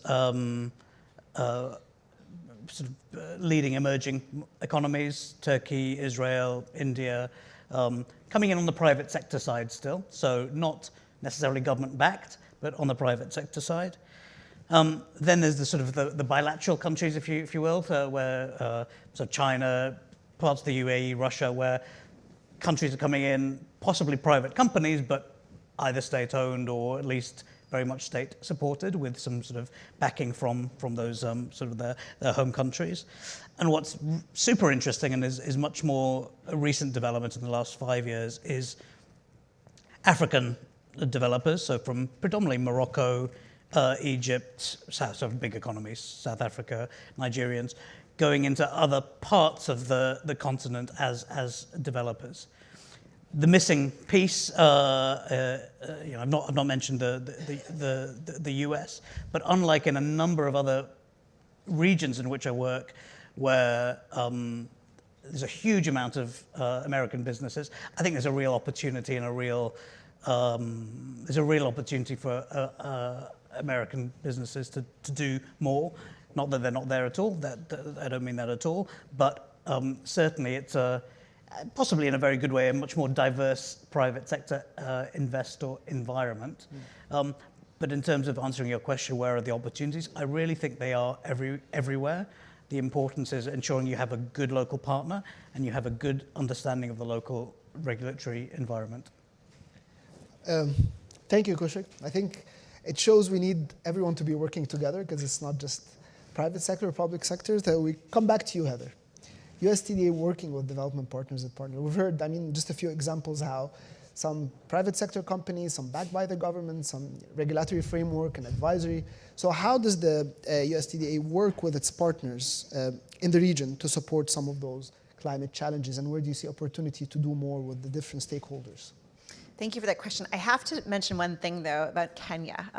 If those who haven't seen it, Ambassador Whitman, the U.S. Ambassador to Kenya, had a presentation last spring called "Why Africa, Why Kenya?" If you haven't seen it, find it on YouTube. I'm sure it's there. But I think one thing that she really emphasized as a business executive about the importance of the clean energy and the attraction for companies that have ESG goals and what that can do for the Kenyan economy. So I'm completely fascinated by that, and I haven't let that go, and so certainly do check that out. Sorry to pivot, but I think it's so interesting. And I think just on that, to kind of pivot back, it's super interesting. It's sort of been publicly announced now, but companies like BlackRock through their one of their funds are investing now into Kenya, Right. Which, to be honest, a decade ago was a little unheard of. We'd had lots of large US funds, the Morgan Stanleys and the BlackRocks and the like, looking at things and maybe just saying, that's just a little bit too risky to come in. But now straight in, because there's a track record, there's a good history of delivery. Right. But the more that happens, and the more that really large-scale investors get very comfortable with the risk, then I think that opens up the market even further. But Absolutely. all happening in Kenya. Yeah, it's so exciting. So I wanted to just piggyback on that, because I Yeah. think there's incredible stories and much more to come there. Yeah. But back to your question, I'm sorry to pivot there. USTDA, again, we're a small U.S. government agency. We work very closely across the U.S. government, both our sister agencies in the financing space, the DFC, Export-Import Bank, also, of course, towards all of the administration's priorities, whether it's prepare, focus on adaptation, whether it's partnership for global infrastructure and investment, or initiatives on the continent, Power Africa, Net Zero World, many initiatives. But I think where I have really been struck in the last couple of years, and it's been intentional, is that we have been partnering with financiers across the continent to align our resources to help really catalyze and fast track projects, especially climate smart projects. Just at COP, I don't think I mentioned this yet, last week we signed an MOU with the Investors Leadership Network, which is a global organization and a coalition of institutional investors that I think have $10 trillion in assets. We'll be working with them globally to help structure projects, clean energy and critical minerals projects, for their consideration. And that's something that USTDA, we wouldn't have probably dreamed of years ago, but we're really trying to expand our reach, taking on the risks and crowding in private sector financing with our tools. On the continent, we're also working really closely with Africa 50, with their Alliance for Green Infrastructure in Africa. That is, I think, to your point actually earlier about countries investing across the continent, whether it's sovereign wealth funds or others, that I think there's a lot of exciting things happening with Africa 50 and ASIA as the acronym. It was announced at COP last year, but a lot of really good work is going into it, and they have excellent partners. We're proud to be one of them, but that is also a space. They're really focused on, really increasing the pipeline of bankable infrastructure deals, but also catalyzing the financing from multiple sources. We approach this, of course, we do have a very strong project pipeline, but we believe that there's incredible resources that are dedicated to Africa, and we have to get it right, and there's tons of opportunity, and our role is to really focus on the project preparation for these funds. If I may, just to follow up on that, the project preparation, so what is it that you see your role with the private sector and with the governments?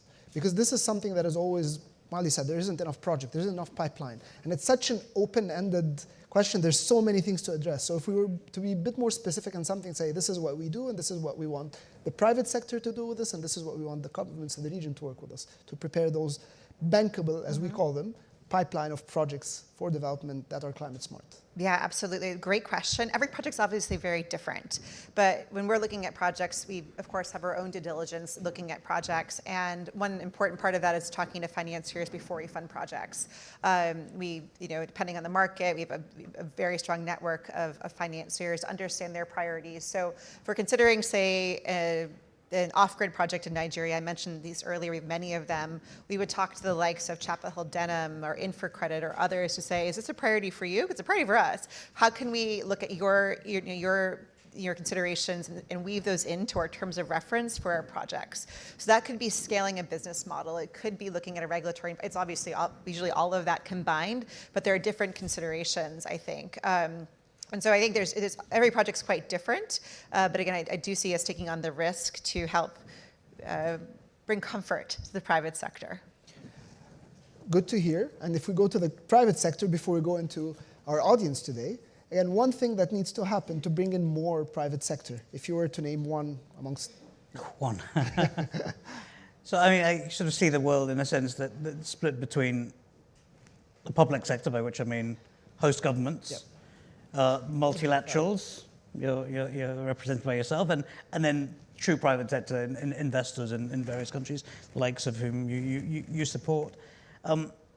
Everyone has to do, it is about, and part of the reason I absolutely love the work is it's very much about people and connections and actually, getting together and hustling and getting something done. That's, really truly important. But, to get to kind of the nitty gritty, I would say that it fundamentally all boils down to risk, right? Risk appetite and risk allocation. So, forgive me for saying, not having a go at development institutions, but I very often have to remind my clients who are development finance institutions that there is a D in their acronym, DFI. There's a D in yours as well. And that D, development, implies that there is a certain amount of, if everything was just done on commercial terms, there would be no need, right? So there implies there's an element of risk that has to be taken by somebody. I push back very much with some of my DFI clients saying, you can't, from a developmental perspective, this is exactly the type of risk you can, should, ought to be, from a policy perspective, be taking. Because I find very often the tendency is, because again, everyone is an individual, has maybe gone through a banking system at commercial banks, has a different mindset, pulling it back to the D in the development agenda. Likewise, I think the private sector also needs to be taking some more risk and not relying so much necessarily on somebody else taking it.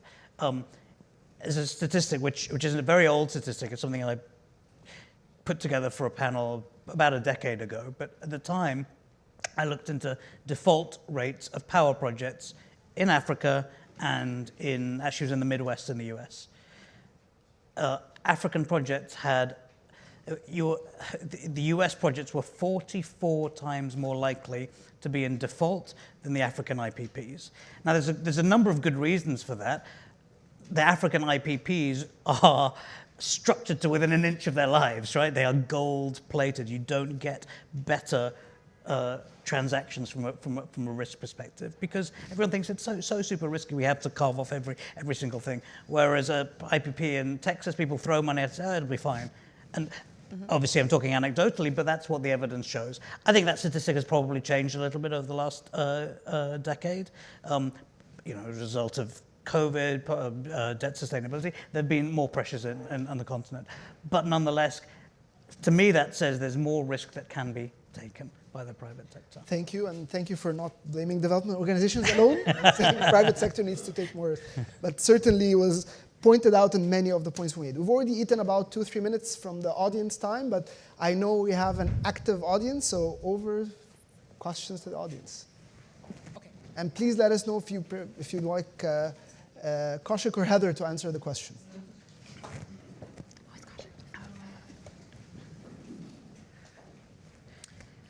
Thank you. Takora Jones from NRDC.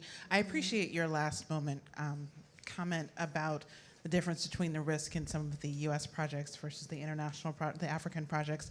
Can you talk a little bit more about transmission? Because that's one of the areas in the U.S., it's permitting and transmission that is holding up a number of these projects. And because everything is so atomized, very much like we saw with COVID in the public health system, is that also a challenge that folks are running into on the continent? Thank you.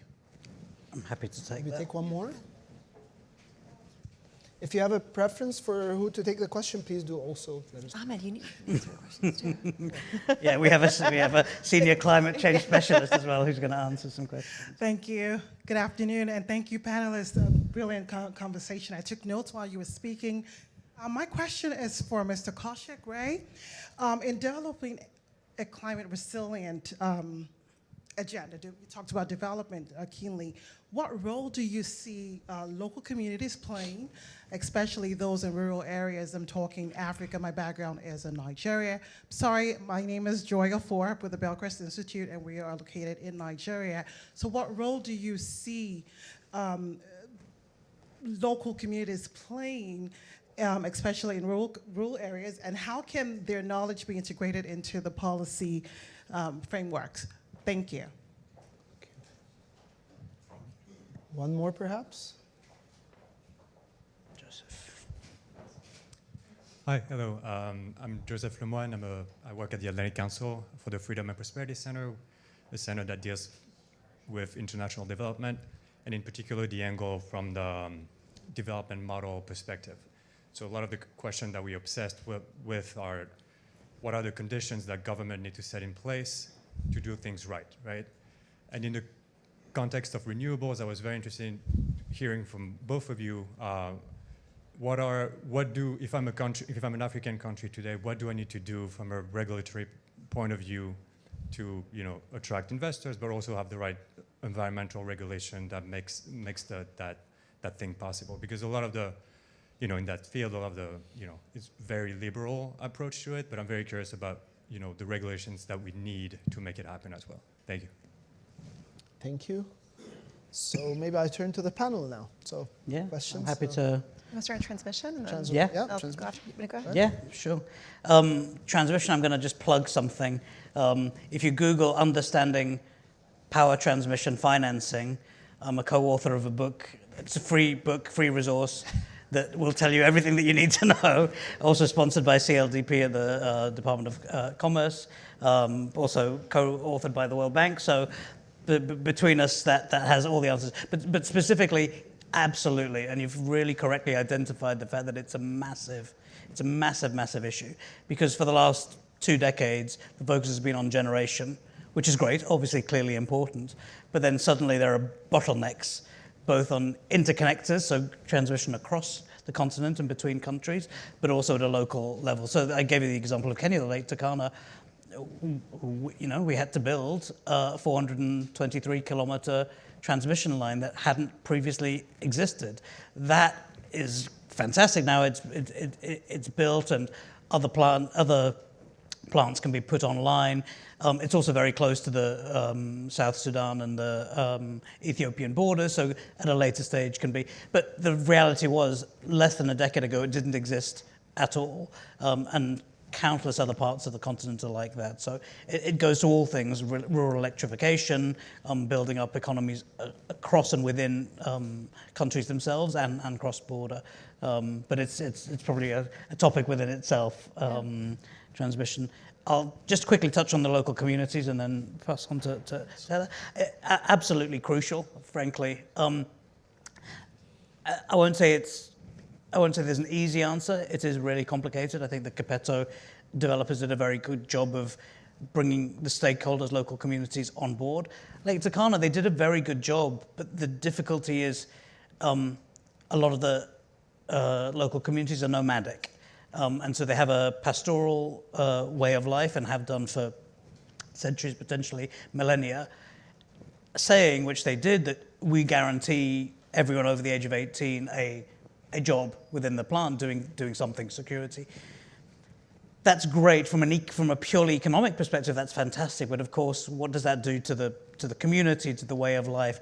They're questions that are not necessarily the responsibility of a project that just wants to develop a wind farm. So you do get to some sticky, tricky little things. And there's a lot of criticism from NGOs 5 years later that there's a huge upsurge in prostitution and alcoholism amongst the communities because, frankly, they have money, but there's nothing really to spend the money on in the region because there's not very much else. So I won't say that these are easy questions to answer, but early stage engagement, understanding from tribal chiefs and elders and the local communities what it is, bringing people along. We didn't know when we were at a certain age what wind farms were or did or whatever. There's no shame in that, but having that education capacity building program as part of your early stage development is absolutely crucial.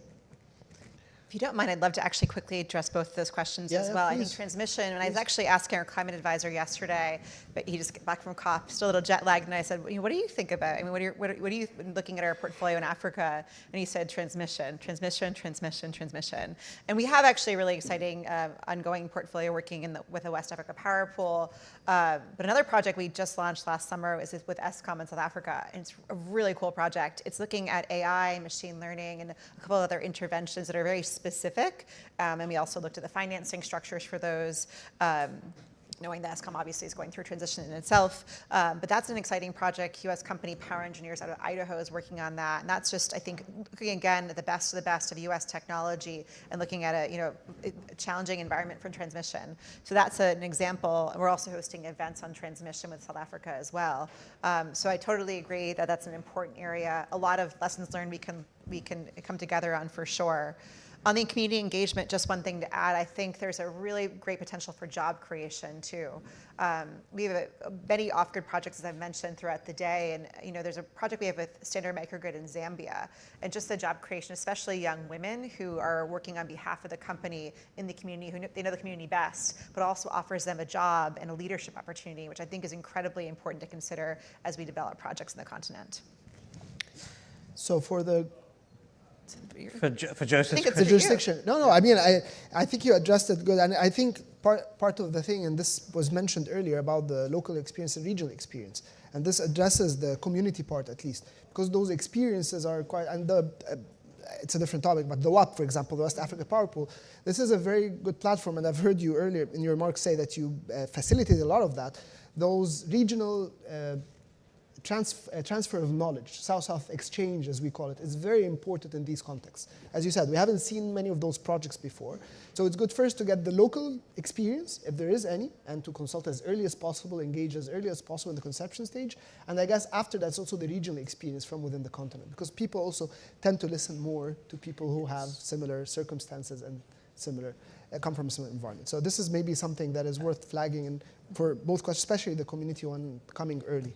Absolutely. And I guess this also addresses the thing about the regulatory framework and examples on what should be done. So I'll come back to you. I mean, it does address it, but I'd like to hear from both Kushik and Heather about this question on penetration, what governments should be doing on renewables. And you touched on. Yeah, I think the kind of the two-word answer, I could make it a one-word answer if you like, is, but the two-word answer is programmatic approach. And by that I mean, don't rewrite everything. Don't go out and say, oh, I'm getting a grant from, World Bank, and to write a PPP law and just put it in a country and thinking that solves everything. It doesn't, and in fact, it'll probably create more issues than not. That existing investors and governments will probably spend 5-10 years undoing, redoing. That to me is not the right approach, but a focused programmatic approach, whichever sector it is. It could be the water sector, it could be, but sticking to the renewable power sector. Egypt, South Africa, Senegal, scaling solar, which is a great initiative from IFC.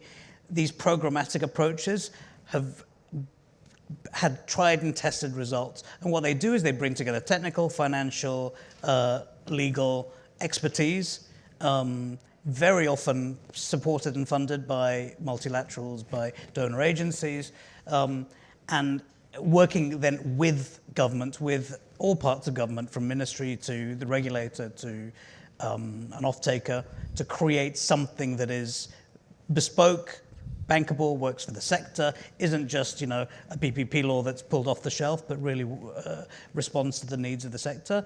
That has been very successful in a number of markets. So that would be my view in terms of, you know, what's the right approach. Heather?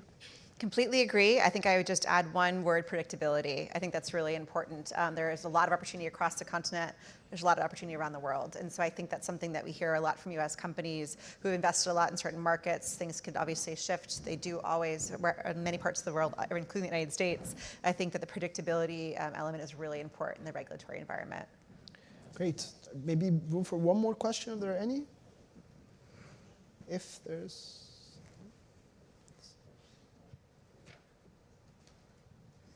Hi, Zaki from DAI. I hope this is not too controversial of a question, but it might be coming out of COP28 with some of the headlines and the reality that there are so many new oil and gas investments in so many parts of Africa right now.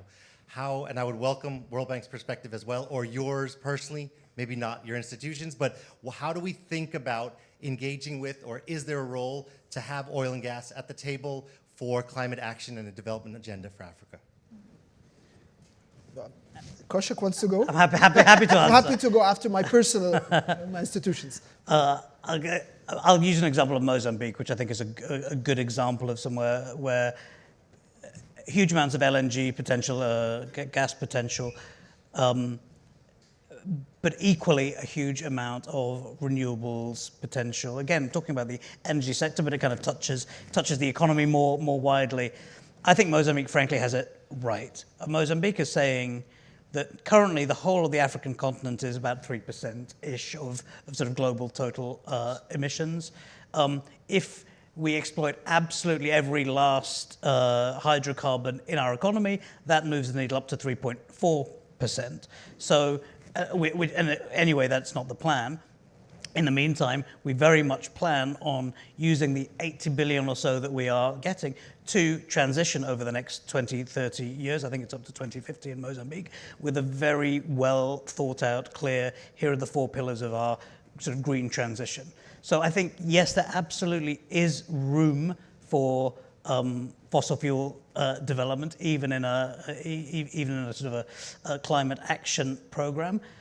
So some countries are doing it, and I hope, I can't speak for Mozambique in 30 years' time, but certainly what they're saying today is they're doing it in a very well thought out, structured manner. There are certainly other players, many other players in the world that are not necessarily saying, you know, happy to use words and say, oh yes, we'll do that. And as we see from the COP28 watered down announcement, and I think probably still hasn't come out yet, what the final text is, these are real challenges. I'll give you a very quick answer. There's no blanket answer. So for each country, there needs to be a proper analysis of its low-carbon development pathway by net zero, by mid-century, and to see whether this aligns, signs the options that they have within their economy to get to that net zero. So I could say absolutely no to coal across the board. So that's the first thing. I think we've agreed on that. And for fossil fuels, the answer will always be different. But there needs to be properly looked into a country by country, economy by economy, to see how we could get to net zero collectively by mid-century. So, and I'm happy to elaborate offline after. So I know we're out of time, and I know they're looking at us. So if you'd please join me, and I will not attempt to summarize because we've mentioned, there's so many good points that came out of the discussion. So if I'll ask the audience to please join me in thanking our esteemed panelists for their thoughts. Thank you very much.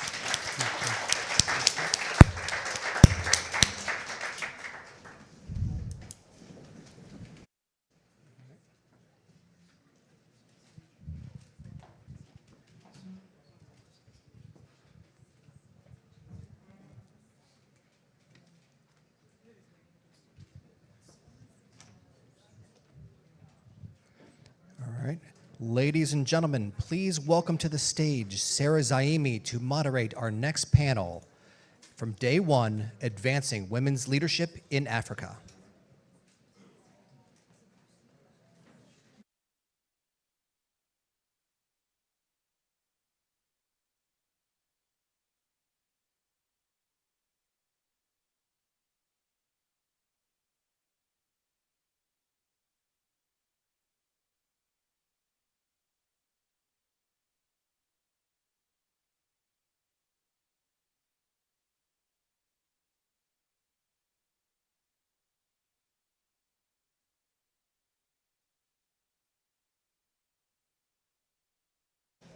Hello, neighbor.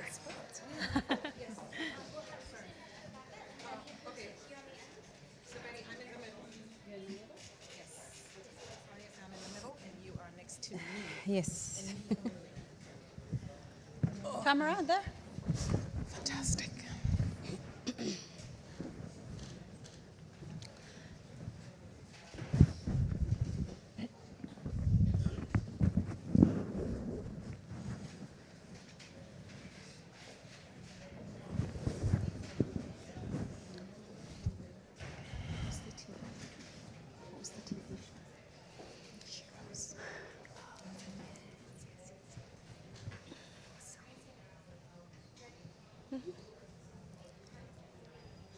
Hello, ladies and gentlemen. I would like to welcome you to another panel, an exciting panel on advancing women leadership in Africa.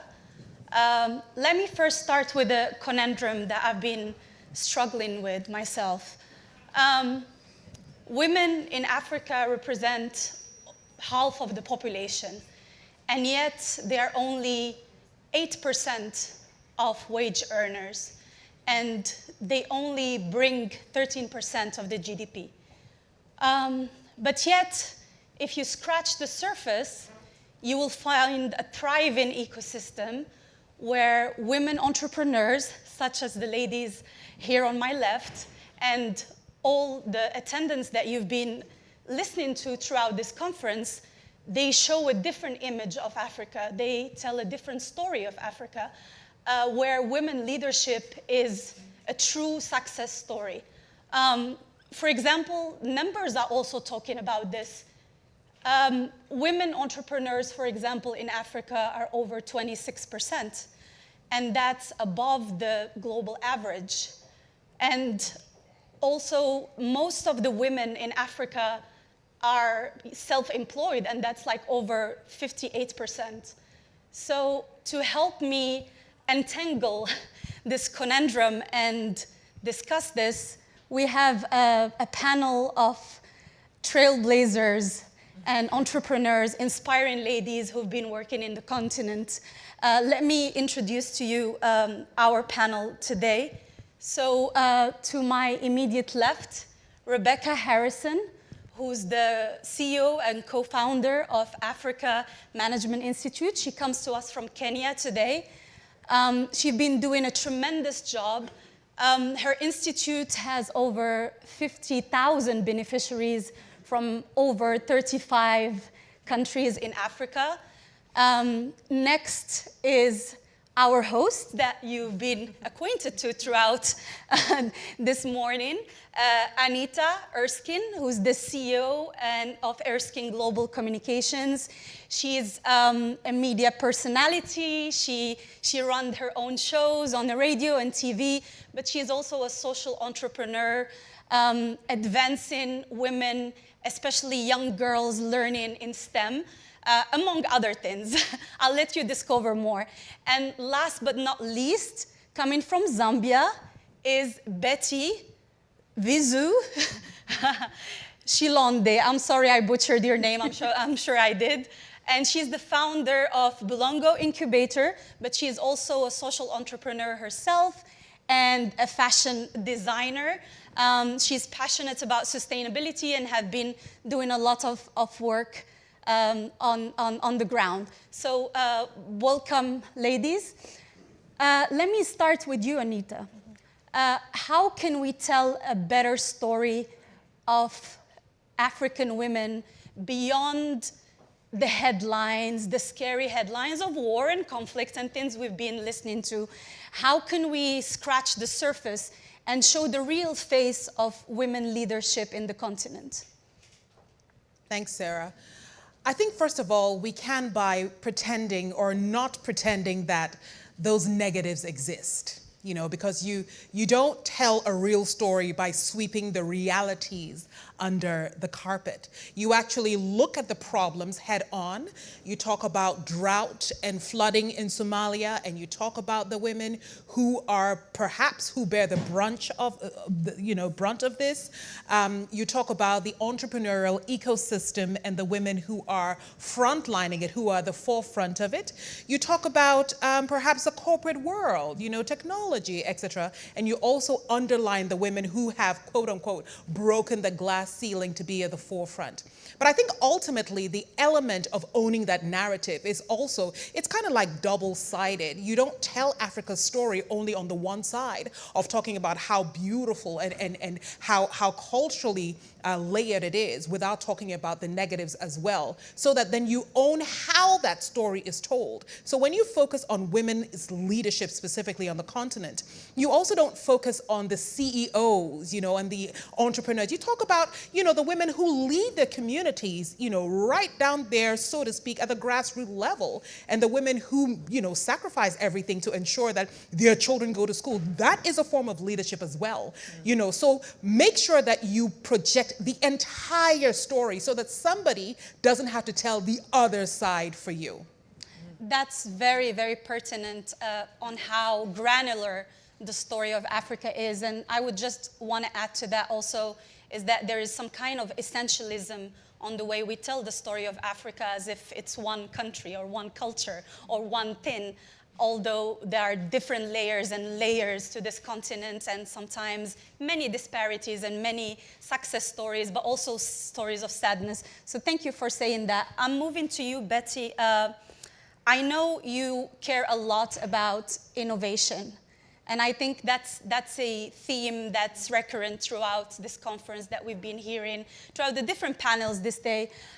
There was this study, staggering study by UNESCO in 2021 that actually most women entrepreneurs in Africa are innovating somehow. Like, I think 24%. They innovate in a certain way. I think maybe it's the reality on the ground or the anthropological specificity of what they have been doing. How do you explain that, and how do you live that throughout your own journey as an entrepreneur and a designer and someone at the forefront of innovation in Africa? Thank you, Sarah. I think to answer that question, really I would say that, you know, different things happen every day as women do their businesses and go about whatever they are doing. And so to remain stagnated is really like something bad for a woman. As you go through challenges, you have always to think about how best you can do something, how best you can deliver, how different you can do things in order to achieve at the end of the day. So basically, I think as a person who supports innovation and who has been through certain struggles as an entrepreneur, as a woman, I think it's important really to also educate oneself how you can do things better, you know, as opposed to just focusing in one line. It's always best to look around what other people are doing, what other countries are doing, how are they, you know, reaching a certain target, or how are they getting or surviving. So really innovation in that way is continued, and you keep learning like that. No, thank you so much for that. It's very wise words coming from someone who've been, you know, grappling with this and working with this every day. I'm turning to you, Rebecca. I know you spent a lot of time in the continent and you have roots there, working with women and trying to open new perspectives in tech, in venture capital and other fields.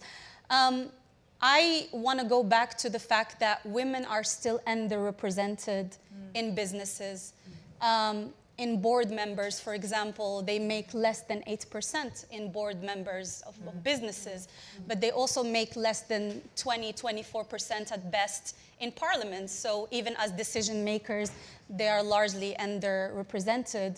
How do you explain that, and how do you overcome it in your day-to-day life, trying to work as a social entrepreneur and also as an economic entrepreneur? Yeah, what a great question. If I could answer that, we would be fixing this problem, I guess. But yeah, I guess I wear two hats as an entrepreneur myself, and then, like Betty, also working with entrepreneurs. And I guess when I think about women in entrepreneurship particularly, capital is the issue that we often end up coming back to, that women are just so underrepresented when it comes to seeking capital and accessing capital. And I think there's a few, so maybe I'll just focus my answer on that. I think there are a few challenges there. One is the pipeline building, that there still aren't enough strong female-led businesses coming through the pipeline to be able to access capital. At least in theory, that's what the male capital allocators say. I'm not so sure it's true, but arguably the pipeline is still, like you were saying, I think 24% of businesses are women-owned. Of the businesses that we support, we're at almost half. And we're very intentional about that because we feel like it's our role to build that pipeline so that investors don't have that excuse anymore. That we know that there are great women-led businesses out there, and we want to help get them ready to be able to access that capital. So that's one, is building the pipeline. The second is, I think our models of capital have been very driven. I think one of the panels this morning made this point that you can't just kind of take a Silicon Valley VC model and kind of put that in an African context and expect it to work. It's just the businesses are so different, the risk profiling is so different. And a lot of the women that we work with don't necessarily want, hockey stick growth. They're not looking for that. They're working, they want to build profitable, sustainable businesses that grow. They're ambitious, but they also want to integrate that with their lives and their communities. So I really believe we need different types of capital, and we need to embrace different journeys rather than just having this kind of tech bro-driven, like VC culture that women feel alienated from and don't even want to be a part of anyway. We need kind of different models that are more inclusive of kind of the incredible women entrepreneurs out there. As a follow-up question to that, do you think equity investment is something that needs to be incentivized and put forward, and maybe also incentivized by other allies from outside who could, push the governments in the continent to adopt more equitable policies towards women, especially in the startup and entrepreneurship sectors? Yeah, I think it's something that kind of allies from all spaces can contribute to, because it needs intentionality at every level, whether it's pipeline building, whether it's capital. Just an interesting stat, we've seen how women entrepreneurs are they create more jobs in relation to revenue than male entrepreneurs, but they create significantly more jobs for women. So of the entrepreneurs that we support, 75% of them have more than 50% female workforce, compared to, low double digits for men. It's just so stark, it's fascinating. So women champion other women, typically. So if we can get more women into kind of every stage of the value chain of entrepreneur support, from kind of mentors to capital allocators to entrepreneurs themselves, whatever it is, I think that's how we'll see change is really, and everyone can be an ally in that, wherever you are in that kind of value chain. No, that's very important, especially to find allies within other women elevating other women, and that peer-to-peer building up to find your footprint. I'm turning to you, Anita. I know in our initial discussions, we spoke a lot about agency. I know you built your own company from the bottom up.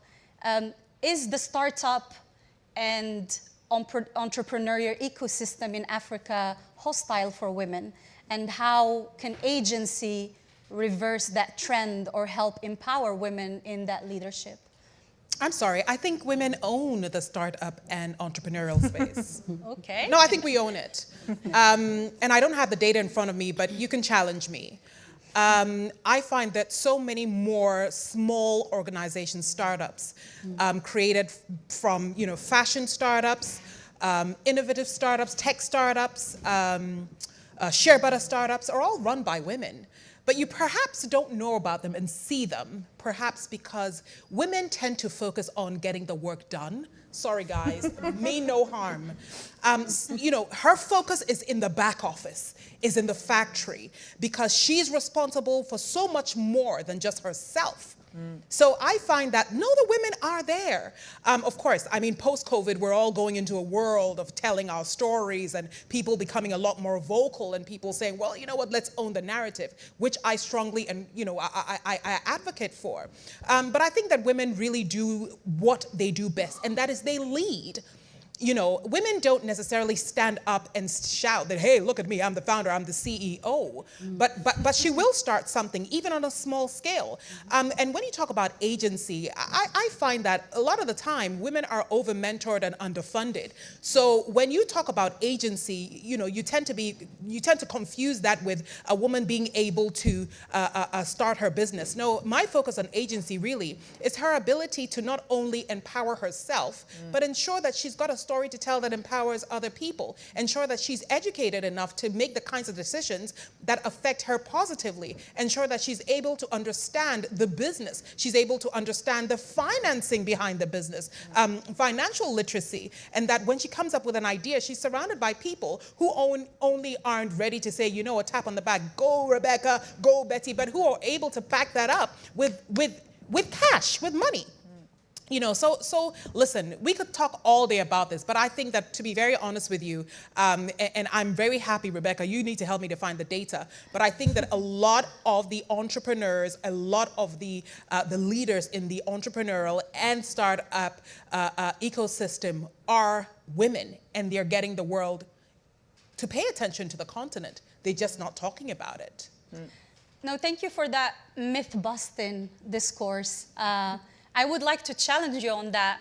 There was a recent report by Brookings that says that women in Africa tend to confine themselves to certain comfortable sectors that the society expects them to be. And I know you, throughout the sectors that you are working on, you are busting that myth as well. But is that something across the continent that you're seeing, or is it just among the elites in certain capitals, maybe Accra or Casablanca or other place, Nairobi, but is it across the continent, or is it just a bubble that we are seeing and we are just seeing through those elites? I work on a project called the Africa's Business Heroes, and every year we see about 27,000 or 30,000 applications from across the continent, and it will shock you how many businesses, focusing on social impact work or focusing on impact at the ground level and all the way up. How many of these entrepreneurs are women? So they're not only in the cities, they're not only in Joburg or in Accra or in Nairobi. No, they are in the rural areas as well.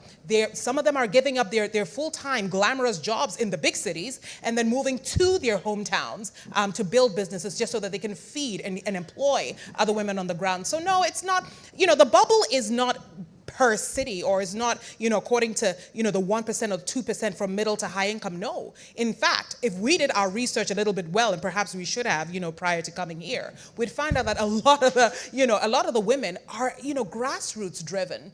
And I don't know, hundreds of women who are employed at that rural and grassroots level are employed by other women.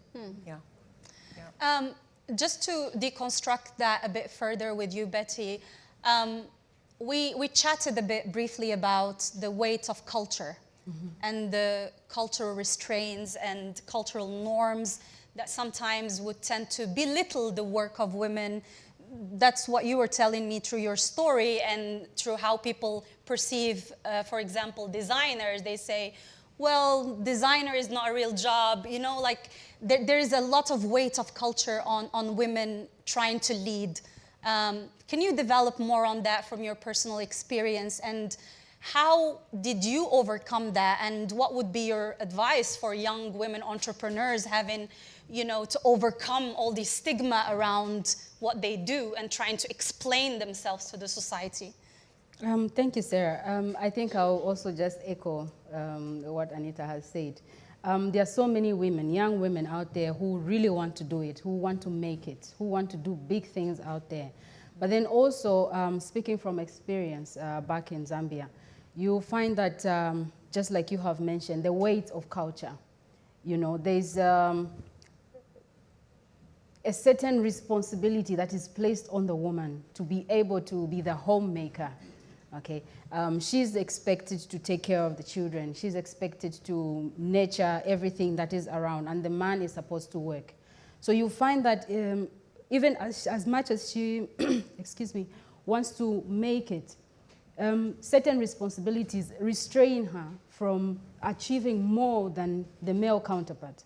So you find that in some way she'll be trying, but there are so many challenges that are coming against her. But true, there are so many women out there. And also sometimes there's a fear that if I go against what the culture expects me to do, or what there's this what they call marriage material. Okay, I don't know how many people have heard it, but the marriage material kind of woman is the woman who is submissive, who is not out there, who wants to achieve, and the one who is going to be listening to what others are saying and really conforming to what society wants her to do or what they believe her to be able to be in society. So as much as they want to go out there, there's a fear that, they'll be seen to be less marriage material and they will not get married at a certain age, and, then they are not good enough women. So all those constraints really come against the woman, and they are not able to go forth. The other thing that I would want to mention also is for those that actually manage to make it, they are seen to be maybe promiscuous, as to mean maybe they have achieved because they have compromised in a way. So women are expected not to achieve more because, you are pretty. So because you are pretty, then you went against certain things, and that's how you've made it. So there's all those challenges really that come against the woman. But yes, the women are there and they are ready to do it, but we need to sort of like help them to come out of those fears. I want also to focus on the reverse face of culture, because I feel also it's the African culture that sometimes allowed these women to be empowered, because if we tap into the history of the continent, we will find lots of stories of women fighters and, women fighting patriarchy, or even matriarchal societies where the woman is the breadwinner, or is the head of the tribe, or is the healer, or is highly esteemed. And that's not something that people maybe are familiar with. So do you also think that maybe culture is what made you and empowered you to become a leader? I would say yes and no. Yes, in a sense that, of course, the African continent has got so many languages, tribes, and all those things. If I come to Zambia, I come from a tribe of the Tongas, and these are the farmers, the herders. They are the ones who are seen to be providers, more like food providers and all those things. So culturally, yes, some cultures really push the woman to be out there. Like in the Tonga land, women are the ones who are seen to be workers. And the men would like really sit back and they'll marry 5 women. And the women will be farming and they'll be producing food and all that. So women are seen to be assets in a sense that they are the ones who are going to come and work to provide for the family. So yes, in that way, women are seen now to push themselves to be seen as workers, to lead, to be able to provide for the family and all those things. But when you come, you bring that kind of culture back to the city. These are the women who want to achieve, they want to achieve higher grades in school. They want to be seen to be doing better than the men and all those things. So yes, culturally, I think that thing is there. But because of a mixture of culture, there's now so many culture mixing here and there. There's so many different beliefs and different upbringing that have sort of like diluted how people value things, how they value marriage. I want to say this because I've mentioned that, you know, women don't want to come out because they want to be married and all those things.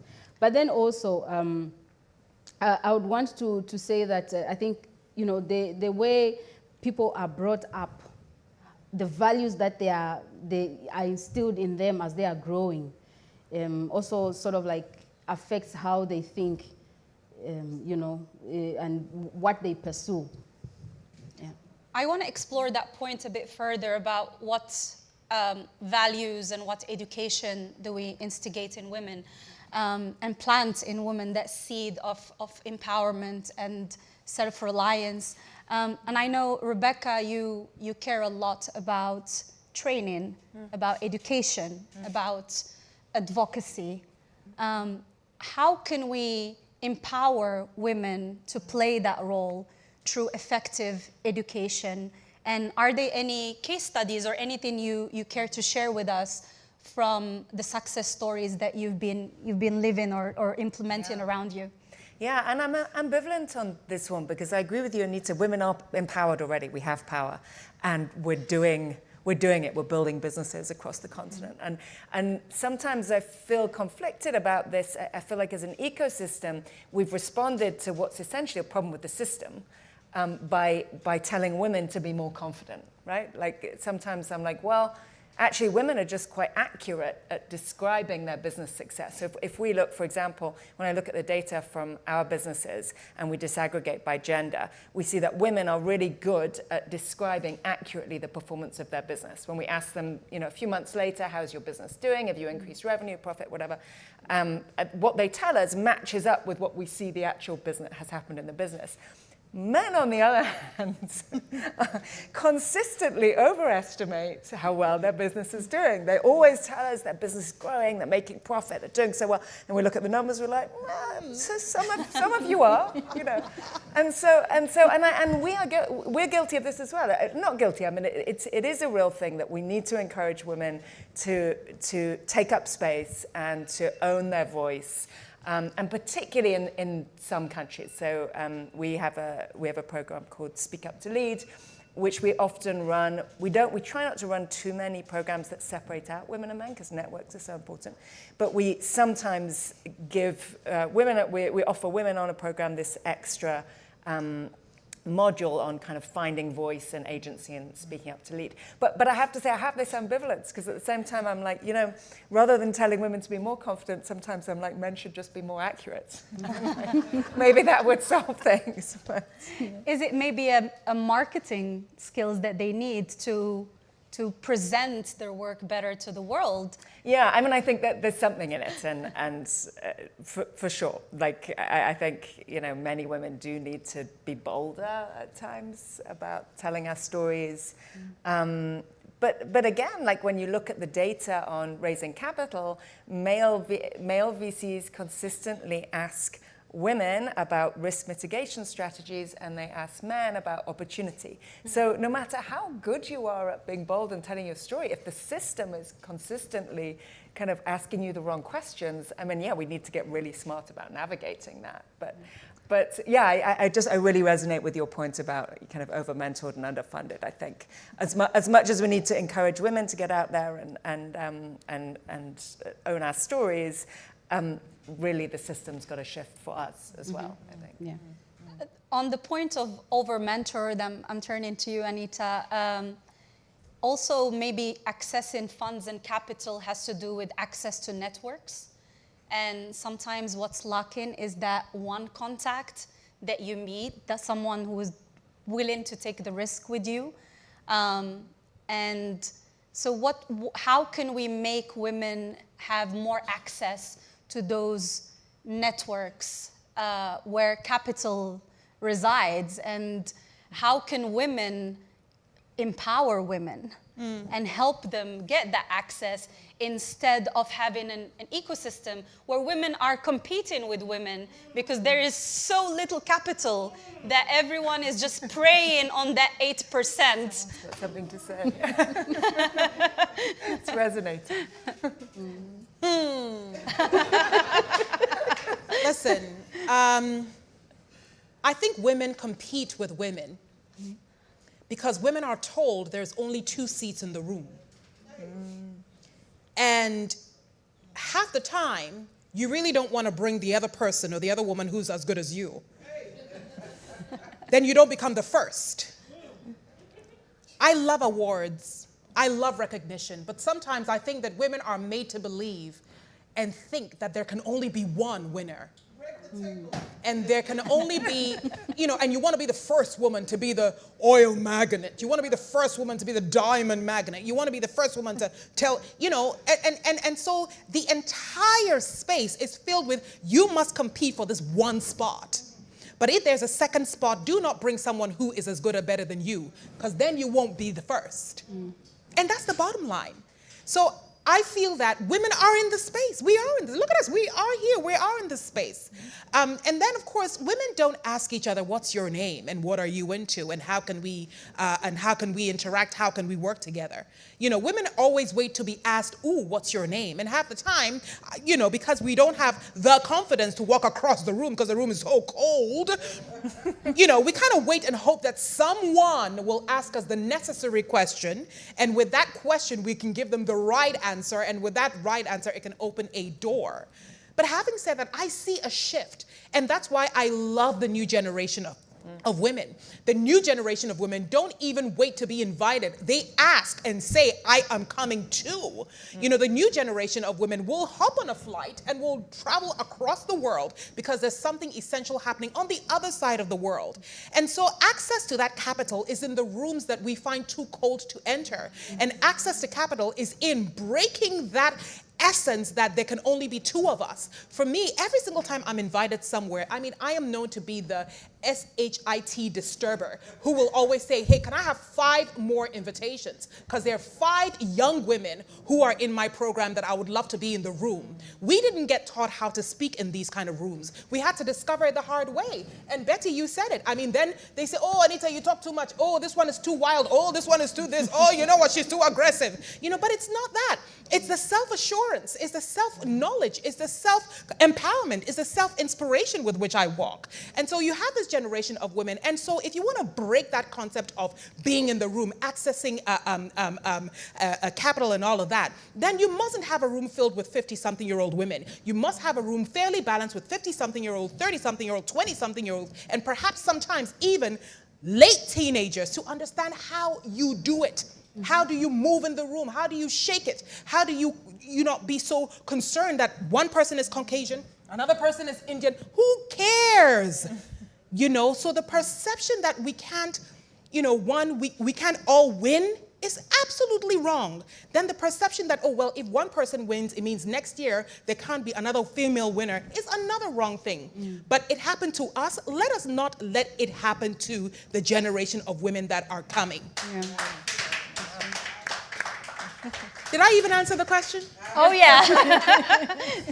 You did answer exhaustively the question. Thank you for your inspirational words. I hope that a lot of women and a lot of allies and a lot of people working on Africa would hear this message and it will resonate with them.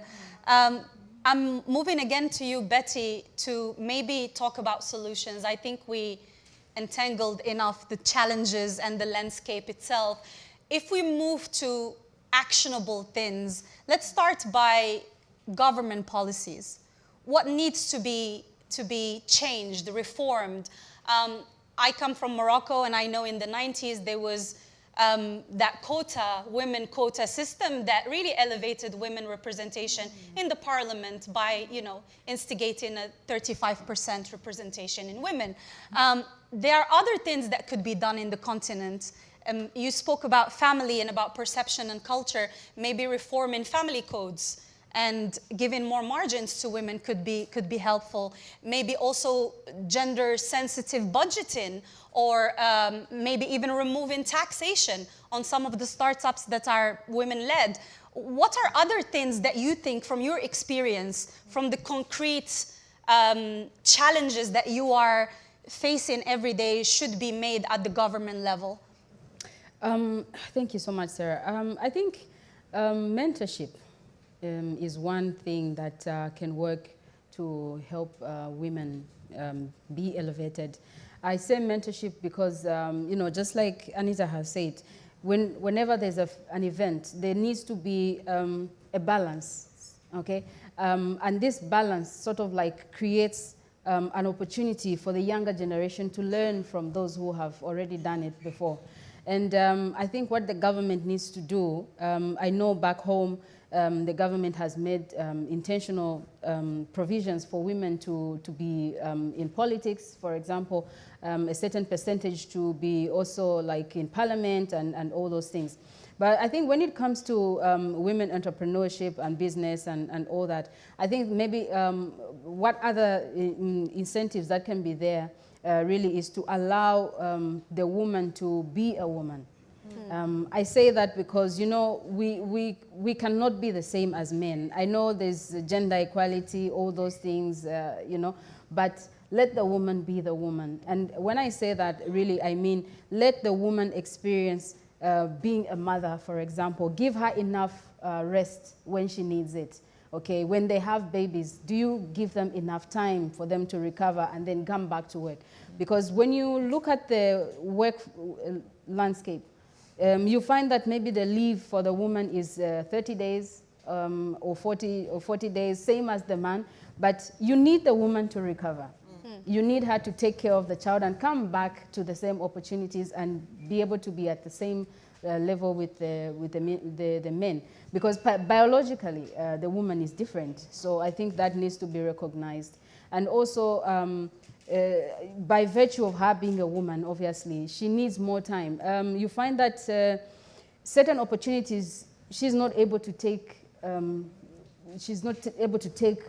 those opportunities because of maybe, you know, biological clock and things like that. So I think those things need to be considered, and she needs to be given, you know, equal opportunity and, you know, be able to be who she is and still continue pursuing careers and entrepreneurship. So gender-sensitive laws and allowing women to be women. If we turn to the international community, and I know here there are many agencies and organizations and even investors among us here in the audience and people listening to us online as well. Rebecca, what would be the incentives or the actions that these allies internationally could do to lend a hand to empower and advance women leadership in the continent? Yeah, I mean, I think it's about bringing a gender lens across the board and kind of asking those questions about participation of women across programming. So whether that's around kind of finance allocation, where, you know, there's pros and cons against kind of for and against quotas, but at least like taking a really intentional view. Looking at design, ensuring that kind of gender lens is built into design. That products and solutions, that we're taking a kind of human-centered design approach with women at the center, actually designing for the needs of women. And then ensuring that we're elevating women's voices within that programming, so women are actually making decisions. And the more that we have women in positions of power and influence, the more I think we'll see that kind of, you know, trickle down throughout kind of different components of programming. Thank you, ladies. I also wanted to thank you for the insightful case studies and testimonies and voices that you lended to this discussion. I also wanted to give the floor to the audience here if they have any questions, comments, additions to this discussion. So we could, and then I'll turn back to you to answer. Okay. Whose alarm is that? Yeah, trying to figure out the other. Hi, everyone. Thank you so much, ladies. This has been a very insightful conversation. My name again is Joy Ofor. with the Bellcrest Institute. And my question, any other panelists can take it, but I have followed Rebecca Harrison for years, and I really salute your work, and all the other ladies here. Thank you so much for the insight shared. Now, in the context of advancing women leadership in Africa, can any of you tell me how can we leverage the partnership between the private sector and the public sector to create a sustainable opportunity to support systems for women in Africa, especially in the rural areas? I want to take that. Any other questions before we answer or comments? Hi, I'm Audra Killian, and I'm with DAI. And so thank you so much for the insightful responses to the panel.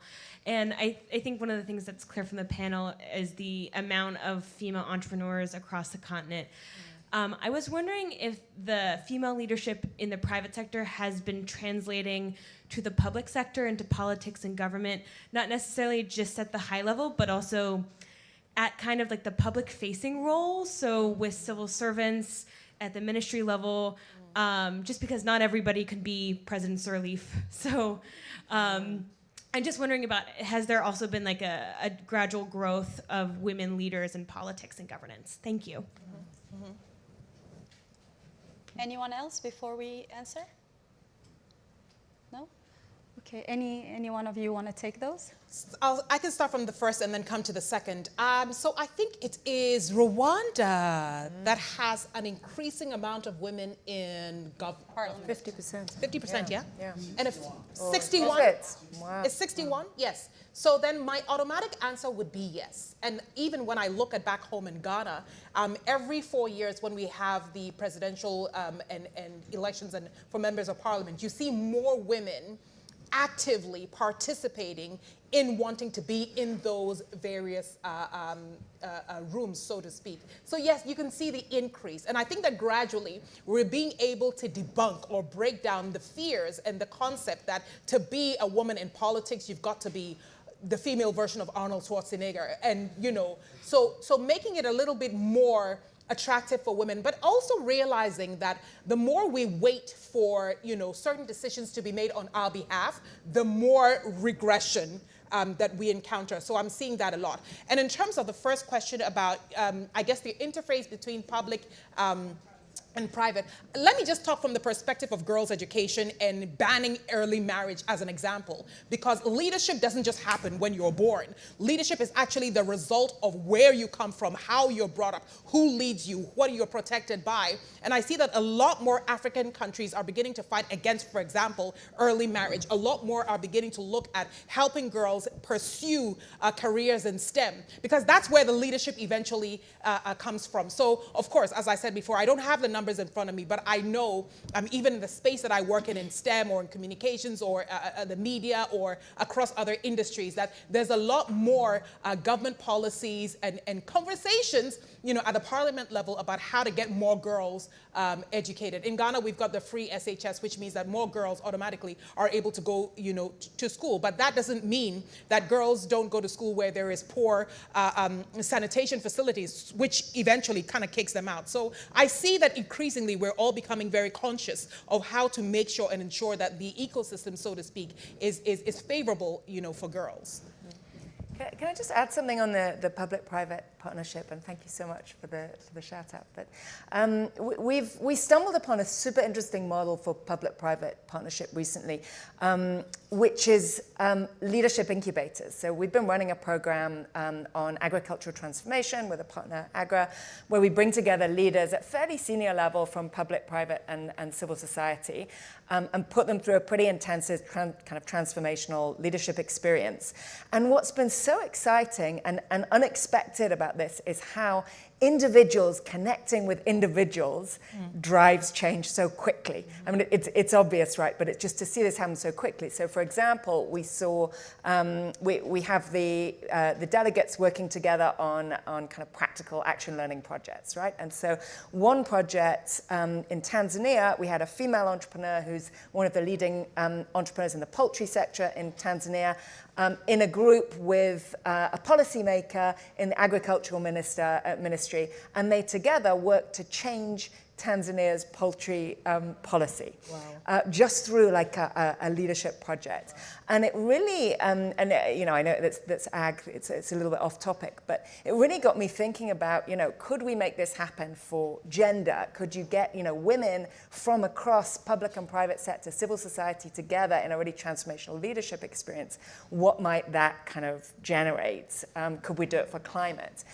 So if any funders out there who want to collaborate on this, but no, seriously, I think it's a super exciting kind of idea to explore. If anyone's, you know, wants to kind of co-create on that, would love to. One more question, and then we could turn to our guests with some closing remarks. We have under 1 minute.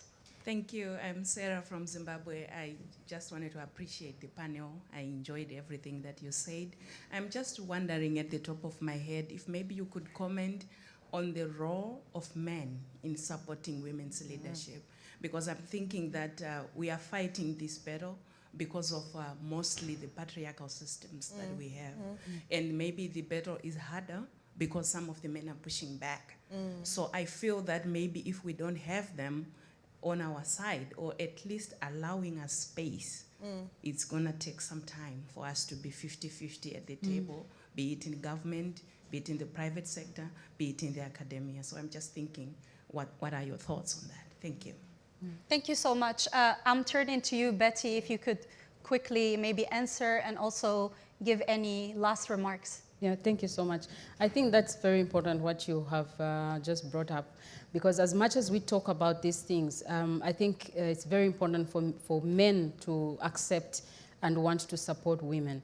What I have noticed is that men who are like living in the diaspora are more willing to assist the women back home with home duties, and also understanding that the women have to work, and then they have to also take part in you know, providing for the family in that sense.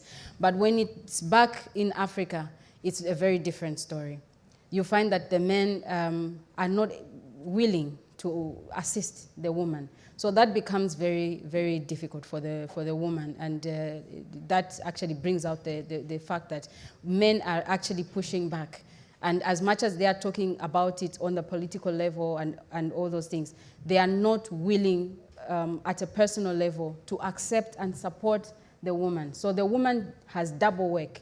They have to work, and also they have to work in the other sense. So I think it starts from accepting that the men have to accept to want to support the woman and be able to offload some of the duties that the woman is going through to be able to, you know, uplift the woman. Any very, very last words before we close? I think we run out of time.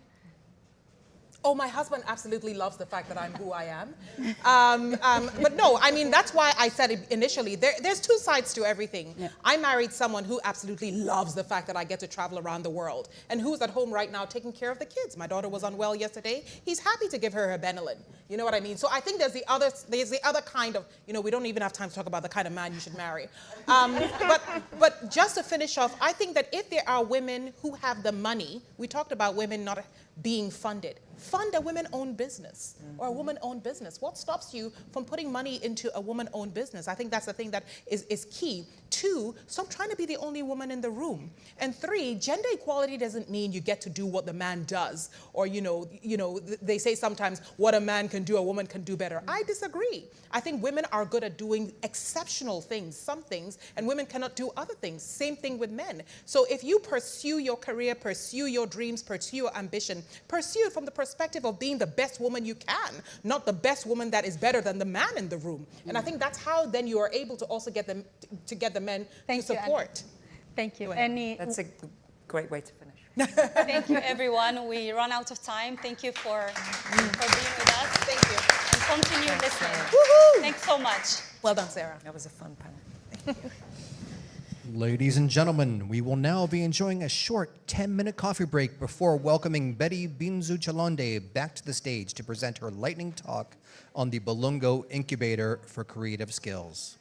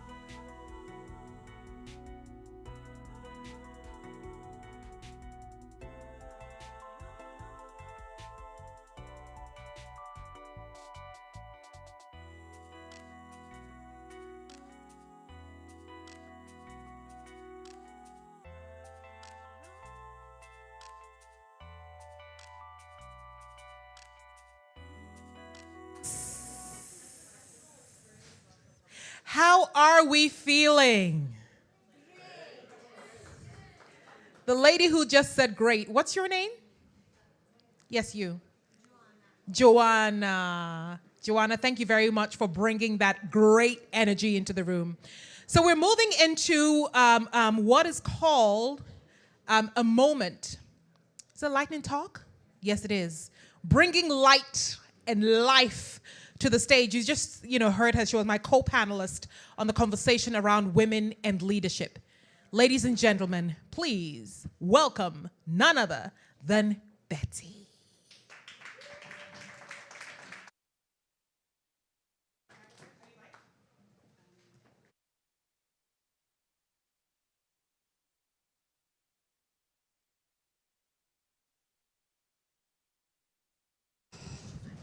All right. I want you to imagine a world where creativity is not just a skill, but a superpower that is capable of, transforming lives, culture, and also industry.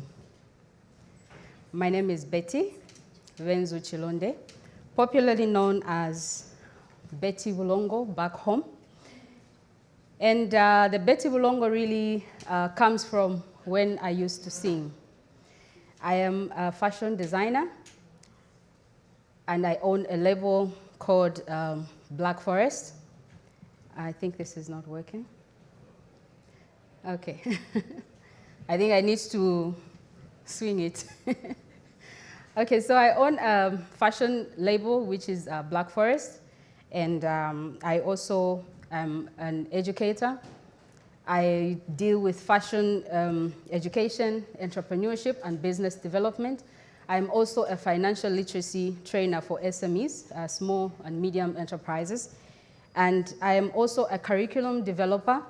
I recently just developed a mentorship handbook and toolkit for the first time in Zambia, collaborating with the Ministry of Small and Medium Enterprise Development in Zambia, and the AGS program, which is a program for accelerated growth for SMEs in Africa. This is a Finnish-funded project. And also WEAC, which is Women Entrepreneurship Access Center, and Mentor Me Africa, as well as DSIK. I would attempt to pronounce the German name, which is Stiftung for International Cooperation. I hope there are no Germans in here. But I had to say the name. So in collaboration with them, we did the first mentorship handbook and toolkit for SMEs in Zambia. And also, I am the team leader and co-founder of Bulongo Incubator for Creative Skills. Now, I am here today. I'm very excited to share my story. When I was first approached, I was excited to grab the opportunity to come and share what the African youth are doing in Zambia. And really, my story starts when I just completed high school. And my father wanted me to be an accountant. My mother wanted me to be a nurse or something like that. And I didn't want any of that. I first went into music. I was a singer first, and then I started fashion designing.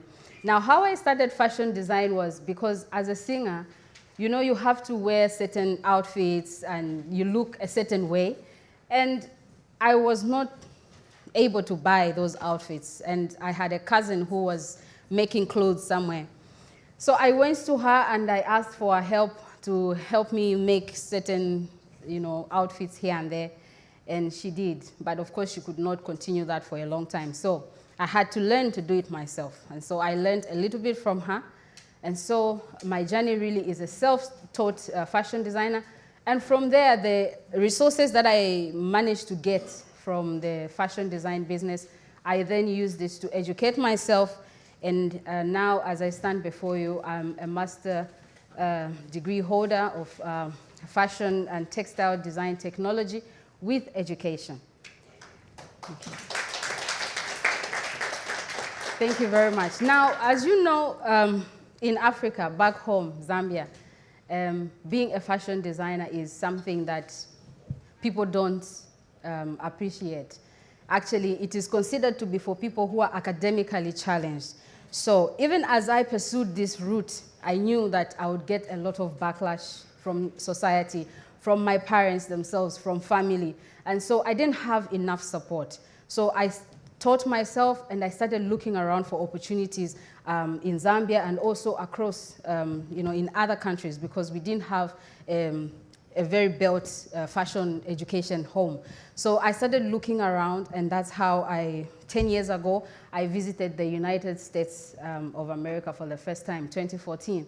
And I was privileged to be in a design incubator where I could learn that there's a pattern that has, comes with before, there's a process before manufacturing garments and all those things. And so I took up that and I ran with it, and I have never looked back. So the backlash continued. I went through business challenges. I navigated through those challenges by myself, and of course, getting support from different people here and there. The Zambia Development Agency in Zambia also helped with navigating through these challenges. Then, of course, the COVID-19 came, and everybody, I'm sure, was affected by this. I was one of them. I had to change the way I looked at things. I had to think differently. How was I going to, get to my customers? Customers were no longer coming into the business to wear the clothes that they ordered every now and again. So I had to think differently. I started using social media. I started teaching online. And then I also became a mentor.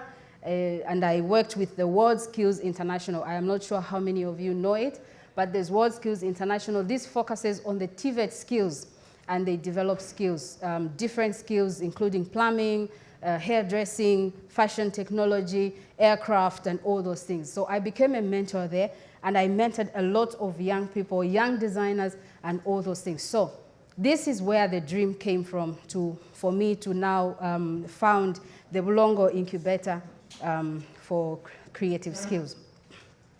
Okay, so the Bulongo Incubator for creative skills, how was it born?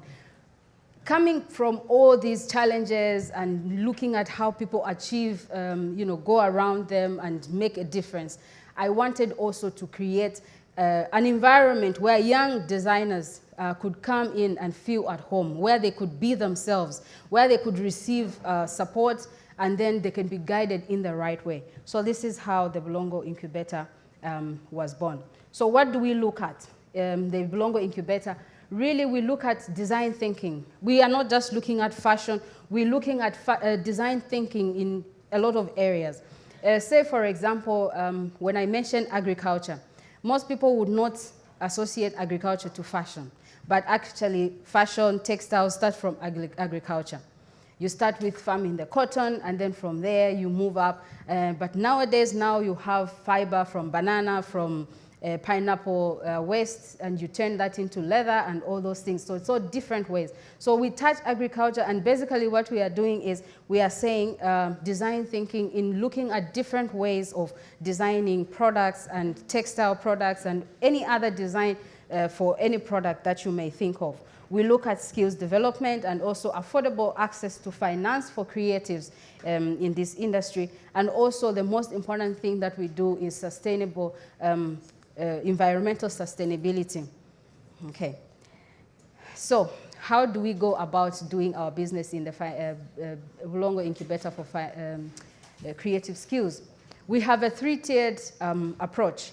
We look at the grassroots, we look at community, and also we look at industry. Why do we have this approach? We believe that the young people are the leaders of tomorrow, and therefore we have to start from the grassroots to educate them. And when they are going into society, then also industry, they will have already the idea of creating products that are sustainable, products that are able to, are not harmful to the environment, and also they have a different way of thinking, and they are problem solving as opposed to take and waste.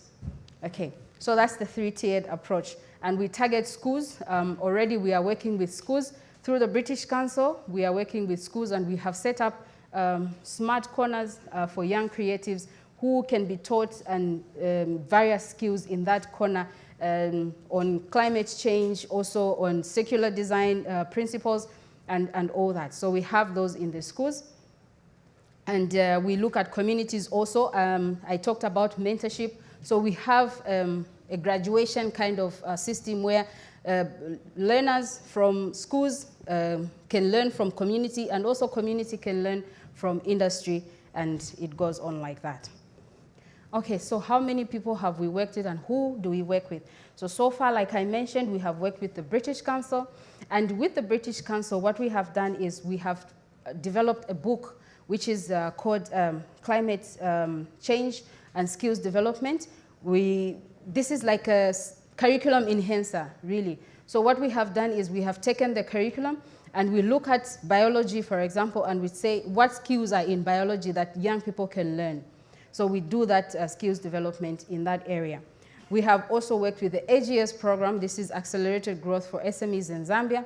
And with the AGS, we have managed to get funding in terms of mobility, where they have provided transport for us to reach more schools and more creatives in the schools. And they have also, for the first time in Zambia, we are the only ones that are going to have a computer-aided design software, and also a plotter and that system that is in the factory to help bridge the technology gap that is existing with the fashion designers in Zambia. So this is to build capacity for them to be able to create more jobs as they go along. We're also working with the Ministry of Small and Medium Enterprise Development in Zambia. This is the new ministry that has been set up to promote entrepreneurship and for the young people in Zambia. We work with the Ministry of Education, together with the British Council, and also the Ministry of Youth and Sport. I would not be here today if I had not been able to meet one of the key people that has identified my being here today. So I mentioned that 10 years ago, I was here in America for the first time. And I was on a program which they called the Business Entrepreneurship Exchange Program. So this was a group of young people from Zambia and also from Zimbabwe. And we came to the United States for the first time, and we stayed here for 30 days.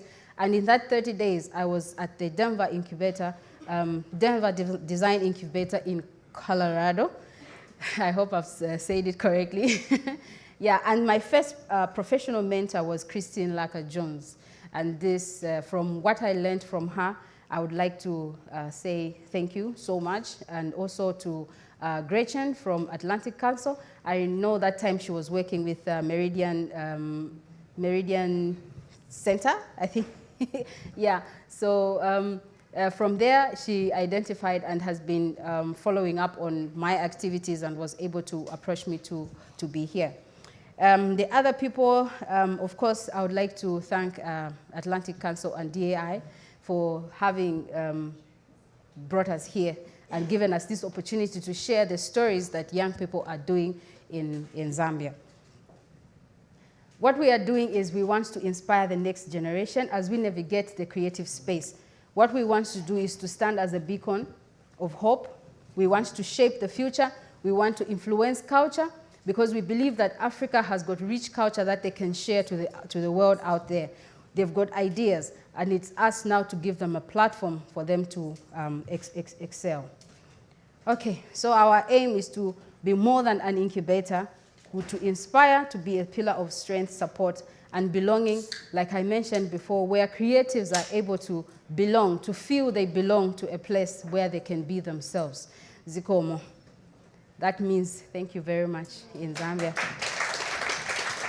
Thank you so much, Betty. Congratulations, well done. And you are indeed leading by example, and we celebrate you for it. Another round of applause for Betty, please. So, ladies and gentlemen, it's now time for us to split one more time. We are convening an expert panel on the 4th floor on, it's Youthquake. It's all about the youth and essentially the crucial role of Africa's youth. And that conversation will be led by Atlantic Council's own Dr. Rotendo Mudzamiri. So that's happening on the 4th floor, correct? Yes. Is it here? Oh, wow. Clearly, I had too much jollof over lunch. All right, it is right here. But happening on the fourth floor is the fabulous Diana Marrero from Foreign Policy magazine.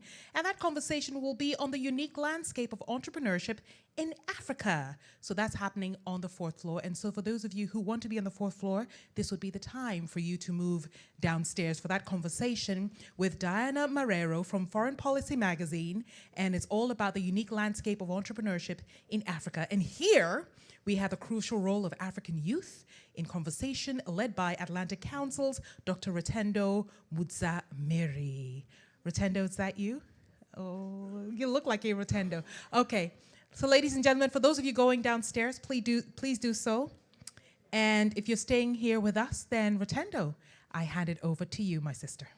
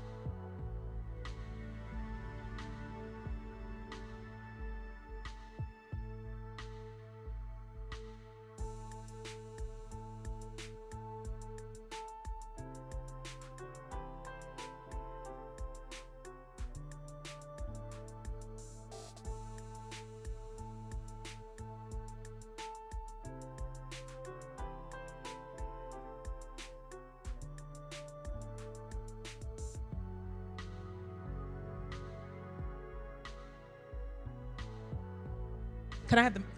Fantastic. So we're just waiting for our final speaker on stage, and I'm just going to ask one person what they think about what they've observed here today, and tell me the honest truth, your observation in one very quick sentence. Who wants to take the microphone? I give you a free airline ticket to Accra. You are coming home either which way. So, all expenses paid, trip to Accra. Yes, sir. I'm wearing heels. Treat a lady nicely. Come to me. I'll consider your application. So what do you think about today? Hi, everyone. My name is Abraham Diallo. I'm with the district DC government. Today was awesome. I learned a lot, met a lot of really cool and smart people. And this is an event that I'm going to take back to my colleagues, because we need more engagement with the African diaspora from the city to be part of this type of conversation. Okay. You have air miles? I didn't say I was going to pay for it. Okay, Rotendo, over to you. Thank you, thank you, thank you so much, and welcome to Youthquake. I'm the moderator. I am Dr. Ru. Feel free to call me that. I am the Director of Development with the Freedom and Prosperity Center at the Atlantic Council. And here today. It's so good to be back again, you know. My name is Lual Mayen. I'm CEO and founder of Junub Game. Junub Game is a video game company that we focus a lot on building game for peace and conflict resolution. So I'm really excited to join the panel and, have a conversation, yeah. Yeah, thank you so much. My name is Musa Kondra. I'm the executive director of Sahel Institute, a nonprofit based in Bamako, Mali. We have office work in the Sahel regions, working intersection of democracy, digital literacy, digital inclusion, and also governance. So we work a lot with the youth platforms and also youth participation and engagement in civic society and things. Thank you. Thank you so much. What I really liked about this topic when it was given to me was it's going to be called Youthquake. And we're going to shake some things up on this stage. So I hope you're ready. And I hope you're ready with the questions as well, because we have a lot to talk about the role of young people in transforming Africa. And when I was just looking at the definition of Youthquake, I saw that it means a significant cultural, political, or social change arising from the actions and influence of young people.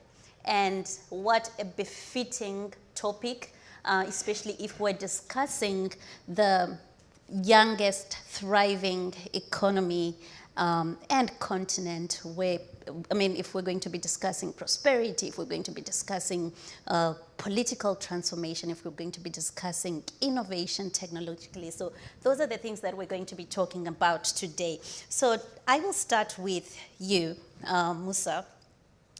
What do you think are the key ways in which the next generation of Africans are uniquely well-positioned to shape the future of their continent or the world? Thank you so much for this question, and also the organizer for this panel, because whatever we design today or we're doing today, we're doing for the next generation. For sure, the next 100 years or 50 years, some of us may be still among them, but not active as we are today. When you take the African Agenda 2063, you will see there is a lot of component concerning youth participation and youth engagement. And also the agenda for other organizations focusing on the youth participation, on the youth and the future of our continent and also our planet. But the most challenging thing, some of these organizations are not taking time to include the youth in the conversation. Because whatever we design, if the ones we're designing for are not part of the conversation, for sure, whatever we design today for them, they may not fit in this. And for me, these have been one of the biggest challenging in the continent, because the majority of the population, as you've seen, the youth represent the majority in the population in the continent and a growing the figures will show us, the youth not been part of the conversation a lot. And when you see also, we talked this morning about the digitalization and also the economy we've seen today. 5 years ago, maybe we were not talking about this. The community manager, the ones who are making a lot of money from the job we're doing today with the digitalization, the technology tools, they were not today. So what will be the next feature, the next economy, and how to get involved our young people in this conversation? So first of all, the way we design project solutions, we must be sure this population are part of the conversation. We can hear from them. Sometimes we can see or understand the problems today, but the next solution, the next things we're going, they have to be part of this conversation. It could be economic inclusion, it could be a governance conversation, it could be political solution design, so they have to be part of the conversation. Yeah.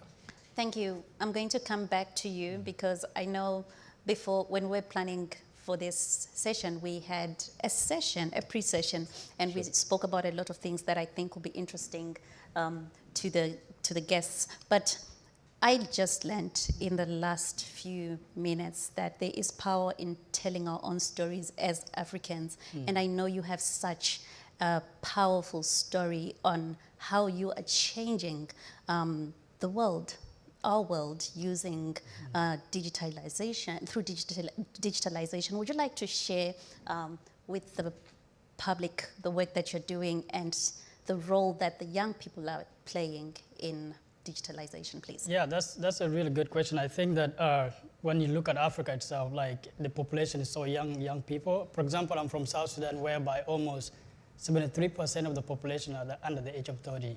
And when you look at the economic development of the country, it's pretty down. And I think that, the most important thing when you look at youth themselves, I always tell people that, we can use our own experiences and our past to be able to create a sustainable future for other people. And I think that when we include young people in terms of like creating their own solution, and then that's when the development comes, that's when the innovation comes, and that's when we are able to build products. And I remember, when I was growing up in a refugee camp, I did not just, started making video games. I had to use my own experience and as a person. And for example, the game that I'm developing, it's a game that helping people to understand what refugees go through. And when you look at that, it's not just Africa itself. It's development, it's innovation. It's also like, how do we bring experiences, also the culture, and in the world of development, and also in the world of technology. And I think that youth are very, very powerful when it comes to like, what does it mean to be able to create our own things? What does it mean for us to, to be able to own our own narrative, our own stories? And I think that's why it's really very important to be able to invest in youth and in the continent, yeah. And as a young person in America, from South Sudan, who has had barriers of sometimes even language or presence. I'm speaking from experience. I am from Zimbabwe. I remember the first time I came to America, I would not communicate for 5 minutes without being feeling like I was crushed because somebody would say, huh? 20 times. And those are the barriers that I have had to face and navigate through. And now I'm working with the most amazing think tank in the world. And I know there's so many barriers that you've had to face as a young person. What have you had to lean on for strength and support to still be able to tell your story and to still inspire the world, Lual? And I think, I think the most important thing is when we are growing, maybe in business or anything that we do, as young people, I think the most important thing is the support system. When I grew up in Uganda, I did not have access to better quality education because I was living in a refugee camp. So I had to navigate a way that how do I change that particular situation? We have more than 70 million refugees around the world. Some of them do not have access to education. And I think that being able to understand that the only way I could change my life and could be able to like bring something to the world that people can be able to use it is through education. And I think that those movements were able to like help me to understand, okay, what does it mean to be an entrepreneur? You know, what does it mean to, I came to the US 5 years ago, you know, and I've been here for like, you know, I'm building a product and being able to like have a market for it and being able to see like what does it mean for me to give back to my community. And I think that that's the most important thing. And I was able to learn a lot, you know, to be able to like work on my game and so on, yeah. Thank you. Okay. Musa Luau spoke about a support system. We are here on this panel because there is a support system, and that support system is probably sometimes through organizations like DAI, Atlantic Council, and that just make it possible for these conversations to happen so that people can tell our stories. I remember when we were speaking, preparing for this session, we spoke about the importance of acknowledging the role that the developing world plays in propelling either prosperity or development in the developing world. What are your experiences, or what is your point of view in terms of the role of the developing world in supporting the role of the developed world in supporting the developing world? Thank you so much. This is a really important question because sometimes we found the ones who have the possibility to make things happen are not the ones who know the problems. Mm-hmm. And sometimes, in my part of the world in Mali, where I'm from and what I'm based at actually, sometimes donor or organization even oblige organization to go through a lines they want them to go, even though this is not the way to solve the problem. So it is a waste of time for us as we are solving our problems. It is a spending of money without solving the problem, and also make other people lose their time because they will see it like the problem will say, for example, the program is about 5 years or until 5 years we think is at the end of the 5 years realize, oh, it didn't work. What do we do? So we design another solution from Brussels, from Washington, from Paris, and start again and again. And what you said, my first experience is from Francophone Africa, and also this is another leg of problems because Francophone Africa has been out of conversation for like years, and we even not access to the platforms. And the second thing I want to add to this is the facility for the youth in the continent to move around. What is the chance for a young man from Mali or from Burkina Faso to be in this platform today? It's kind of impossible for him. Even though he's invited because he's talented, he's bringing the right solution, he may not just get the visa. Simple, as easy as simple. So just I've been here through a program through the State Department initiated by President Obama back in the days, what we call Young African Leaders Initiative. I've been selected and attended a fabulous program at Dartmouth College, which permitted me to be here and improve my English, being in an institution and also organize. But right after that, I returned back home to invest in development and also make things happen in the country. So that's why I can easily be a bridge between these English-speaking initiatives and also what's happening back home and how we can shift the conversation and the narrative, say, okay, you may have their money, you may have a great, well-organized organization, but this is our context. We know our problems, and bringing solution from outside, it may work in certain cases, but in very areas in the continent, and specifically in Mali, even the way you shake hands of an imam or you shake hands of a community leader, you fail. Because whatever you bring, he will just listen to you, but he will not do it. Because this first contact show you disrespect him. So these are certain small things people sometimes need to understand and also be part of the global solution. And as you said, being youth is not a skill, it's a trend of age. And this trend of age can be used by whoever is on the ground.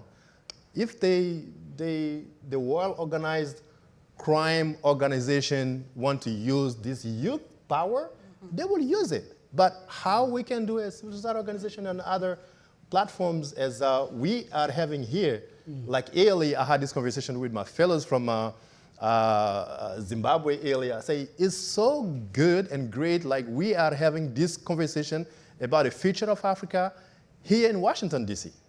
It's incredible. But how we take advantage from this and getting back this in the continent from wherever we are, the network we build from this, and inspire from each other's experience, from each other's country, and make things happen.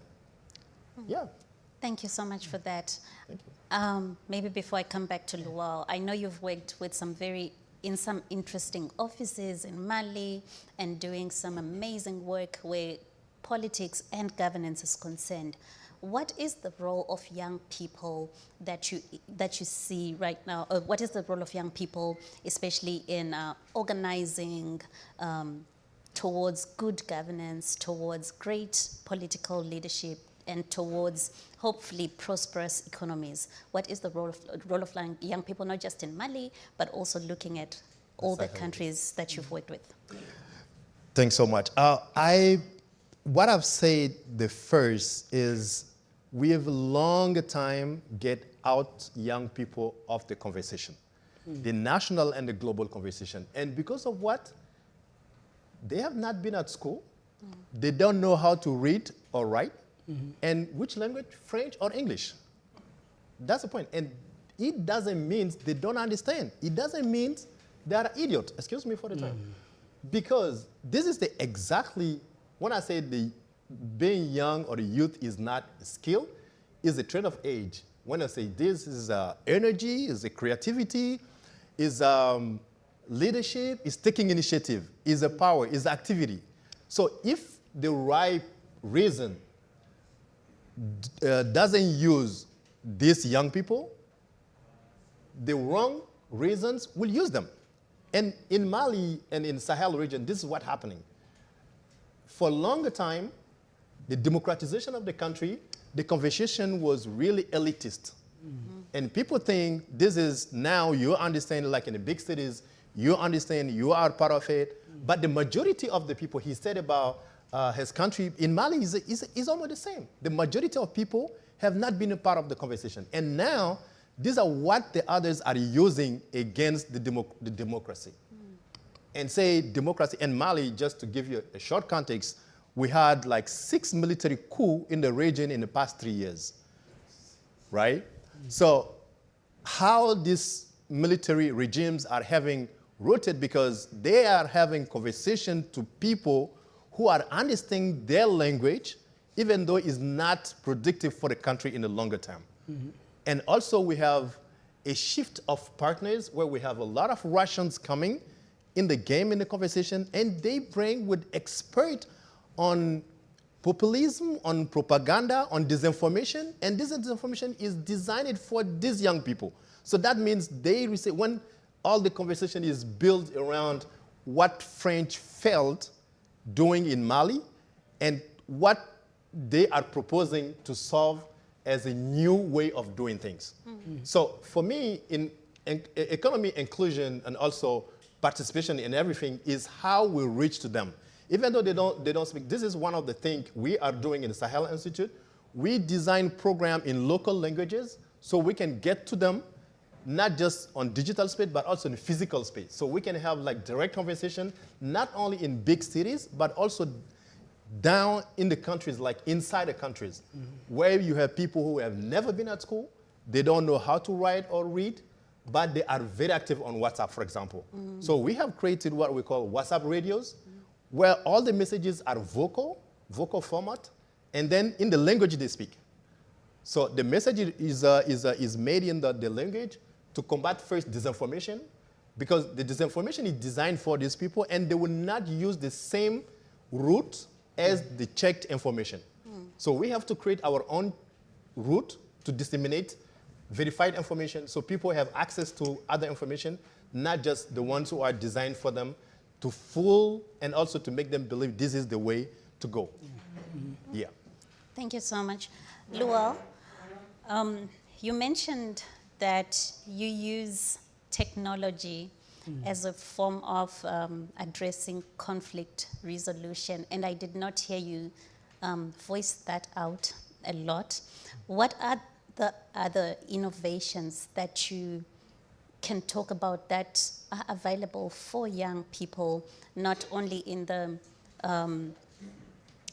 conflict in the conflict resolution space, but also maybe in other areas? What are those innovations that are available for young people, especially now that they can take a chance on and shake things up in the world and make the world a better place, just like you've done? Yeah, I think technology is it's a very great tool that we can use for anything. We can use it for, like, you know, it's a great medium we can use to change perspective. We can use it to change the mindset of young people. I think that the most important thing is when you look at Africa and the young people, I think we're in a space whereby youth are not given the opportunity to become independent. And who should give them that opportunity? It's the people. The people need to give them the opportunities, like education, you know, giving them the resources. Like you asked before, like what can we do as young people that are here in the diaspora or here in the US that have opportunities. And the most important thing is collaboration, being able to see, like, what do we do in order to, like, collaborate with different companies. For example, I remember, like, during the pandemic, I started working from home, you know, and the reason is because if I was somewhere in Africa and I do not have access to technology, I do not have access to, like, maybe computer, then I will not have the opportunity to even work from home. And the reason is because when we're able to empower youth to become independent in terms of education, and that's why, like, I started my own foundation. And then in order to, like, collaborate with different tech companies that are in the US, also in the video game industry. So because of that, we're able to, like, empower, you know, young people in order to become independent in terms of, like, some of them can become their own entrepreneurs, some of them can, you know, create their own companies. And the reason is because when they have that opportunity to become independent, second is that, like, when it comes to decision making, it becomes much easier for them. Some of them may not join, you know, the armed forces, or in terms of, like, conflict, some of them may not end up in prison and stuff like that, because that's a reason of empowerment. And that's the reason why it's really very important for us to actually, like, empower young people. And when you look at the new generation, everybody use, like, technology right now. You know, some of them can start their own medium in terms of, like, writing blogs about, you know, for example, South Sudan, what is going on. Some of them can talk about traveling, what is going on. The reason is because we are actually using that content in order, like, to change the perspective about what is going on in the continent. So I think that technology is really very important in helping young people and shape them. Yeah. Thank you. I'm looking around this room and I see a lot of people that some are mentors, some have mentored other people, and I would like to believe that all of us are products of great mentorship. What role do you think mentorship plays, especially in helping young people to translate that passion, that zeal that they have into something that's more productive? Because you spoke about the coups. We experienced one in Zimbabwe, and I know you experienced one, and there are so many coups that are happening all over the world, and you see young people at the forefront of every coup. How do you think we can lean on the wisdom of the people that have gone before us, whether it's in politics, in governance, in business, to translate that energy that we have as younger people into something more productive and actually build the continent? So I would say failing in this has been one of the reasons we are having so much coups in the continent today. Okay. Why? Because the beautifully we painted democracy in the Western world is completely the opposite of democracy in our regions, because we are not walking the talk. The Democrat and elected government are sometimes the most corrupt, openly in front of everyone, is the shortcut to become billionaires in a mandate. And nothing happens. And what is worse is the way some very developed democracies and well-known as democracy, pioneering of democracy, model of democracy, is backing certain regions in our areas, based on their own interests. For example, when the coup happened in Mali, And the same time coup happened in other countries in Africa. I will not name, but it's clear the role the French government plays among these coup militaries. The president of France himself, Macron, moved himself to go in certain country, attend the swearing of a military after the coup. And the same moment, the same French is condemning openly the other coups, even though they are legitimate. Because legal and legitimacy are two things different. We had corrupt regimes legally elected, but with any of legitimacy.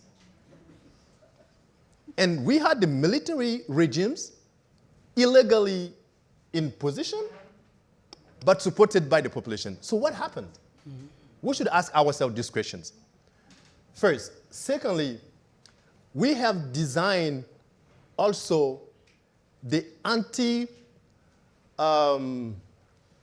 the change of power, not just by military, but the civilians we consider as politicians who decided to change their own constitution in order to do the third terms. And the same model of democracy continue to support them.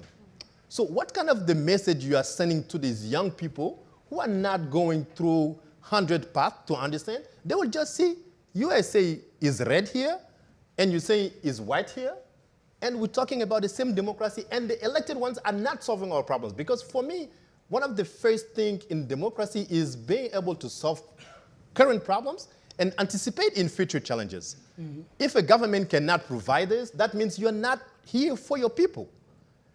So when this happens, we see it in Mali, the case of Mali. We've been in the street as civil society organization, all the coalition for 6 months protesting against corruption, against everything. No one heard nothing. And when the coup happens, everyone jumps in the game. No coup, no coup, no coup. No coup, and then what? So showing mentoring, I would say, mentorship is very important. Mm-hmm. In politics, in everyday life, in our own families, the way we do this, the kids look at us, our communities. And for me, the relationship between the strong democracy countries like the US or European or Western countries, it should not just be funding the economy of these countries, but how to be sure we have values. And these values are non-negotiable. Otherwise, we go through this or we don't go through this. But we cannot be selective in terms of, you can do this, we close our eyes because you are our friends, you are doing this, and you cannot do this. And now he talked about the digitalization. The world is kind of global village, and all the narrative of these propagandas were built on this fact. And when you bring it, it's true. So now, what we can do moving forward is to be really constructive on what we say. Democracy, we have rules, we have values. Because what people don't pay attention is like authoritarian countries are funding and supporting these military regimes. Because every single country which arrives to get out of democracy system is like added value to their system. And it's kind of now the survival of democracy itself. And recently, last September, when I heard the president of Guinea speaking in a United Nations tribune, we just realized this is the only place remaining in the world where we can be free speech. Because even as our own country, if an opposition leader or journalist or whoever talk this way to him, for sure he would sleep in the prison. But he was able to come and speak his mind in the United Nations for free and go back home.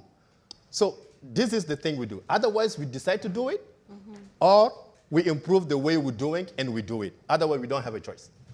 I like what you're saying, but I've always wondered if if young people, especially in Africa, have mastered the art of speaking truth to power while still being respectful and still achieving the goal or the mission that they'll be having, for instance, if we want to move our economies forward, if we want to move education forward, how are we actually, what are the ways that you've communicated truth to power and helped transform the face of young people in your community? I mean, the most important thing, for the youth is to be able to understand the level of the thing that they can be able to develop, And when I was talking before in terms of like, what does it mean? Because you cannot be what you can see, and the most important thing is like when you look at the youth in Africa, I think we need to like empower them in order to be able, for example, you talk about mentorship. I think like when I started my own company, I needed people around me in order to be able like to share me and understand things. For example, it's not just being a video game designer. It's also like, how is it like to be able to run a company? How is it like to be able to like bring the right people around you in order for you to succeed? And I think that for the youth, the most important thing is to have that path and be able to like have those resources in order to like help themselves and be able to like bring things that we can be able to do. And I think that's the most important thing here. Yeah. Thank you so much. What are the opportunities that are there today for a young person that might be watching from Djibouti right now and they are listening to you, they are feeling your passion? What would you say are the opportunities available for any young person today where organizing themselves is concerned towards a more prosperous continent, towards a more prosperous economy? Are there any opportunities like that? First of all, to always believe in themselves, to be resilient. Because I take always myself with a lot of humility to talk about this. And you mentioned the mentorship.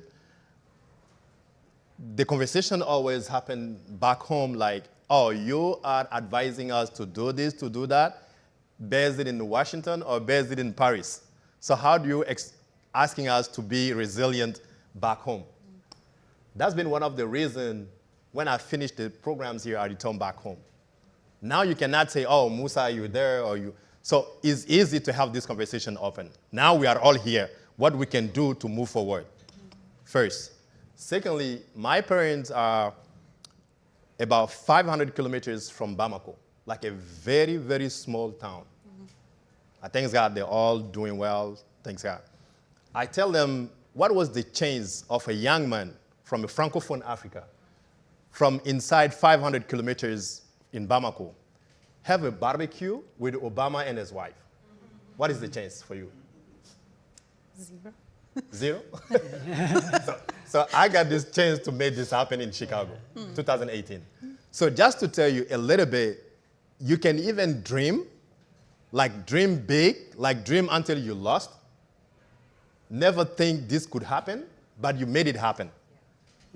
Just trust the process. There is no shortcut. The young people, whatever they are, whatever they're doing, they must be honest to themselves. They must work with integrity and not shortcuts. We never know. Today, I've been learning a lot from Loyal today.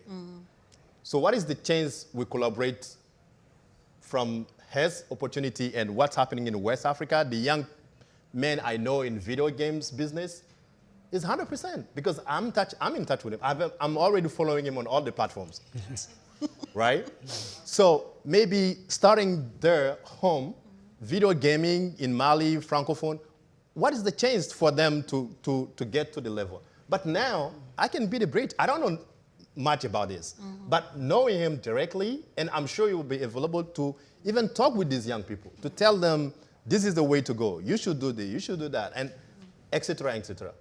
Earlier when I arrived, I've seen the painting in the wall. I just asked the lady, she's lovely, and I asked her, Kayla, why you don't have Malian artists here? And she said, these are people I work directly during the time. So I say, give me your card. I have to get in touch with, For me, this is the way it happens because I know some very talented young men in this business in Mali. So why So imagine if they just got discouraged because nothing happening. You will not see tomorrow. So resilience, hard work, and never give up. Thank you. You've got something to say? Yeah.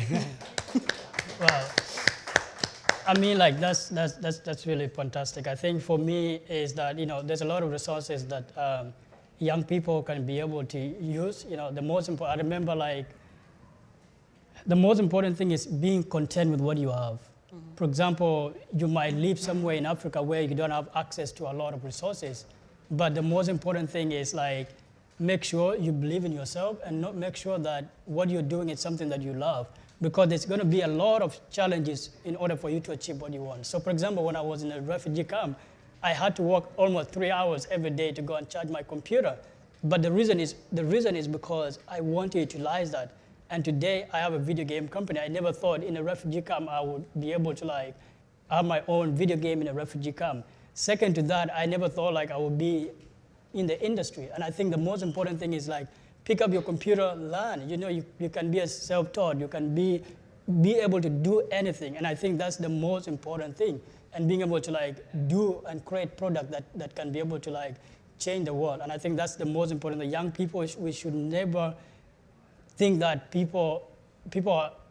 cannot succeed without people. We cannot succeed without the government. No, the most important thing is educate yourself and be able to help yourself and be able to use those resources even if you don't have them. Yeah. Thank you.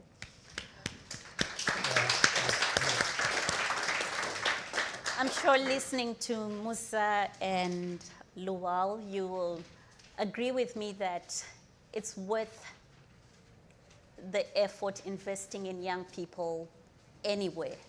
And to any other young person who might be listening and you're in this room or you're watching online and you think that, oh, maybe they're speaking like that because they are at an advantage stage or they are in Washington, D.C., so they have not had to face struggles.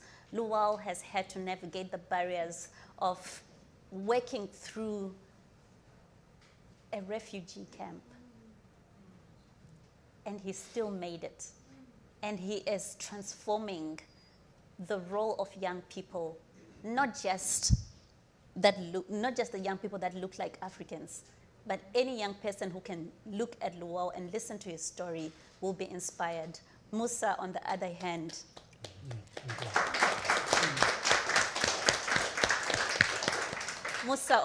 hand, being very modest about his successes as well, he has advised presidents. He has navigated the challenges of struggles in Mali. And if you've read about Mali, you know the struggles that are there. And this is what a resilient young person looks like, a resilient young person who chooses to not look at the barriers that they have. The one speaking with you has had to navigate so many barriers coming from Zimbabwe and finding herself even in Washington, D.C. on this platform. And I've learned to honor the platforms that are given to us as young people, and which is why I asked that question as well, that what are you doing to honor the spaces that are given to you? What are you doing to honor the platforms that are given to you? I honor the Atlantic Council for making this possible. I honor DAI for making it possible to invest in young people in sessions like these ones. And we need more of these. We need collaboration, we need intervention, and we need spaces like this beyond this platform, because there are many other Luals out there whose stories you've not heard. There are many other Musas who are probably presidents in waiting. Yeah. And we want those stories to be told, but how can those stories be told without the support of your mentorship, without the support of the programs that are available through the governments, through the foundations, through the private sector? So we want to thank you for even taking your time. You could have gone to any other session, but we want to thank you for making time to just listen to these inspiring stories. And there is more. And when you rally behind young people, truly we can find prosperity in our economies. We can find true development internationally, and we can really nurture the leaders that should be nurtured to move the story of the African youth forward. And what a beauty when they collaborate with the developing countries that are investing in them. So thank you even for taking the time to listen to us today. And with that, we've had 3 minutes. If you have any questions, comments for Luau and Musa.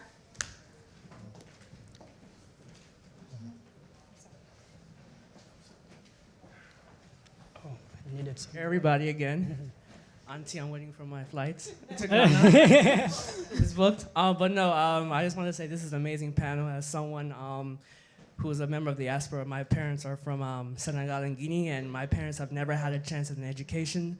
So now they have a son working on the highest levels of government in the nation's capital. So it's inspiring, you know, what people can do. And for me, it was just having hope and just being hungry and looking at chances of exposure. And for me, like, for people of the diaspora that are here, we can use our privilege to, you know, travel back and forth. And, you know, for me, I love traveling, so I'm gonna have more of a conscious effort to travel back home and, you know, do things that spur the economy back home and like let my other friends do the same thing. So it's a very awesome panel, and this was a very good, so thank you for having us.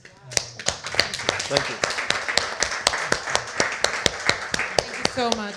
Any questions or contributions, please? We're gonna have Yes, sir. Final words.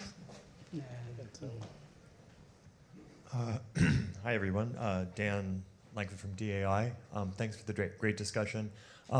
Musa, your description of political engagement in Mali reminded me in particular of an sort of unexpected interview I had with another Malian young man. And his analysis was essentially that the older generation in Mali and other Sahelian countries had become very cynical and disengaged. And that the youth of your country were certainly not naive.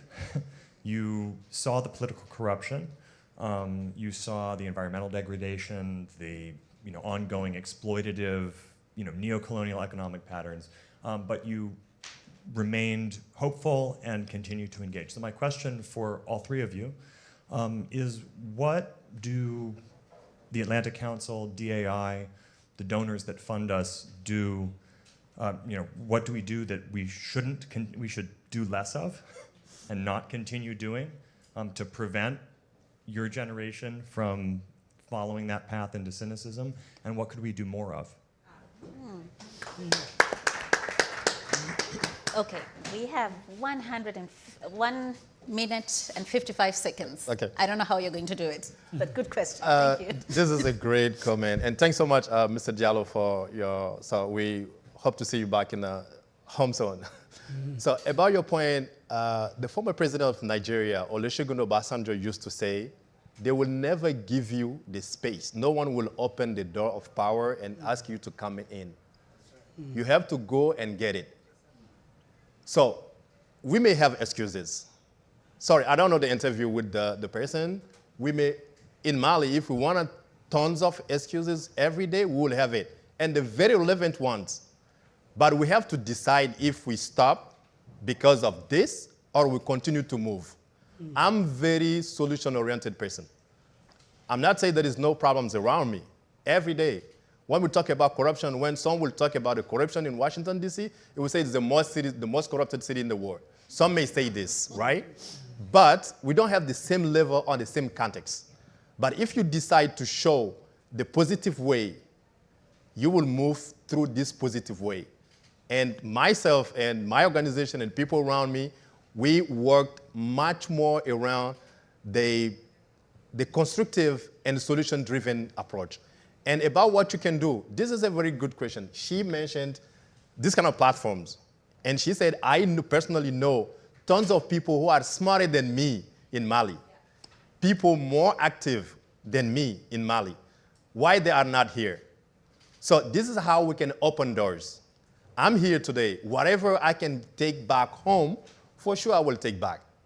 And whoever I can connect in Mali, I will connect. As I said, Leo was just an example. So what you can do more is how you can, excuse me, I know the time is, this is a very important point. So investing in civil society today is very critical. The political space in Mali is very critical. We have to be very careful about what we say And she said, I advised the government, but I had to resign. Because when your principles and everything is engaged, you have to make a choice. Maybe some did not. I didn't mention it, but I resigned. So there is a lot of pressure on people who dare stand and speak, and especially speaks about politics, right? So we have to make choice. So your support and feeling part of this network is more than encouraging and is more than empowering for me personally, returning back home and keep pushing hard. Thank you. Thank you so, so much. This is just evidence that we need more of these platforms because we could not even answer all the questions that we had. So thank you so much. We want to honor you for taking time to be with us. We thank you, DAI. We thank you, Atlantic Council. And we thank you, our panel. We thank you, all of you. Thank you so much, Rotendo. Thank you. Thank you. For navigating such a crucial and important conversation on Africa's youth and the crucial role we play in attaining prosperity for the continent at large. Thank you so much.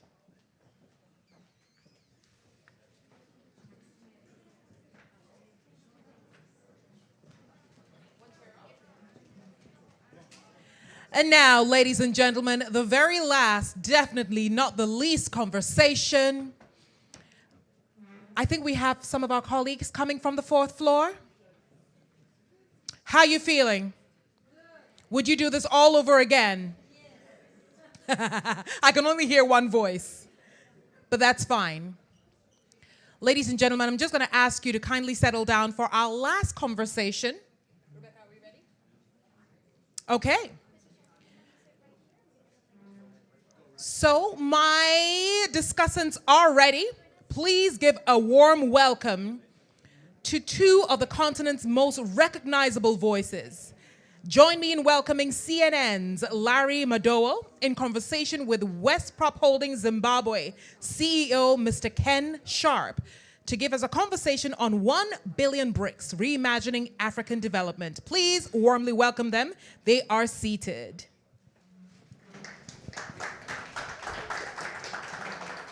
Thank you. She said warmly welcome and only 2 people clapped. I'm starting to feel some type of way about that. We can add to that, right?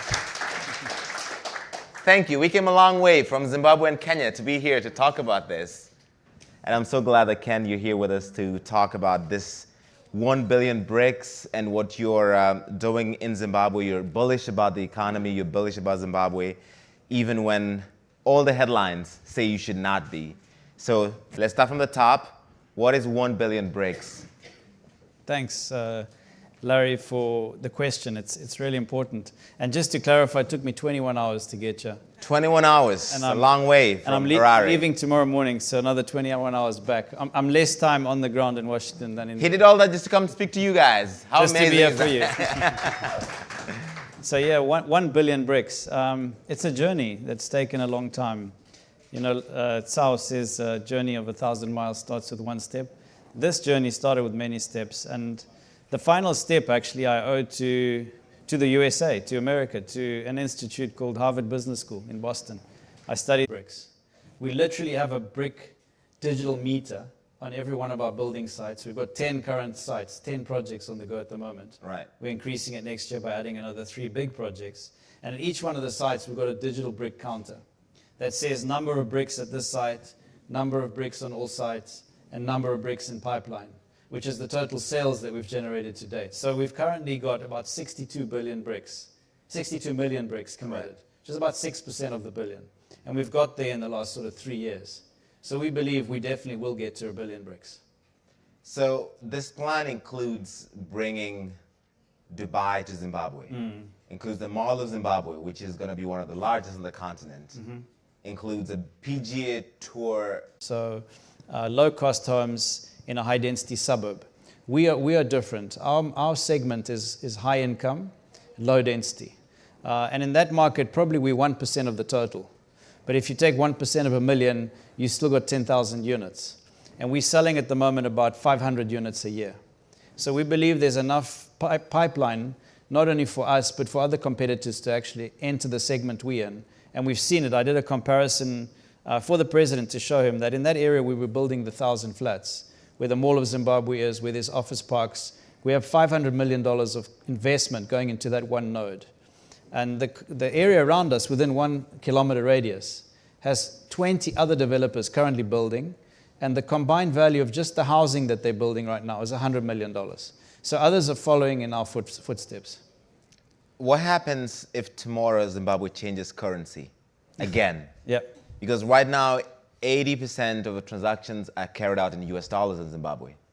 Yeah, it could be even higher. I was speaking to the bread manufacturer, and they were telling me as high as 94% of their sales in US dollars. Right. So I think it's clear that our economy has dollarized, and the reason is because of the lack of trust in the currency. If you go back into history, 2008, the height of hyperinflation, you all know and have heard of the $100 trillion note. Right. When it was printed, it was $200 US. A month later, it was $1.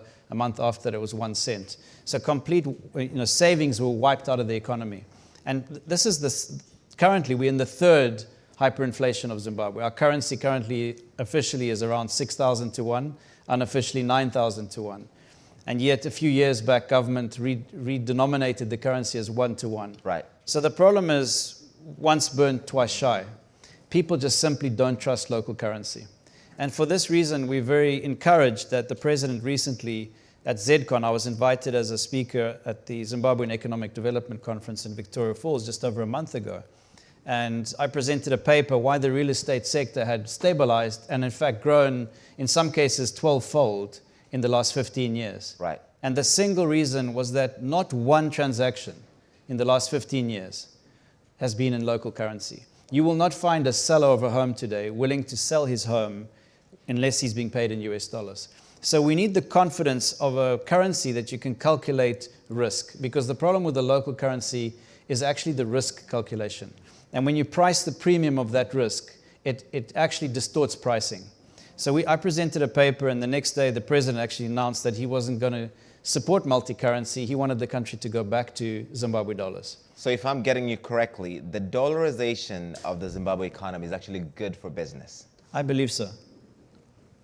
And if we look at the confidence the government has given in it, after that conference, 2 weeks later, they made a law pronouncing that the currency would be extended in a multi-currency environment for the next 7 years, until 2030. So we've got a guaranteed tenure for the next 6 years trading in US dollars. There are many people in government, in President Mnangagwa's administration, a lot of Zimbabweans, for patriotic reasons. We're a sovereign nation, we should have our own currency, that would not agree with that decision to keep the dollar until 2030 at least. But as a businessman, you're saying actually this is the best thing to do? I definitely believe it is. If you look at our economy from the height of hyperinflation, when all savings were wiped out, this is now February 2009, when the country decided, at that time it was actually a unity government, decided that we'd go back to US dollars and wipe away local currency. If you take that period from then until now, 14 years, our GDP then was around $12 billion. Today we're between $40 and $50 billion. And I believe in the next 6 years, we can easily get to between 100 and 150 billion US dollars. That's getting close to the vision of the country's government to get us into an upper middle income society. And if you take other countries that have used dollars for a certain time period to stabilize the economy and to give growth, I think Zimbabwe is going to be the next test case for that. I don't want to put too fine a point on this, but there's an example you gave before, a comparison between property acquired in South Africa and in Zimbabwe. Mm-hmm. The South African rand, in case you've not kept up, has not kept up well against the dollar, to say the least. So I'm sure the audience wouldn't believe this, but it's true. I bought a house, and it was an emotional buy, I admit. My wife wanted to have a house in Johannesburg in a very expensive suburb called Bryanston. And we paid almost $2 million US dollars equity for this home. Right. The rand then was around 6 to 1. So this is quite a few years back. Today, the rand is close to 20 to 1. It's just around 19 to 1. And I sold the property this year. I sold it for an equivalent of $700,000. So my negative equity is like 1.3 million. Whereas in Zimbabwe, in the same period where I invested $100,000 in a home, which we converted into an office, we sold it 6 years ago for $700,000. And I spoke to the new owners who'd bought it from the second person, and they said they've just sold it for 1.2 million. So that's 12 times growth in the same period in US dollars. And the South African house lost you $1.3 million. That's it. even though it's a much more stable economy, it's just the rand has not been doing great? It's all about the currency. And when you remove that risk, I think investment in and out becomes easier to measure, because any investor investing anywhere in Africa wants to know, can they get their money in easily, and can they get their money out easily? And I think governments address that really well by having this multi-currency regime until 2030. All right, fantastic. I mentioned at the top that you're bullish on Zimbabwe, even though the headlines say you should not be, just because there's so much that is not going great. Unemployment at 85%. A lot of people are hopeless. They're leaving the country. They are out of options. How do you see this plan as helping change some of that or contributing to the people that have lost hope? Look, I think I often say I'm a man of the future because our strategy statement takes us to 2050. I literally live in 2050 because I'm envisioning the city that we're building, and every day I see the buildings go up. Every month we start a new project. I can see that vision being realized day by day. And I often say to people, I'm not living in the moment of today. I'm not living next week or next month or next year or not even in the next 10 years. So my view is much longer than most people. And I think one of the most important things that I believe I'm doing is not actually selling properties. I'm selling hope. Hope of a better future. Hope of a better Zimbabwe. And that hope is what I believe will be the thing that brings people back to Zimbabwe. That hope is the thing that will give people the opportunity who don't have any idea what they can do, to lead them to be able to do the things they didn't know they could do. How does building a mall sell hope? So I think the mall is a flagship product. It's something that's been on the cards for a long time. Our partners are in South Africa and Johannesburg. They listed on the Johannesburg Stock Exchange. And we, in fact, listed this year on the Zimbabwe Victoria Falls Stock Exchange as well. And they've been developing malls for the last 35 years. And I think the mall shows confidence. It is the biggest mall in Zimbabwe, the Mall of Zimbabwe.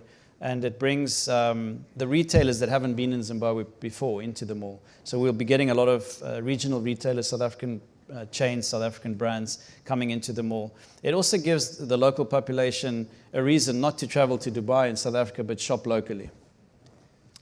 As somebody who's been in this space for a long time and who's seen all of the challenges that exist in your environment, what do you see as the way out of it? And I know you don't want to be a politician, but also this is deeply interlinked with business and commerce, right?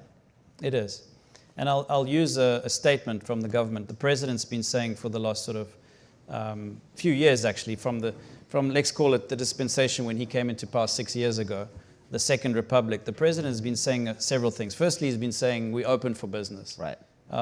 We're an enemy to none and a friend to all. And I think he genuinely means that Zimbabwe is open for business. But he also knows our limitations, that because of the sanctions that are still existing on Zimbabwe today, they are targeted sanctions and they're limited, and the US is the only last country to have the sanctions, but they're still there, and it impacts hugely the financial sector. I think what he's been saying is the Shona words, Nika inovakwa nevenovaya, which means essentially Zimbabweans must build Zimbabwe. And the interesting thing of these four words is that the Nika and the Nirvana is actually the country and the people. So you can't separate the country from the people. And this is why I'm very positive about what we're doing, because we're building the country for the people. We're giving the people a reason to come back to Zimbabwe who are not in Zimbabwe today. We're giving a reason for the people in Zimbabwe to commit themselves to their own country, to build their country. Because unfortunately, the truth is, no one's coming. No one's coming to help us. There's not going to be a white knight who comes to save Zimbabwe. There's not going to be huge amounts of billions of dollars from the West to save Zimbabwe.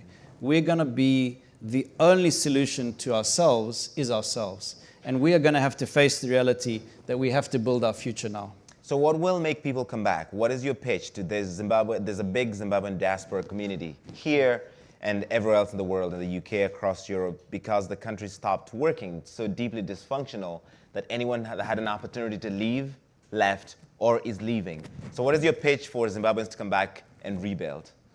Believe in your future. Build your future. I think Zimbabweans have left the country over the last, you could argue, 2 decades, maybe even 3, in large numbers. We have 4 to 5 million Zimbabweans living out the country, which is almost a quarter of our population. Here in the US, I'm told it could be as many as 500,000 people. And those people are typically highly skilled, hardworking, but they love their country. They remember their roots, and they want to come back. So I think what we're doing as a company, as Westprop, is developing city nodes, and our unique selling proposition, our competitive advantage is that we're actually developing lifestyle estates. We're not just building, buildings on their own, call it residential flats. Right. We actually build a whole node around it. So you mentioned the golf course. It's the first PGA Championship golf course in Zimbabwe, the second one on the continent. Just the renovation of the golf course is costing us $10 million US. This is a $280 million US project that we're launching in the first quarter of next year. And it's the first time in sub-Saharan Africa that we're going to have branded residences attached to a luxury 5-star hotel. So people in Zimbabwe couldn't imagine a luxury at that level yet. It's ultra luxury. Right. But we want to raise the bar so high that it shocks everyone completely. Even our neighbor, South Africa, which is a much more sophisticated, developed economy, doesn't have branded residences. So when we create these lifestyle estates, which we've captured into the slogan of live, work, shop, and play, so live in the homes, work in the offices, shop in the malls, and play in the parks and amenities and facilities we create, the land size that's needed to create such a development has to be large, typically over 100 hectares. And we are fortunate to have 3 nodes that we're developing in Harare of these lifestyle centers. So I think when we sell to the diaspora the vision, it's not just selling a flat in a standalone building somewhere in the city center. Right. You're buying into that lifestyle. You're buying into that secure estate where you're safe, where your children can run around in the park, where you can have an entire life ecosystem around you that is sustainable. So we're very much green orientated as well in our developments. And that's really what the proposition is about. All right. What are the practical challenges of operating in this environment for you who is doing this grand project? And then what do you see as the opportunity? Look, I think always it comes down to the people. Without the right people, you cannot execute on your vision. And we have a culture of excellence in our company that we're creating, a high-performance culture, we call it, and executing in excellence. So we're very goal-focused. I think there's been too much talk for too long in Zimbabwe. And to be honest, it's mainly the political talk that's been on the cards for the last 2-3 decades. So we want to reverse that narrative and talk about the economy. We want to show with our actions what it is that we're doing, because they speak much louder than my words. And our team is focused on what we call OKRs, Objective Key Results. It's an American concept. A guy called John Doerr wrote a book, Measure What Matters. Google uses it. It's their Bible. And we've implemented a similar system in Westprop. We're really focused on annual objectives, quarterly key results, monthly KPIs, daily check-ins. We have a stand-up check-in every day that we do at 8 o'clock. We've never missed one check-in. 6 of the top management suite stand up. You really see the Harvard Business School there, right? I'm sorry, I had to. It was too obvious. So I think it comes back down to leadership at the end of the day. We've been fortunate to be recognized with a huge amount of awards. In fact, our office walls have run out of space to put up the awards. Right. But last weekend I was in Harare at the Zimbabwe Institute of Management, which is an old institution since 1957, and they recognized Westprop as the leading private sector winner of the year, and myself as the CEO of the year. So when we got these awards, they gave a speech about the difference between management and leadership. Management is getting people to do the things they don't want to do. And leadership is actually getting people to do the things they didn't know they could do. And I think that's what it's about, is not only myself as a leader in the organization, but all the people underneath me. I call them leaders, because everyone in their own capacity has the opportunity to lead in their own sphere of influence. It could be at home, it could be amongst their peers, it could be amongst family members, and it could be in the workplace. But if we all take on the leadership role and say, let's get everyone to do what they didn't know they could do, then we can achieve the unimaginable. Then we can achieve the impossible. Talk a little bit about your journey into this, your entrepreneurship from, what, 17? Yeah. You've been doing this since you were 17. That's right. How did it all begin? Oh, well, it began with this beautiful lady sitting across the room.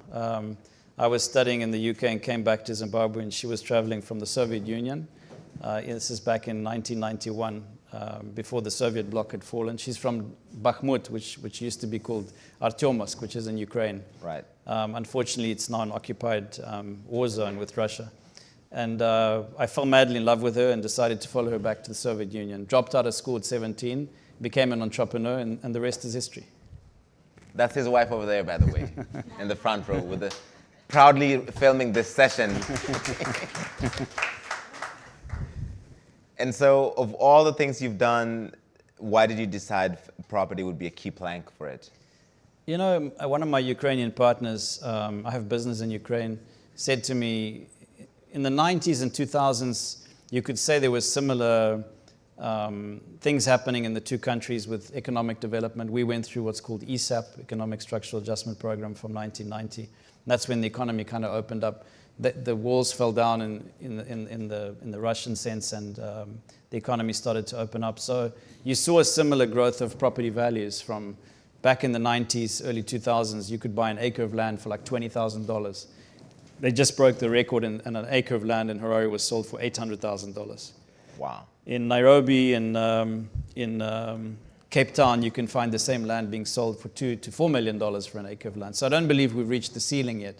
But from 20 to 800,000 is 40 times. So I saw that opportunity of the growth of the land value, and we took an active decision, a very strategic and deliberate decision to invest in land, to accumulate land banks, to invest in properties. And to be honest with you, in 2007, I had a ski accident, a life-changing ski accident in Whistler in Canada. And that put things into focus for me. So my priorities became less about having more businesses and more about less is more, and focusing on that one thing that I thought would have the biggest difference, and it happened to be real estate. I have a few more questions, but I want to make sure if you have any questions in the audience, this is a good time to get them in. Any questions? I think they're just awestruck. Who said no? Nee, you want to ask a question? It's over there, yeah, at the back.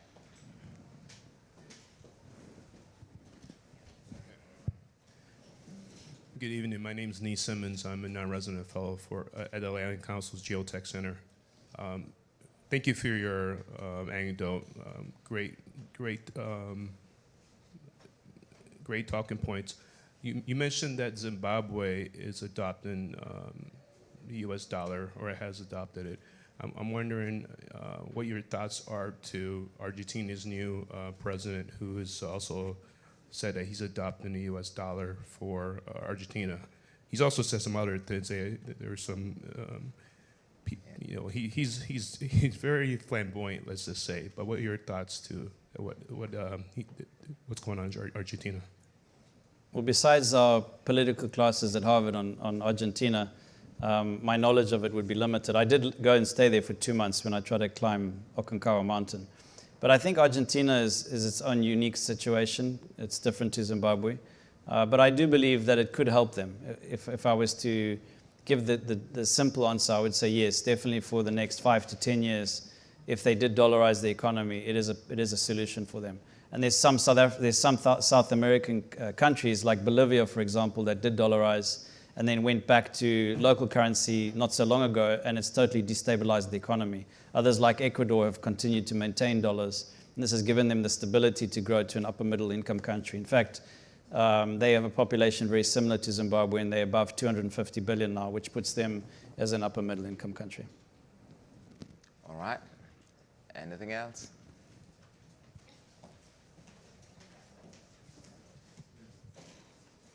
So my question again is on dollarization. So how do you see that in a parallel with, like, because I assume we're mostly Anglophones here, at the CFA franc, and where do you see that coming in the parallels between them? Look, I think any currency that's trusted is an opportunity, is an option. It's just that in Zimbabwe in particular, and in many other developing countries, US dollars is the trusted currency. So the Eurozone is a possibility, but I don't think euros are used as much. We've heard of now a possible new currency that would come into existence in the next few years. Both locally, they've digitalized gold currency. They've introduced a local gold currency. And I think these are all novel ideas, but at the end of the day, it's what people really trust. And I see some of the criticism about the CFA franc and the French involvement in that, and a lot of these, especially French-speaking West African nations seeking independence, economic independence from France, which is the same argument for some in Zimbabwe about if you're dollarized, then you're still tied to the US government, and some people that want sovereignty want to step away from that, even though it doesn't give the same ability to predict the future for a businessman like you if you are in the dollar as opposed to a reintroduced Zimbabwean currency? In a global context, I do think that people will move away from dollars in the next 10 years. But I don't think there'll be a large enough move away from dollars to either destabilize the US economy because there's too much debt, especially with China, and I don't see them dumping those bonds. So I think the US dollar is there to remain, and probably it will continue to be a large influential force in the monetary system in the future. Right, he wants to follow. Sure, thanks, Ken. You just mentioned that your company is listed now on the Victoria Falls Stock Exchange, and is trading in dollars. Can you please comment on how liquid that exchange is? And I think it's an opportunity for everyone here to participate in the upside of the 1 billion BRICS vision. Thanks. So thank you for the question. We listed in April this year, and our share capitalization is about $300 million. We believe we'll grow the equity value of the company to $1 billion. So there's definitely an upside in our counter. The total stock market is a value of about $2 billion today. It's a new market. It's the first stock market in Africa that's totally US dollars. It's a very low tax market, so the transactional costs are very low.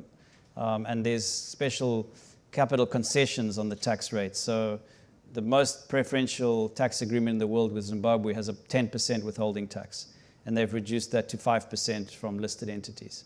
So shareholders in the listed entity remitting their dividends would only pay a total of 5% tax under the double taxation agreements with a lot of countries. So I think from efficiency for us, it does make sense. We've had to give up ownership, so 30% of the company ultimately is held in public hands. But we know that the value we're creating far outweighs the loss that we've had on giving up the equity. Okay, to wrap up here, how much do you worry about political instability? How much do you worry about what politicians say or what happens when you've got so much invested in the economy and still so much of a pipeline coming? I would say three things. Firstly, because I'm a man of the future, I'm not really concerned about politicians who are elected into office for 5 years. Of course, we work with them. I work with the president. We work with the government. We work with the cabinet. We respect the government in charge. And we believe that there's a role for both private sector and government to play. But because my horizon is, let's say, 50 years, in 50 years' time, Zimbabweans are going to have a completely different, unique environment to what they have today. The second thing I would look at is what's called Hunu in Shona, or Ubuntu, which is this kind of togetherness, oneness. Someone translated it for me at our Christmas event yesterday in Harare to say it's dignified humanity. And I think if you think of that, us people, as a Zimbabwean people, two nations, the Ndebele and the Shona, of oneness, it doesn't really matter what the political affiliations you have or what differences you have. So long as you all are driven by creating that one country that benefits all, then we can work together. Right. And lastly, I would say this, is that the greatest asset of Zimbabwe, I've said it many times, is not the resources in the ground, it's not the agricultural fertile land we have, or the beautiful nature, or the minerals that we have billions or tens of billions of dollars. It's really the people of Zimbabwe. They're our greatest asset. And that's who I have confidence in, and that's why I'm building Zimbabwe. Regardless of what politicians say, regardless of who's elected, you have faith in the people, and that's who you're building for. That's it. That's a great place to end it. A big round of applause for Ken Sharp, please. Thank you. Thank you so much. Thanks, Larry.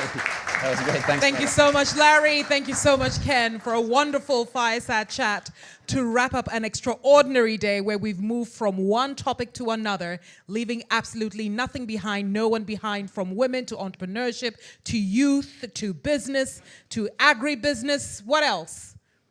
We even talked about jollof a little bit. What else did we do? We did so much, and I'm so grateful. But don't move, because I do believe that Ambassador Rama does have the last words, and I've got a present for you guys. It's $1 million, so if you leave, you don't get that money. Stay right there. Rama, over to you. Anita, just a quick word, because the day has been long, and we are really grateful for the time you took to be here with us today for this wonderful event, AfriNEXT. We have... That's true, Anita. We have appreciated the the diversity of the topics of discussions, the diversity of the people from the US, from the African continent and its 55 countries, but also from the rest of the world. We have heard and seen a lot of optimistic points of views, a lot of solutions too. It's not every day that we hear, you know, from the public, the audience, so many optimistic views, solutions. There's this excitement about not the future, because it's already there. It's already today. The present of like I said this morning, the oldest, the youngest, and soon the largest continent in the world. And it's not only about having resources or having demographics. It's about what these people do, and they are at work. The continent is at work more than ever. There is this feeling of emergency. The population will double by 2050. It's just crazy. And no choice but working hard, which leads me to, and forgive me if it's different from the optimistic tone, but which leads me to the political leadership. That's what I know the best. The political leadership is maybe the biggest challenge. Will the men and the women at the head of the states be up to this situation and this emergency? That is the true question here. You may have the best civilians, the best civil societies, and we have seen this vibrant civil society today. If you don't have any leader able to be up to this situation, that is a turning point, not only for Africans, but also for our human civilization. So it cannot work. So not only the youngest generations, but the future generations are already watching. What kind of Africa will they inherit? What will be our legacy? One day they will ask us, what did we do with all these strengths we shared today? So that is what is at stake in a crazy context, international context, where everything is changing. The international situation is accelerating these days, right? President Biden said a few weeks ago, this kind of turning point, we can experience this kind of changes only every 7 or 8 generations. Here we are. Everything is changing, and everyone is at the forefront of these changes. All of us, all of you, is truly and really empowered by social media. This ability to take the mic without any authorization, that is very powerful. And everybody is in charge now, not only on the continent, but also in the rest of the world. And I would like to finish by saying that Africa does not belong to Africans, including this diaspora. Africa is a legacy for the mankind, because all of us, we come from there, right? And it's very important to cherish and embrace this African continent, not only as a real territory or a project, but also as an ideal. The next step will be about all of us, and it will be about all aspects of our lives. So thank you very much for being with us today for this important AfriNEXT. It was a celebration, but it was also an act of faith and hope. Thank you very much. Thank you. Thank you very much, Rama. Well done, well done, well done, well done. So we started off with 3 cheers. You guys remember? Those of you who were paying attention at the time, remember? So we're going to do 3 cheers again. Now, the first one is to the team we almost seem to forget about, the people who pull us together from around the world, the people who work tirelessly. They don't sleep. They're sending and receiving emails. Can I please have the Atlantic Council team please stand up? Let's see where you are. Please just stand up. Let's see. Don't be shy. Where's Rebecca? Where's Will? They are already standing. Are they standing? We can't see you in the red light. Come into the light. Come into the light. Let us see you. That red light thing doesn't work all the time. You have Gretchen, you have Lauren, you have Rebecca, you have William, you have I mean, a lot of people, like 30, I think 30 people of the council have been here today working hard day after day, like since like, I don't know, 2 months or 3 months. So congratulations. Congratulations, Gretchen, Will, Rebecca, etc. All right, so that's the first cheer. The second cheer is for the partner, DAI. Where are you? Please stand up. Let's see you. Please stand up, DAI. Let us see you. Please stand up. A round of applause for this extraordinary partner. Thank you so much. I think it's 4 cheers.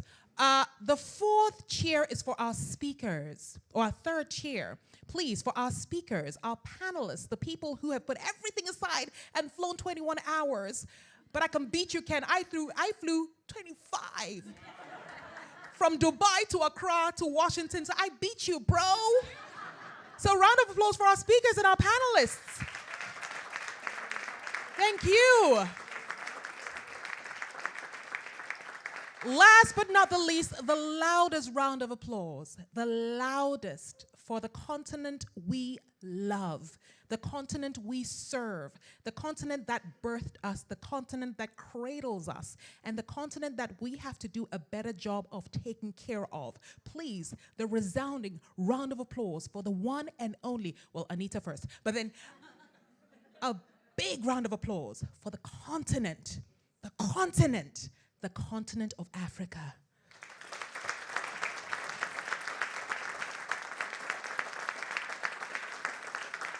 So, ladies and gentlemen, I've got $1 million in my bag. Thank you very much, Ken, for that check. My name is Anita Erskine. It's been an honor to serve you, and I look forward to asking you what you did with your year when we meet each other, all being well, next year, perhaps maybe in Ghana, though, because this Washington thing is cold, sister. When we see each other next year, let us find out what exactly we did, and do remember to be each other's keeper. Let's hold each other accountable. Do not leave this place by exchanging business cards and phone numbers, and let's ensure that one after another we build the kind of world where no man, no woman, no child is left behind. God bless you all. And now that the business of the day is over, ladies and gentlemen, let's go party across the hall. After all, it is Tuesday. Have a wonderful evening.